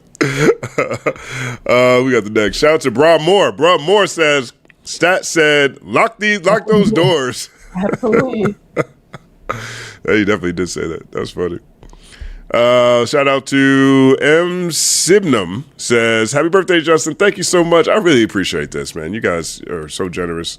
I appreciate that. Balloons back. You say what? Can you bring the balloons back? Shout out to Classic Custom in here too. Brittany got the balloons. I love that. See what I'm saying? We were talking about this earlier, man. They'll be pushing margins. Because I got a feeling everybody's live streams are going to start looking like brand new thoughts here. And people are going to be like, and then everybody going to have people in their comment section saying, you got that from brand new thoughts, didn't you? Yeah. That's what's going to happen. If y'all want to keep up, that's what took me so long to start. I had to, you know what I'm saying? Had to put it together. That's what's up. That's what's up. Shout out to Mark Ferguson. Says, happy born day, Justin. Thank you so much, Mark. 1 second, please. Appreciate that. Let's see. Did we do this? I think we did this one, right? Yeah. Okay. Let's see. We got Seaberry says, happy birthday, Justin. Stat. One of my favorite verses from you was Spend Some Time. How was the competition at Shady Aftermath? The show is so dope. I'll send this to him, and I can get him to talk about this tomorrow morning during the morning show. I'll send this to both Stat and DJ because I think DJ could probably really do a great job speaking to competition at Shady Aftermath from his point of view too. But that's a great question. I love that verse too. Shout out to our brother Sergio. Keep their heads ringing. Ding dong. Ding ding ding ding dong. Keep their heads ringing. Hey, you sitting over there. You better get up out of your chair. That's right. Shout out to Bagel Don. Me too. This is great. You know, have that auntie soul hook. Yeah, right. Standing over there. No time funk around because we gon' funk. you right on up. So get up, get a move on, get your groove on. It's the DRE spectacular. Love that. Shout out to Bagladon says Justin almost got for a Souls of Mischief interview. Something like it. Something like it. You know what I mean? What do you mean? Something like it. I was talking about how I got extorted when I first moved here. It's, you know what I'm saying? I listened to that. Yeah. Look, I've told you that story before too. Yeah. Right. So, you know, sometimes this is how you learn your new address. Shout out to TX Mondo. Happy Born Day, champion. Getting cross happens to the best of us. Sheesh. Iverson had Jordan breakdancing. Thank you. Thank you for understanding. It's part of the game. You know, part of the game. I think more than getting crossed, it was like, I was wrong all these years. You know, all those years. From 9 to like, what was I? This happened? 32, 33? From 9 to 33. Thought you would get him. Just wrong for like 20 years in my head. And he saw it in your eyes. He saw it. Hey, look at this. He said, oh, got another one. Everybody thinks. He probably been dealing with that his whole life. People wanted to test him. He's got a whole generation of kids who are like, I think I could beat him. Yeah, you know, that's how it goes. Word up. Okay, we got through the yellows. Now we got the blues and the greens. So this is awesome. Thank you guys so much again for the generosity. 21 Blackjack says, buy me a 40 ounce for my birthday. It's your birthday. What's today? That's funny. Teresa, thank you. Says, happy birthday, TCM. Thank you so much. Shout out to our brother, I Got Fame. Happy birthday, Justin. Thank you so much. Thank you for everybody who dropped jewels in here, too. They look funny on the screen because I think there's like an interactive when you guys use them. But I want to tell you, they're not skipping over them. I really appreciate you guys. Shout out to Mythologics. Happy Born Day, Justin. Appreciate you. Same thing to you, Damon. Says, happy Womb Emancipation Day. Womb Emancipation Day. Yo, that's some different levels of hotep right there. I don't know. I've seen it like Born Day, Earth Day. I've seen a bunch of different variations that I'd never seen no Womb Emancipation Day, bro. I feel like they moved out of the house early. I feel like they have problems at home. They moved out the house early. There is no level of parental appreciation in that comment. It's not. It's not. Like, nigga, was the womb a prison? What I mean, what? Anyway. This place is a prison. Womb Appreciation Day. That's funny. Womb Emancipation. You know, they not appreciation, emancipation. They say we only have like 4 original sentences left, and I feel like we down to 3. You know what I mean? Because I've never seen that one. Oh my God, that's a good one. So, real quick, if you are in the Los Angeles area, you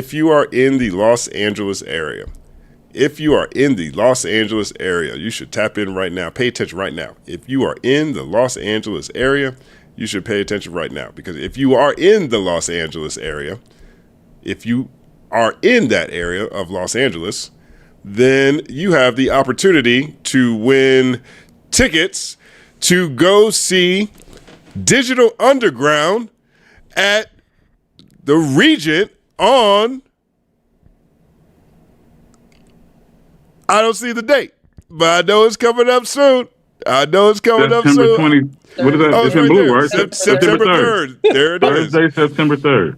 I was over here looking at the whole lineup. Digital Underground celebrating the 35-year anniversary of Sex Packets. We got Battlecat, King T, Murs, J.O. Felony, Volume 10, and more. I have 2 pairs. I have 4 tickets that are available to go check out this fantastic show at the Regent LA in conjunction with Fat Beats. First interview I ever conducted as a journalist when I first ventured out to write about rap music. The interview was with Ninth Wonder, Jean Grey at the release of the Genius Project. Talib Kweli was there, and it took place in Fat Beats. Big shout out to Fat Beats. If you are interested in checking out Digital Underground 35th anniversary celebration of Sex Packets, with Battlecat, King T, Merge, J.O. Family, Volume 10, and more on location. I need you to do something very specific because this is a contest. Okay, so we got to get a contest. So I need you to...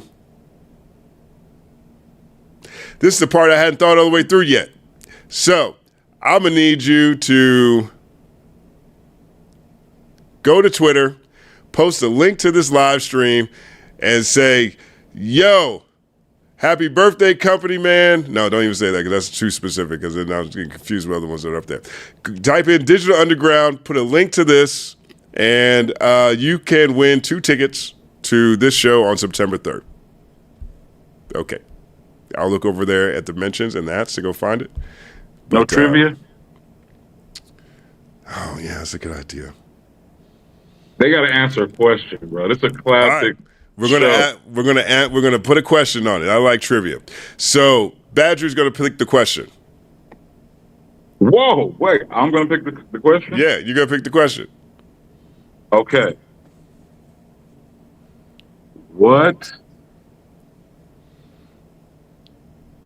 Perfect timing. Easy question. Whatever. What iconic rapper? And don't. Oh, that was an easy question. I'm trying to help you win. What iconic rapper got his start with Digital Underground that is currently a hot topic? What's his name? Fantastic question. Make sure you say Digital Underground, answer that question, and make sure you have a link to tonight's stream when you post this to Twitter, and I'll accept Instagram too. Okay? We got pairs available, September 3rd show. Who is the iconic artist who got their start with Digital Underground? Now, you got 2 pairs or you have 4 tickets? I got 2 pairs. I could get more tickets. Are you trying to? Well, it's 2 pairs. No, I'm saying, is it the 2 people? It could be 4 tickets. I mean, if anybody wants to go, we'll see how the winners shake out. We can be a little bit flexible. And if we have a bunch of people who win, might be able to get some more tickets. You never know. Man, shout out to my little bro, Young Hump. Okay. Shout out to my big bro, King T. Shout out to my big bro, Battle Cat. Shout out to my Lato brother. You can't Merce. And everybody. And then my annoying ass brother, Volume 10. Man, shout out to all of them. I gotta go because that's all family. Word up. 1 second plus. Okay. Let's see what we got here. Shout out to the Motivator. Says, happy birthday, my brother. Love watching y'all. I'll usually watch twice to help me through my cardio. Dope. Between this 3rd verse, I'm always on the 2. We appreciate you, brother. 1 second applause. Hold up, Jess. Hold up. Is he a Marine? This show is long as hell. Hey. You watch it twice for cardio? Hey, it sounds like it. Now that I'm doing the math. That's Michael Phelps. Might be Michael Phelps. It might be Dan and Dave. What's that light-skinned dude who just, you want to come to my land? I'll bury you in my land. What's that dude? I don't know who that is. The light-skinned black dude who runs forever, and he's always telling these athletes that he'd outdo him. Anyway, dude, shout out to you. I remember that. Oh, who was that? I can't remember these guys' names. That's funny. But yo. Dude, he was like a Marine, a SEAL or something. But if you can do your cardio to 2 Culture United, you are the GOAT. Happy birthday to you in advance. Probably need your own sneaker. Probably can get Nike or Adidas to put something special together for you. Good luck on your marathon. I'm with it. Shout out to Thunder7344. Happy birthday, Justin, and many, many more. Thank you so much. Pimpachi. I think it's Pimp Ace too, but I just like Pimpachi. Always hold me down. Thank you so much for the donation for the super chat. I appreciate you. Bravely Adventuring. Happy birthday. Thank you so much, Bravely Adventuring. 1 second applause to you all. We got our brother Sergio here. Happy G-Day. Thank you so much, man. This is Stat Quo's influence, I think, man. Sergio is dope, though. Sergio, he's a fantastic member of our community. Fantastic supporter. Makes a lot of great points, too, in the comment section. If you guys see Sergio in there, interact with him because he's dope. 1 second plus. Yeah. Big shout out to Professor Sky. What Justin proves every day is that anyone can be in the media, but not everyone is a journalist. Man, that's meaningful. Facts. I appreciate that. And I think everyone will benefit from, my bad. I think everyone will benefit from just like respect everybody lane. Like I love content creators, I love reactors, I love even some of the drama channels, like whatever. But like, not everybody is a journalist. It's way too many people that are throwing that journalism thing around. We talking about throwing the culture word around. Like, journalist and journalism is something that's not being like properly like respected or defined in the 2020s. That's my issue. It's like, okay, like do whatever the fuck you want to do, but just know this is conjecture. Like just know this is speculation. Like just know like you being like, oh, so I see a couple things that might be related, and so I just did journalism. Like, no, you did. Like, just know that there's a lot more work going into that. You know what I'm saying? Like, I respect the media, the new media, all that shit, but like, come on, man. Like, just respect what lane you in. Right. Yep. Right. True that. Yeah, let's see what we got here. Shout out to That Girl Shines. Happy Justin Day. Thank you very much. I think we saw that one. Thank you to all these jewels and party hats and trophy cakes. The things I love watching on the replay so I can see what these things actually look like on screen. Because this is a new feature that YouTube added, and so you can give jewels or whatever, and you have like an eagle flying or a birthday cake will pop up. I have no concept of what they look like visually because I see everything through StreamYard. And on StreamYard, it just says 1,000 jewels, party hat. You know, we were so confused that first time when we did that. Like, what is this? So, but thank you for all the jewels and those donations as well. The Cruel Guy says 47-second applause. Happy board day, Justin. All right, let's do it. Okay. I'm joking. That's like a white noise machine at that point, bro. It really is. Shout out to our brother C-Dub. How do you guys say it again, BK? We were saying C de bleu, but it's actually CW. C-Dub, yeah. Oh, that's the one. You've been giving that a hard time for months. Because you had, I was like, okay, maybe this is French nigga vibe. Nah, bro. Especially with Elle going to France and coming back. Yes. Like I think osmosively we had French in the ether already. Right. C-Dub says, let's be honest. The record industry respecting a rat and paying a rat to be a rat does not make the rat respectable or valuable. Act will be replaced. Look. He doesn't say it right there. He's not said a word there, right? He hasn't said a word right there. We did this one from Chief Trey. Did we do this one? DJ Nasla says, "Yep, duffel bag ran in the building. Big Jersey. Word up." We got Mythologics again. Says, just peeped Ransom album earlier today. Favorite so far of the year. Dopeness. It's definitely album of the year conversation to me. I also like the way these guys are collaborating. You got Ransom on Nick Grant's album, Nick Grant's on Ransom's album, Nick Grant is on Dime a Dozen's album. Dime and Nick both have Dime and Simba both have Young Chris on. Like the network of these lyricists is something I'm breaking down actually.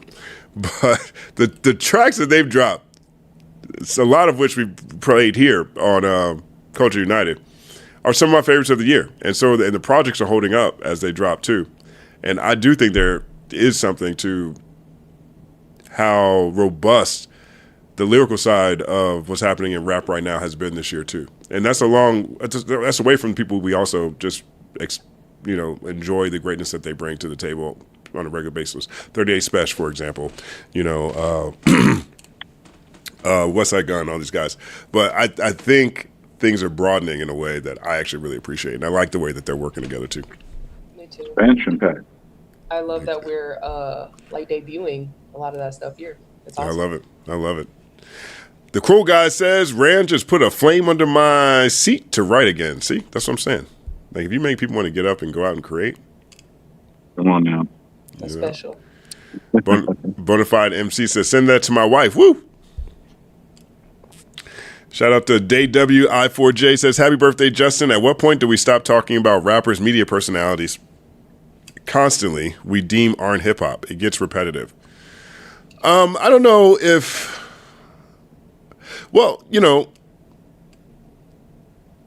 I'm less concerned. I don't want to say less concerned. When I think about repetitive, I don't necessarily think about the subject as necessarily being what defines repetitive for me, but more so the nature of the conversation. Like, what's the angle of the conversation that's being had? That's where I think repetitive starts.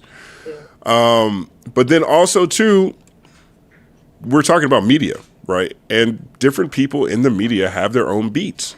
Some people are just focused on primarily one thing, and that's not like a new thing in modern media right now. That's how it's always been. Like, there's a sports reporter. The guy you have a publication and there's a sports reporter. Their beat is sports. Now, within sports reporter, you might have an NBA reporter. Okay, I'm a sports reporter. I'm in the sports department, but I'm the basketball guy. Okay, now you get a big enough publication or outlet that there might be a basketball guy for every team, right? If you start looking at Bleacher Report, you know what I mean? If you like start looking at all these other sports entities, you know, you will have someone there might be 32 basketball guys, one for every team in the league, right? I look at what's happening in the media space here to be very similar. I know that if I really want to find out like the latest of what's happening with Kendrick or Drake or anything that's coming around Kendrick, I'm gonna go check out The Ville his beat is Kendrick and Drake, the battle, and he does a fantastic job. He stays on that beat. That is his beat. You know what I mean? I know that if I want to go find out what's happening in Drake land, I'm going to go to J. Roebuck. J. Roebuck probably has the best Drake coverage, in my opinion, right now on a consistent basis. He does it from a news standpoint. He works at TNT. He has a journalistic background, and he does find interesting angles to me. That's his beat. Things that are happening with Drake and Drake-related things, right? So, you know, when it comes to who is hip-hop, who isn't hip-hop, there are people who have a culture beat. People who focus on things that are crucial to the culture, conversations that are being had that apply to the culture, and defining what the culture is. That is their beat, right? To expect the NBA's basketball guy to also go out there and write about football because it gets repetitive having to talk about basketball all the time isn't necessarily where my mind goes. My mind goes to how are they talking about the thing? If I'm going to anybody, the NBA reporter, and if I'm going to the NBA reporter and they only want to talk about, you know, LeBron traveling to another team, I might get bored with that, right? So when I look at this, I look at what is the angle and where it's coming from. And sometimes it can get repetitive and feel very similar, but a lot of times there's more to it than just the same thing. And so that's where I come from with it. So I don't, you know, maybe we get tired of the same macro topics, which I 100% understand. I react more to how people are talking about the same thing because I'm in a space where people have beats. I don't go to the crime reporter to find out why they're not writing about the Cowboys. Well, also, Justin, like we talk about these rappers or media personalities that we don't deem hip hop because they take up so much space and they be doing fuck shit. It's more fuck shit to talk about. Like, that's just what it is. And I also think to your point about people having different beats and this is another thing people not understanding about like beats or journalism or whatever. Actually, the Joe Budden podcast was talking about Pablo Torre's coverage of the Kawhi Leonard Clippers thing, right? And Ish was like, why he got to keep like hammering on this? And Mark Lamont Hill was like, that's his beat. Like, he's an investigative journalist. He's going to keep talking about it. Also, if you keep digging and you keep finding shit, yes, we're going to report on that. Or he's going to report on that, you know? And I just thought it was so fascinating the way, I mean, I'm definitely saw this where, you know, ESPN does the article, then the NBA comes back and is like, yeah, that was riddled with inaccuracies, so now we got to pull back. But before that retraction got put out, everyone was dunking on Torre. Like, they're dunking on Pablo. They're dunking on an investigative journalist for investigating. Like, it's just such a weird thing. Like, we talk on culture. Akademiks, they say, is this number one power or whatever the fuck, and every week he's doing some dumb shit. Yeah, we're gonna talk about it, you know. Yeah, I mean, you know, and again, I think this also, it's a great question because it is within the macro conversation of this episode. Where is hip hop journalism? I don't think people really, I've had enough professors, teachers at multiple levels, doctors, people with their doctorates, who are educators at various levels, who all seem to say the same thing. You know, we are not in the place maybe we were moving into this century. You know, we have, as a society, taken a step back in our understanding of our reading comprehension ability. And whatever the reason is, to me, what's done is done. Let's be solution oriented. And that starts with understanding that we don't have the same basis and understanding of things that are critical to society. We don't understand how government's supposed to function. We don't understand that whatever our government decides to do with our tax dollars, it's our tax dollars. It's all like we are paying. We don't seem to understand the nature that journalism is there to hold power accountable, or at least for a long period of time, it was treated as if it was to hold power accountable, which is exactly what Pablo Torres does every day.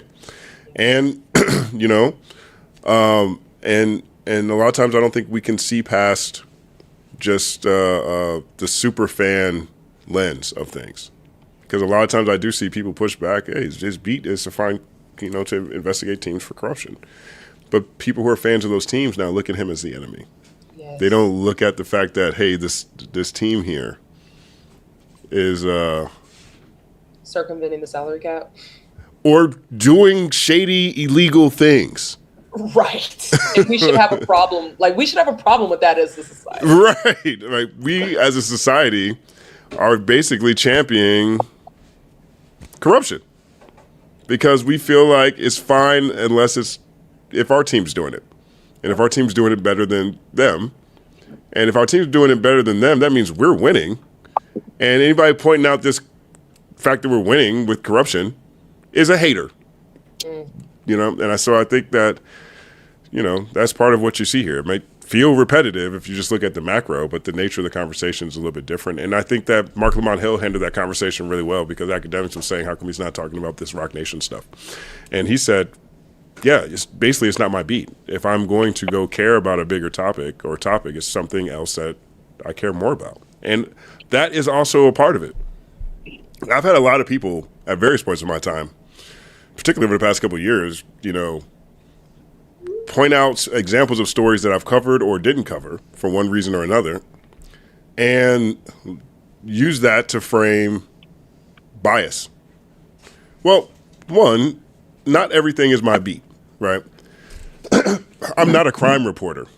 You know, I'll do certain cases if they are connected to something else. Like I'm reporting on Keefe this week, you know what I mean? But that is an outlier. Like I'm not covering every crime case.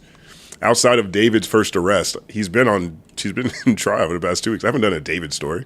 Maybe I should. It's probably good for the algorithm. But not everything is my beat. Just using that as an example, right?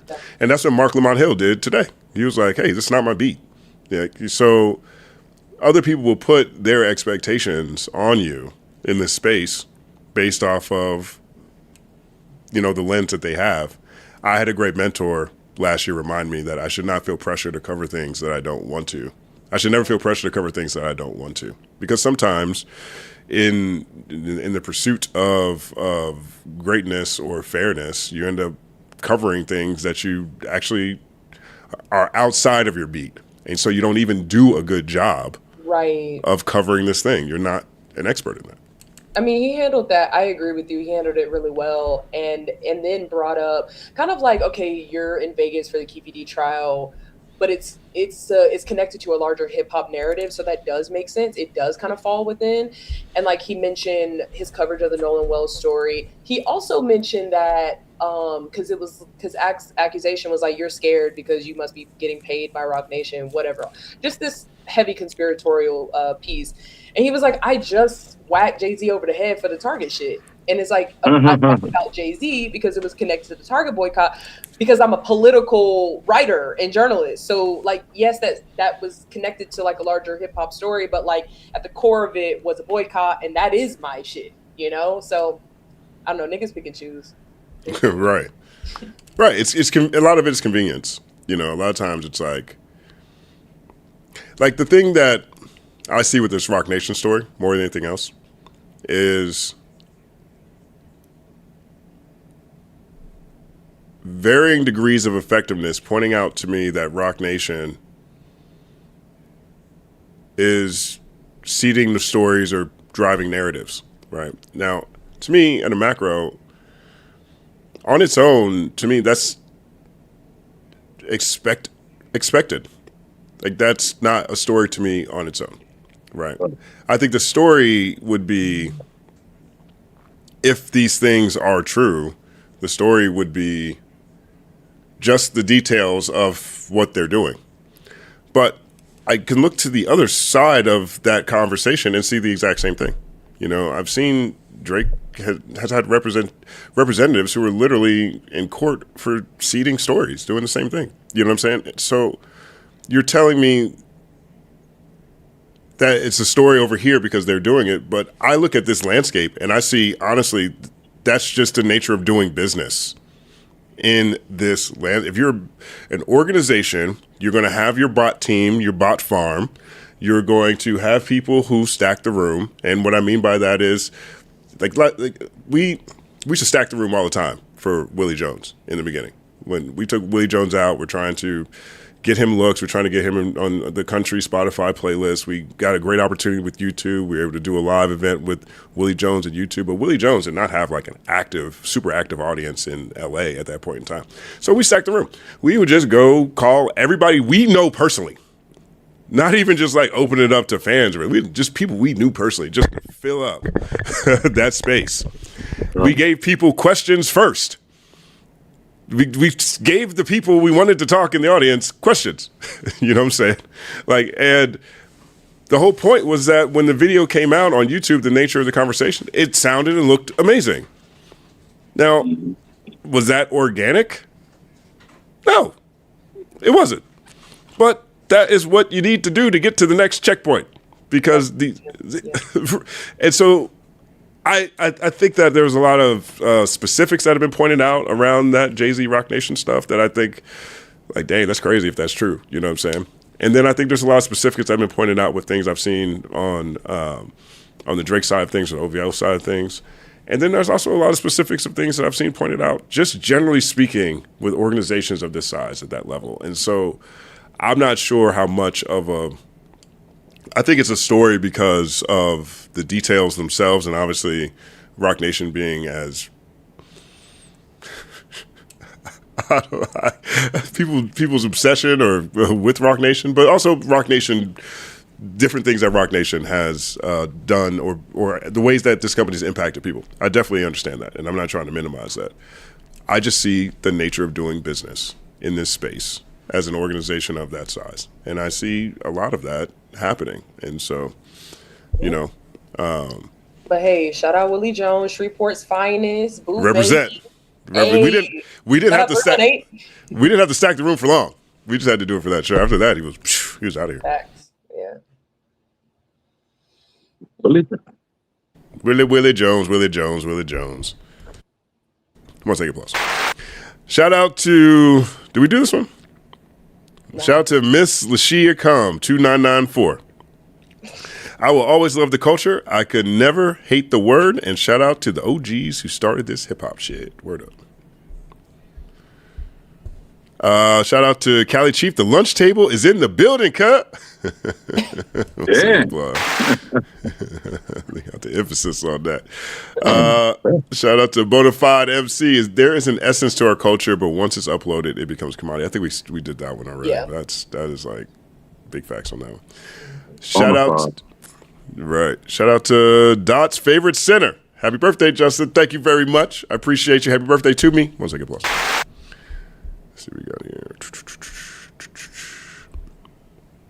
Shout out to Light Breath. Did we do this one?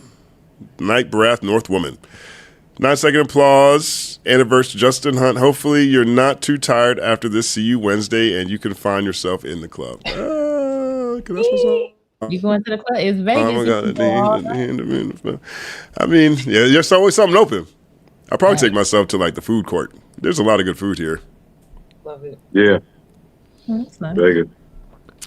Let's see what we got here.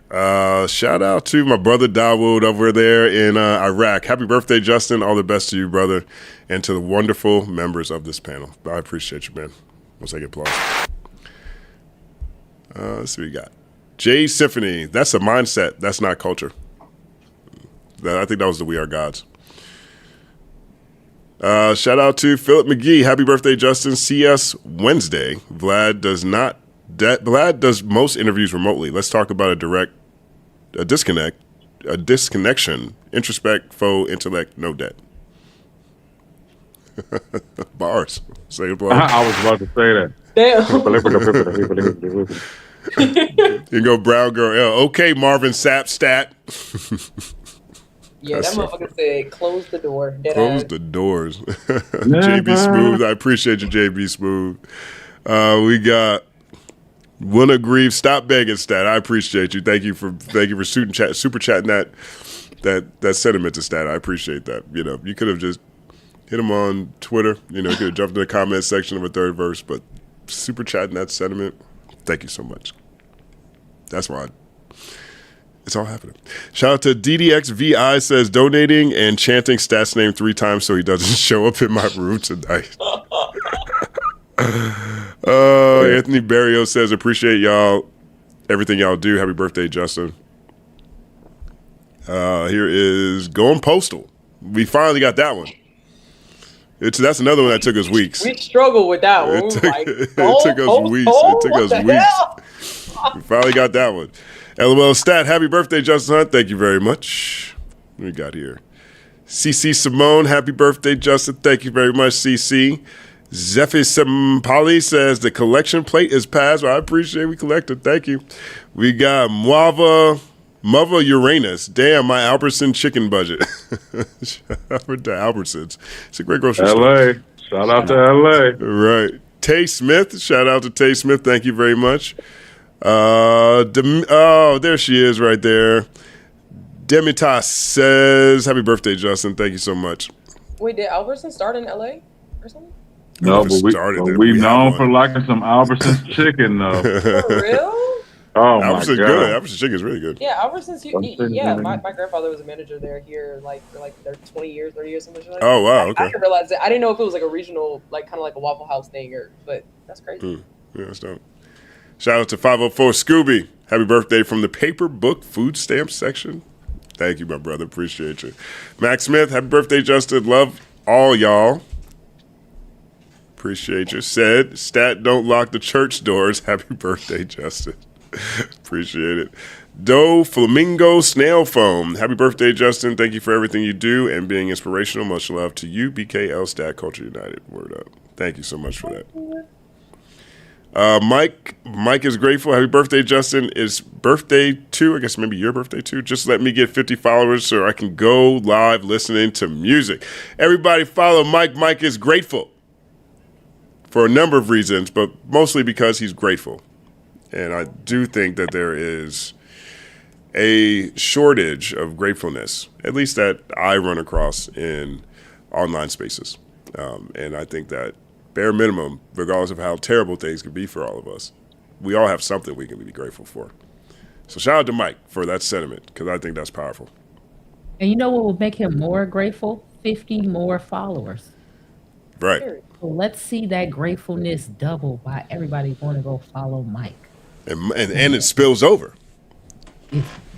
Once you get that 50 spills over, now we got a cycle of gratefulness going around, and now the whole culture shifts. Habitual. Being grateful. Right. That's what's up. Shout out to Unbecoming. Thank you very much. Thank you to D-Zonic Punk. Church dancing. Happy birthday, Justin. In the words of the legendary Tupac, you are appreciated. Thank you. You are appreciated. Thank you. Appreciate that. Say that. Don't you know we love you? E Dizzle. Happy birthday, Justin. More life. Stat is so funny. Word up. Bright Side Boulevard, thank you so much for the donation. Brown Girl L says Ransom got a gentle pow. The girl spared him. Thank you. Niggas was acting like no. Chill. The guys spared him. Let's be honest. The guys gave us that signal of I see y'all trying to pounce. Leave him alone. Every time. On a schedule. Every time you clocked it. Nice. Every time they be like, "Ooh, we don't want another big job barbecue chicken situation," but hey. Oh yeah. Hey. The dudes don't be wanting the drama on here. Once one of y'all kick it off, everybody's like, "Okay, sis." But this is the thing. It's only That's drama funny. when it's us. Because that be starting shit. And it ain't drama when it's that. So I just want y'all I don't to know. I think stat. I think a lot of people would say it's drama with stat. From day one with stat. From day one. Nobody be like, stat, chill. Right. They be like, we're smiling. Did y'all see that we were like smiling and asking questions? Look, I've definitely hit stat on the side a few times. It might not have been made public, but I've definitely hit some text on the side. So I don't want that narrative to be out there that nobody has said no. Like Stat's still stat now. He's still himself.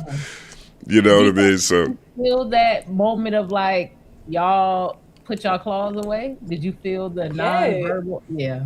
Yeah, I hit you on the side in the very moment. I was like, wait a minute. Like, I think niggas be, but like, I'm not accusing anybody of anything. But it is Thank you. I'm not. Trust me. It's all love.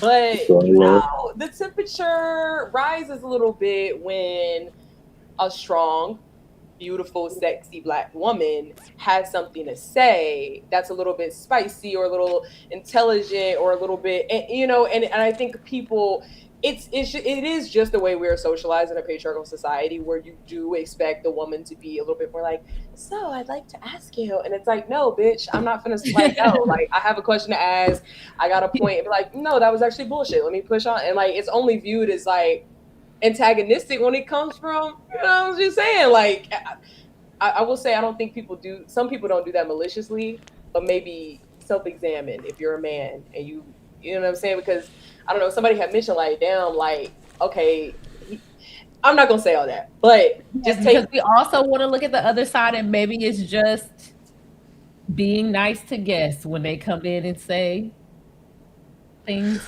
that have the name of your show. I think y'all did a fantastic job today, to be honest. Thank you. You know what I mean? Like, I think you guys definitely got your point across. One, I think both of y'all did a great job of giving things to consider going forward. I think both of y'all were quotable.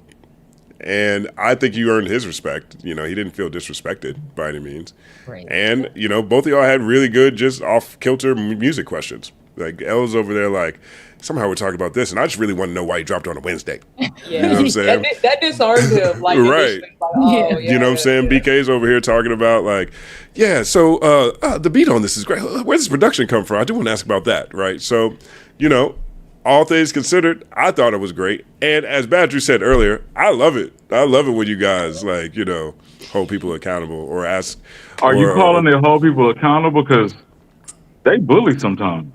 Right, I don't even think, and actually, I will say, I think I misspoke with the whole people accountable. I don't really like that terminology. Because you know what? But it's something about bullying when it's beautiful that just makes it all play out different. You know what I mean? Like BK's whole little speech, imagine her like a really 600-pound Black dude. You know what I mean? When I decide to say, hold the fuck up, now it's a problem. I'm like, well, you're the bully. And then if we take the weight away and we put it to intellect, she's one of the bullies. Sometimes it could be seen as intimidating, like when I close my eyes and you can tell I'm trying to like prep myself. Maybe sometimes it just feels a little intimidating. I got to work on not doing that because I do want answers to my questions. See, yours is a little less bullying. It's more like, when did I become her son? It's like, oh, she just took the mama position. Like, do I have a voice? That's funny you said that because I just had to leave for this last thing because I just had to son my son just right now. I just had to. See what I'm saying? I just had to wrap that. I did. She's it a pro. Too. I took that right from the show, handled all that. Now I'm back. Like, yeah, what was we doing? I just had to get that together. We not with her when she's shooting in the gym. 1 second applause. She's a pro. Word up. Big shout out to you, XX42KNIW. Happy birthday, Justin. Steve Berger. Thank you, Steve. Phil McGee, shout out to Phil for Staten Justin and journalist integrity. It's all happening. 9-second applause. I like that. Thank you so much. 1 second applause. That I aged 9. He just created that, and I think that's awesome. I love that. Hey, Justin. Yeah. That comment right there made me think earlier when BK was saying there's really no breakdown for journalists and like what's what nowadays. You know, I do gotta say and give you some props, and you did it in this on this live as well. You do stop and say, you know, integrity, and that's part of journalism. You do stop, and at least if we don't have anything else, we have that you will stop and say, hey, I do this, but this is not just my personal get down. This is actually journalism. I'm actually abiding by something. So shout out to you for like at least the cliff notes. You know what I mean? Because to her point, there's not much like mentoring into that responsible journalism space. You know what I mean? Right.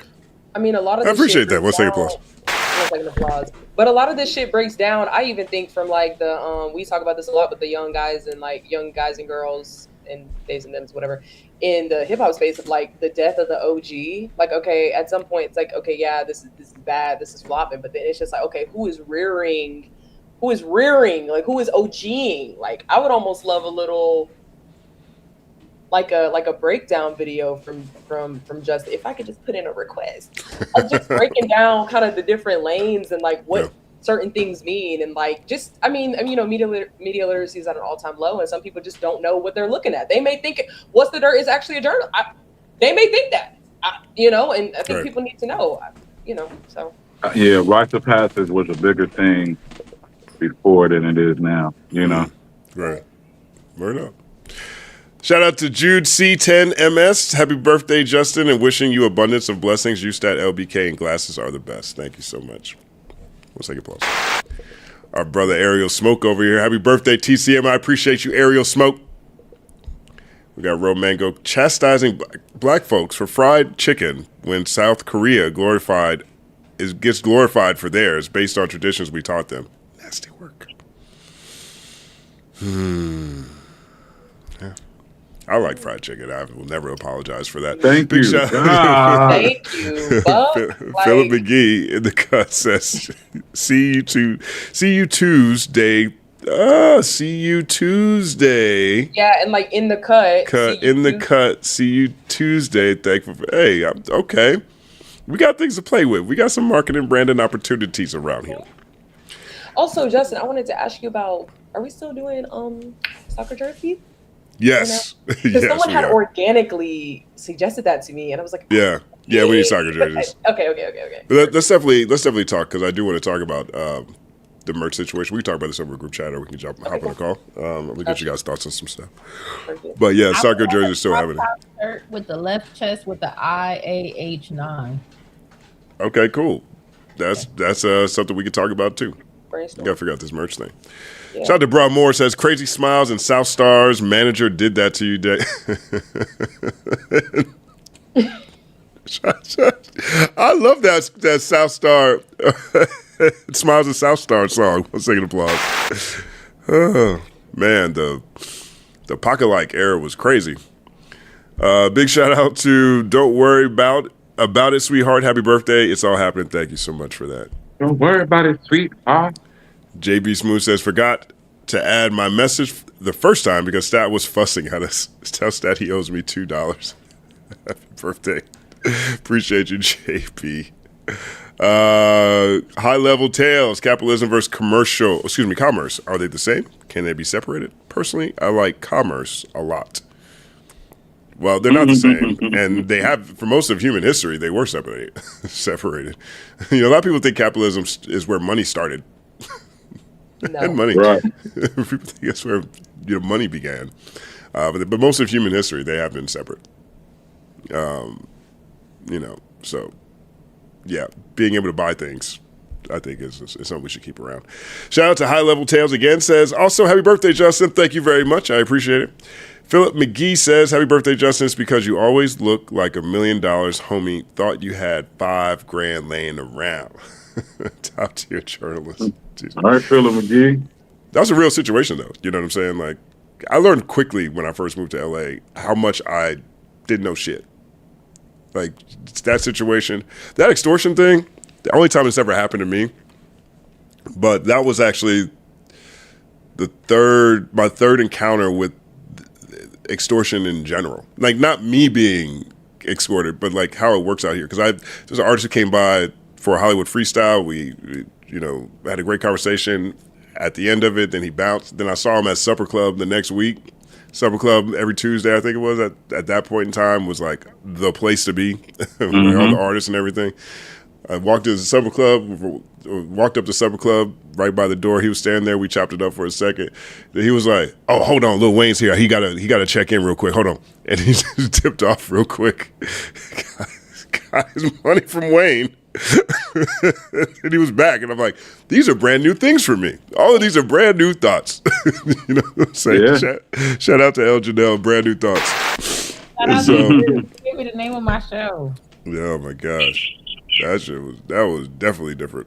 Lil Wayne gotta check in right quick. Like, that's what he said. I'm like, oh, he's okay, good.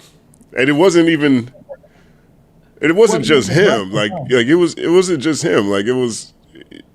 I guess he was third or fourth on that chain of. I don't want to drop any names because people do know who these people are. But shout out to Beach Boy Dre Beat said W on NBA not to throw games when I play them on Prize Picks. I hit more with WNBA because I know they're at least trying to win. Pretty good reason. I mean, if you're a gambler, probably easier to gamble over there. Shout out to Nerd Large. Happy birthday, Justin. We need the Kid Beard and that upcoming AI and Badru joint album review expeditiously. No, I'm pretty sure that's Alchemist. Oh, Badu. Excuse me, I said Badru. Alan Badu. Alan Badu. Using AI? I was like, AI and Badru. We don't have an AI album, I don't think. No, this is Alchemist and Erykah Badu. Yeah. Oh, yeah. Brown Girl L saw Digital Underground with Tupac in 1991 with BK's dad. Crazy. I would love to go into a conversation about people just taking over people's spots in groups, but I won't. That sounds like a great episode of Brand New Thoughts, though. You know, especially like the way you guys did the Hollywood one. I think that actually is probably a great Brand New Thoughts conversation. So set it up and pump it over there because I like the way you're doing that series.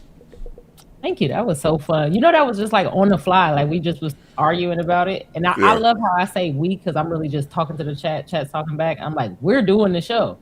Well, it's a community. Yeah. Right. And so we started like arguing, like going back and forth. And like I just pulled out the board and we did all of that on the fly. We did not plan that at all. It was so fun. That was dope. Shout out to KTR Does It for 1,000. Is that yen? I'm not sure what that is. Happy birthday, Justin. Been rock with you since the DX days. I don't have the answer to these questions. It's such a classic. Thank you so much. I appreciate that. That's what's up. 1 second applause. That's really big. NH Yara says, underappreciated classic shout out time, Jean Grey bootleg of a bootleg EP. Yeah, it's really good. This week, Master Ace, Disposable Arts, A Long Hot Summer, Cannabis, Rip the Jacker, Murs, 316. Cannabis, Rip the Jacker, Murs, 316. Also, happy birthday, TCM. I appreciate that. 1 second applause. You can't. You know what? I'm sorry. There's a rapper from Living Legends named Basic, and then there's Merce. And since like 2005, when we see each other, we just go, "You can't," because we was the only underground rappers who were like Sugar Free fans. How you? It was just like some little Sugar Free thing, and you just got these underground dudes walking around going, "You can't," every time. So I know Merce is gonna watch this, and he was just gonna fall out laughing. You just kept saying, "You can't." I'm sending them the clip. That's funny. Definitely send him a clip. Murray's my brother forever, man. I have so much respect for him. Dude, can I just say, hip hop LA legend, like, it was such, I'm in it for like the comic book movie Marvel value of just being in hip hop. And his era where he had the list of all the top rappers in the city and he was just popping up at their shows to battle was one of the best times in hip hop ever, man. And it was a paper list. Damn. You know what I mean? Right. So shout out to Merz. Shout out to Merz, man. I'm gonna see him at the end of the month for the Good Waves Festival. If you're in Chicago, I'll be there for the Good Waves Festival. I'll be conducting a couple of live interviews. Say what's up. Chicago's my favorite city. One second, applause. Yes, sir. Shout out to J Symphony. Happy birthday, Just. I appreciate what you do for the culture. Thank you so much, man. I appreciate that. K Gemma. What up, K Gemma? Food court my ass. This goes towards a women's college tuition, Justin. If I liked strip clubs more, I would definitely do it. But strip clubs like Vegas leave me feeling the same way. Broken used, generally speaking, when I leave. Now, the difference here is, since I've stopped drinking, this is my first time being in Vegas sober. You know what I'm saying? So I'm actually seeing a totally different side of Vegas for the first time. A lot of great restaurants. That's the first thing. Second thing, AC, amazing everywhere you go. You know what I'm saying? So, and third, which makes it really easy and awesome to people watch. That's what I love about cities, people watching and good food. And so Vegas has got a lot of that if you're on the Strip. Maybe that might be the end of the pros. But I can say this is the best time I've had in Vegas probably ever. And perhaps the trial's a part of that. But happy C Day since you had G on earlier. Us dark skins have to stick together. A second applause. Right. But who knows? Maybe roundabout way it will end up helping with someone's college tuition. You never know how far a dollar will travel. You're not really from LA till you get a couple of happy C days, though. Just throwing that out there. I'm glad to be from LA. I've been getting them for years. I've been kind of confused. I'll be saying thank you. You know what I'm saying? It's like earnestly and sincerely. But then I'm also like, how do people who are watching this conversation view this? Am I under the scope with my response now? Right. Oh gosh. K-Wave for real. My bad. The C-Day could double as, like C, like Crimson, like Kappa, like Crimson and Cream. Right. But right. That's true. But we put K's on everything over at Newport. Krispy Kreme is crazy. We be dropping K's on top of everything. Yeah, that's true.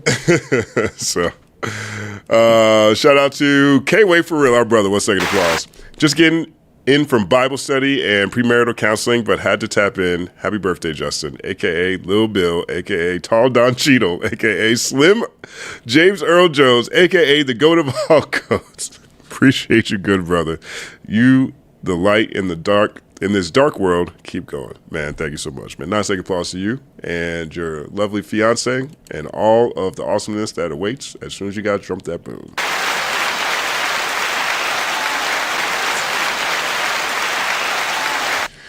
That's funny. All Don Cheadle is fucking hilarious. Don Cheadle. Like, I love Don Cheadle. I love Don Cheadle. That's funny. We got our brother Slim James Earl Jones. I think I'm a little too dark skinned to be Slim James Earl Jones. No, it's the voice. You still definitely Slim. Oh, that's funny. I'm like James Earl Jones, but he's Darth Vader. Tall Don Cheadle funny is the funniest shit I've ever heard anybody call you in life. That's funny. You're more like my son works. Shout out to FEC John Smith says, I was an award-winning journalism student in college. Once I found out how much corporate interest controls the narrative, I quit. Things are worse now. How do you handle the Sisyphus-like task of truth-telling? Sisyphus. What's the Sisyphus story?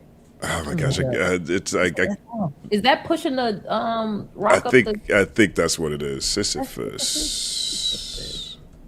People try to. Yep, say that's stuff. exactly what it is. Yeah, that's exactly. All right. Now, what's the question? How do you handle the Sisyphus-like task of truth telling?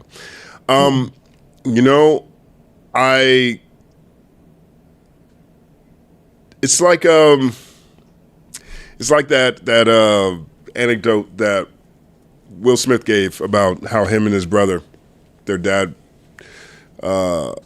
forced them to rebuild the front of their local business. And so whatever business their dad had, he and his brother had to by hand lay bricks and replace the front of this building. And he said that they didn't want to do it. It was a struggle, but they ended up finishing it after like a few years. And so what he took from that was it's not about building the wall. It's not about trying to build the biggest, greatest wall. He said what he took from it was it's about trying to lay the most perfect brick. And if you do that enough times, soon you'll have a wall.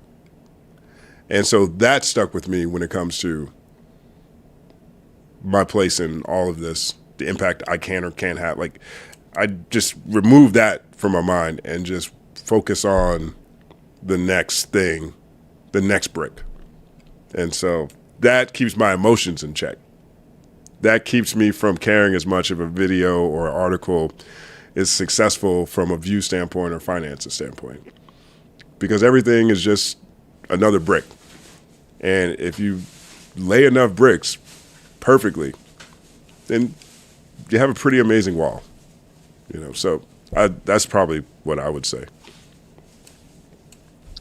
All right, y'all, my back is betraying me right now. Well, we got one more. This is actually the last one. This is actually the last one, right on time.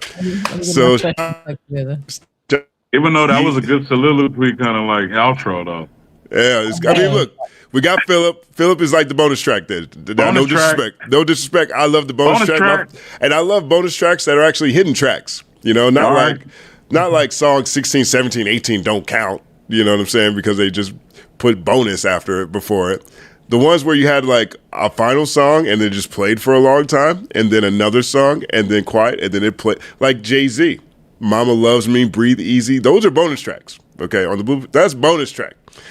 Shout out to Philip. So if his comment was a bonus track, which rap song would it remind you of? Bam! That's everybody. Go ahead. Shout out to Philip McGee. Says, Urkel froze Justin in time. He didn't get cross. It's okay. When time slows down for a second, I'm glad you made it in the present. We need you and see you Tuesdays. Might delete later. Might delete later. That's funny. Shout out Ditto sliding in there. Says, Lord, I'm late AF. Did BK Shea shut the fuck up yet? This is who you would. We talked about you. We talked about you earlier, Ditto. Hey, so you made it just in time, actually. Well, you know what? I could give you a special one. Shut the fuck up. Period. Oh, man. So that's the end of today's Culture United, man. Happy birthday to me. Thank you guys so much for the generosity. Thank you guys so much for rocking with me. Everybody on this panel, thank you guys so much for just being a part of this, dedicating your time, taking time away from things I know that you guys also love as well. But the way that you guys have embraced Culture United and really ride for it means a lot to me.